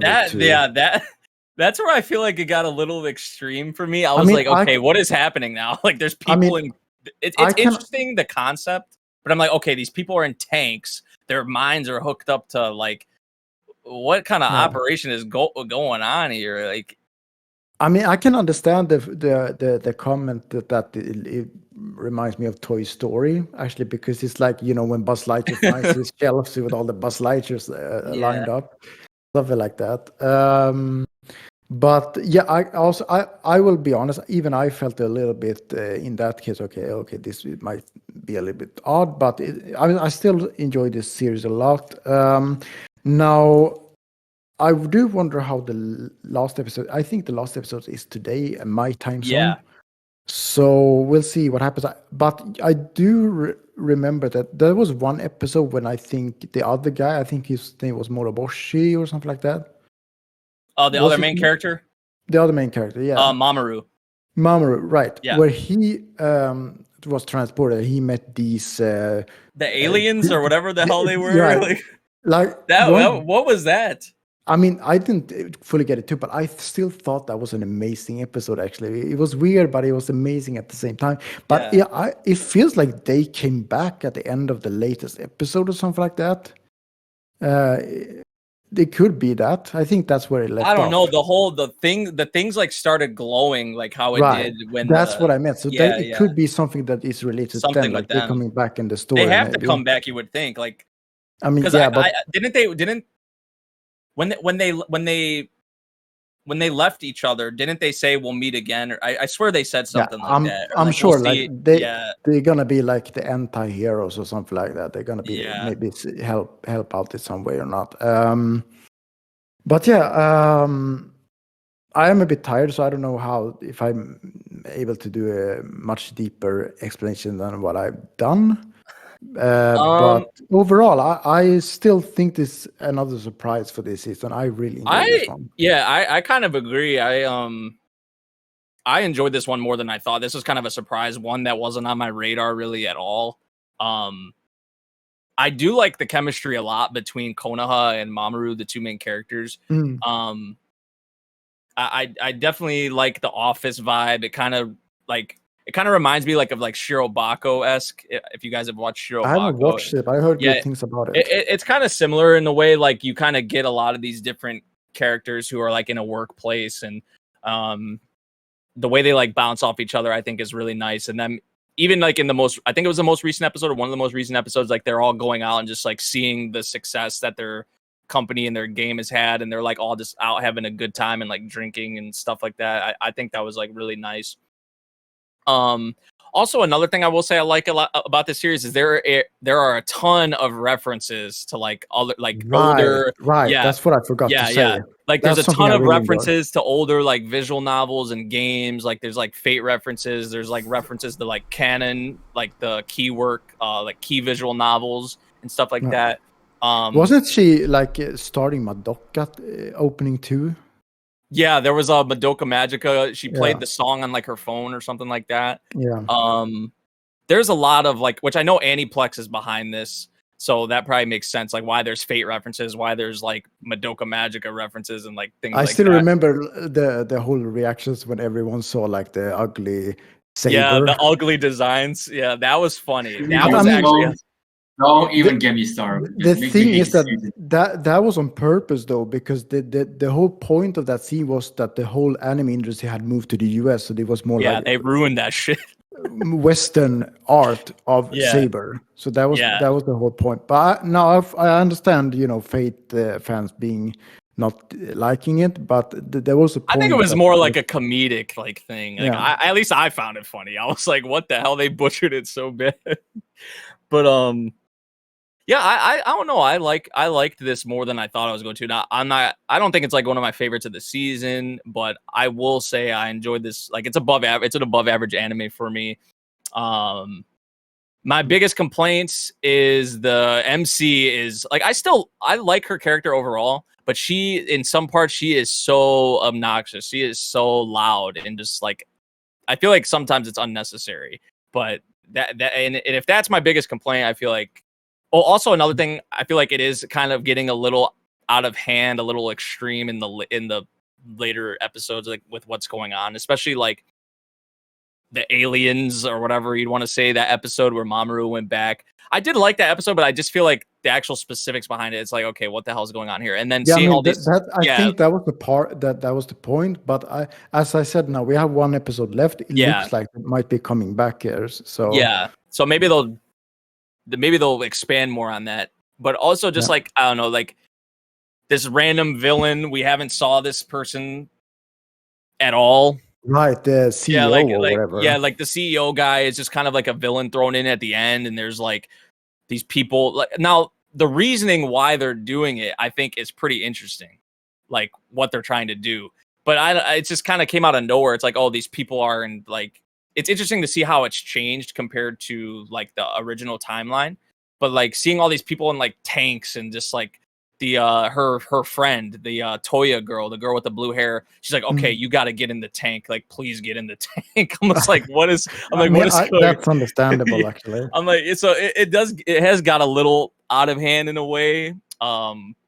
And then also like the Mamoru guy, like with all of his PC-98s, he's like controlling the robots and shit. It's like it's a little absurd in a way, but yeah, I mean he can even talk to them. Find Kono for me. Yeah, he's like, I hacked all these robots with these old ass computers. He's like, these things can do anything. I was like, yeah, it's anime things, but like, it's still pretty good though. I enjoy this one, honestly. Yeah. One scene that actually made me a little bit emotional with this show was the part you know when they completed the game and they were out. I think they were out drinking, and that moment Kono she kind of slowly like disappeared like that. Oh yeah, her arm started. Yeah. And then it was started to snow, and her and Mamoru were walking, and she was like, "Oh, look up there!" Oh, and then she disappeared. She disappeared. She disappeared, and her bags were still there. That was I actually got a little bit emotional there. Yeah, that was a good scene. Yeah, I'm kind of with you there. Yeah. You know what's interesting also that I didn't know? I just saw this is that this is from the creator of The World God Only Knows. Oh, I don't know if you guys have ever watched that. I've watched season 1. I still haven't watched the other seasons. I haven't watched it, but I do know that it's by Manglobe, and Manglobe is no more. RIP Studio Manglobe. And it's from the creator of, I guess there's a couple creators on here. The character designer for Utawari Romano, which is like a popular Japanese visual novel. Well, it got an anime too, of course, but I think that's kind of cool. But yeah, this was a surprise for me. Yeah, I agree. Yeah. I really enjoyed this one. Enjoyed it way more than I thought I was going to because I did not have really any expectations. It just kind of came out of nowhere. I tried it out. Yeah, and I was going to skip on this too actually, but I decided to pick it up, and I'm glad I did. It was interesting. Yeah, I would say if you like things like I would say new game. If you like new game like Shirobako, series like that, I feel like people would probably maybe enjoy this one. Yeah, but I think also, it's also the nostalgia being in there. Yeah. That, kind of enjoy. For example, the DOS games. That's all. Yeah, there was a lot of cool little references and stuff like that. So if you're a sucker for like things like that, then they show a lot of the old like key visual novels, probably older like unknown visual novels, newer ones.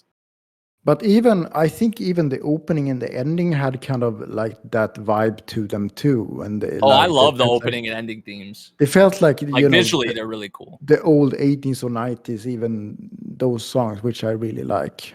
Yeah. I'm actually done with this show. Yeah, same here. I dropped it, so. Oof. Yeah. Oof. All right, and the last anime on the list. No need.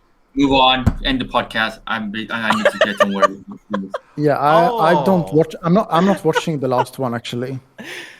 Oh, I mean, I included this because I thought you wouldn't really like this show. Well, I didn't really like season 2. That's all I can say. Ooh. Oh, okay, that's interesting. But yeah, if you wanna. I didn't like the entirety of it, to be honest. It's kind of whatever. Oh, damn. All right, well. All right, well, if that's the case. Wait, well, actually, one thing I do want to ask. Did anybody see the Studio Ghibli movie? Oh, the Boy and The Heron? Yes, I did. Yeah, I did. Yes, I did. Should we get into that? You hated it? I hated the ending. I hated the ending. The ending was pretty trash. The ending was kind of abrupt. Like, it was pretty, like that's it kind of thing. This is literally just the spiritual way on a different version of it. I would say we don't have to go into this too long. I just wanted to ask like real briefly, but I would say for me, it's probably one of my least favorite Ghibli films. Oh yeah. Yeah. To be honest though, I never liked Ghibli movies in general, but this one though just made me just reminded me why I never liked Ghibli movies. Like I kind of saw what they were trying to go for. It's kind of cliche, but it was like the main character, he was like ready to end like his own life and stuff. Like he hit himself in the head with a brick, like he was trying to kill himself or whatever. And like he lost his meaning in life, and he found he found meaning in life again through like these people he met, even though it was like in another world or whatever the hell was going on. Like he kind of found purpose again. But the main character was such like a blank slate almost. Like he was such like a hard character to get into as a main character. I never liked it to begin with. Just at the start of the movie to the end of the movie. I just feel like I like the idea, but I feel like the execution was like poor. The movie could have been so much better if the mom got more screen time. I do agree with that. The pacing was really odd though too. Like the way the movie was like structured was very odd to me. Oh, don't even get me started with the bird. Like what? Like seriously? I think really what they were trying to. I feel like what Hayao Miyazaki was trying to go for was a more like surrealist approach to this story, but it just, for me, in my opinion, it didn't work out as well as they said. They said it's kind of a semi autobiography. Really? Yeah, because Hayao Miyazaki lost his mom when he was young. Oh. Yeah, and also it's kind of based on a really old novel in Japan too. That they actually show the novel in the movie. But yeah, it was just kind of whatever. It was kind of whatever. We don't have to go. I think the movie could be so much better if we actually get to have the mom have more screen time of her, because she literally stole the spotlight. If I have to be honest with you guys. So, yeah, I mean, Ghibli movies in general, never liked them. Other than Kiki and Princess Mononoke, that's the only one that I have some good memory of. And of course, the Firefly too. But oh yeah, that anyways, one's really good. Yeah, I just want to say Anyway. that for me, like, it's not a bad. I guess it's not a bad movie. It's just like I expected more from a Ghibli movie, and I can't agree with all these critics who say like, oh, it's one of the best animated movies this year. But no, they have not watched any Ghibli movie before. I know it's just like the general. I know it's just like the general public and like general reviewers and whatnot. But I'm still really surprised that it's getting like such positive reception. But dude, this movie would be so much better. I made this joke to my friend. If this movie would be so good, if this was a prequel to Jujutsu Kaisen, Mahito, the birth of Mahito. What? That's the birth of Mahito. I don't. Okay, that's an interesting. I'm not sure where you got that, but. I was seeing the cinema. This voice called Mahito. Could this be the prequel to Jujutsu Kaisen? Oh, yeah, it's true. Mahito. That'd be crazy. Well, I just make a big joke over that. It's not to take it too seriously, but yeah, I mean, this Ghibli movie, I think I gave it like a 6 out of 10. I think you gave it a 5. I gave it like a 7, which is like my average rating. But I'm pretty sure Rio give it like a 2 or 1. Really? So, I don't know. I'm not surprised by that. Dude, if we gave it a low rating, Rio will give it even lower. That's true. I wouldn't be surprised. Yeah. So yeah, that's our thoughts on the movie. That's all I can say. It's Ghibli movies are always overrated to begin with, anyway. So I don't know about that, but yeah, this movie is. I actually like a lot of them. I like a lot of them. That's why I was disappointed. Howl's Moving Castle, Spirited Away. They have a lot of good movies, I think. I haven't watched the latest one though. Someday we'll see. All right, I think that's about it. Yeah, I think that's about it. But yeah, overall, yeah, I mean, that's our last podcast of 2023. I mean, pretty decent season for anime, and yeah, I can't wait to see what season 2 will bring us. Also, I'm not sure where Kono went. He was there at the beginning of the podcast, but he said he'll be right back. And he's got talking too long. I'm out of here. Yeah, I think he just bailed on us. He didn't. I'm gonna be here for 4 hours at this point. Yeah, I guess yeah, I don't know. I guess we could wrap up with what would you guys say is your anime of the season? Or unless you are making a video like with the top 5 or something. I don't know if you guys want to reveal it. I'm not making a top 10 for the fall season, but I am gonna make one for like the entire year, like my top 10 anime of 2023. But for the fall season, just alone, like this isn't gonna be like a spoiler for like my top 10 of 2023 video. But for the fall season alone, it'll probably be Undead Unluck. Okay, I would say Frieren for me. I would probably also say Frieren. As for anime of the year, I might say Vinland Saga actually. Ooh. Eminence and Shadow. Okay. Gotcha. Yeah, for anime of the year, I would say Oshinoko. I would say probably Vinland or Frieren. Between those two. Oshinoko. Or Mushoku Tensei. I am not going to say my anime of the year. You're just going to have to wait for my top 10 to get the answer. Skip and Loafer. I got to give a shout for Skip and Loafer, too. I forgot. Yeah.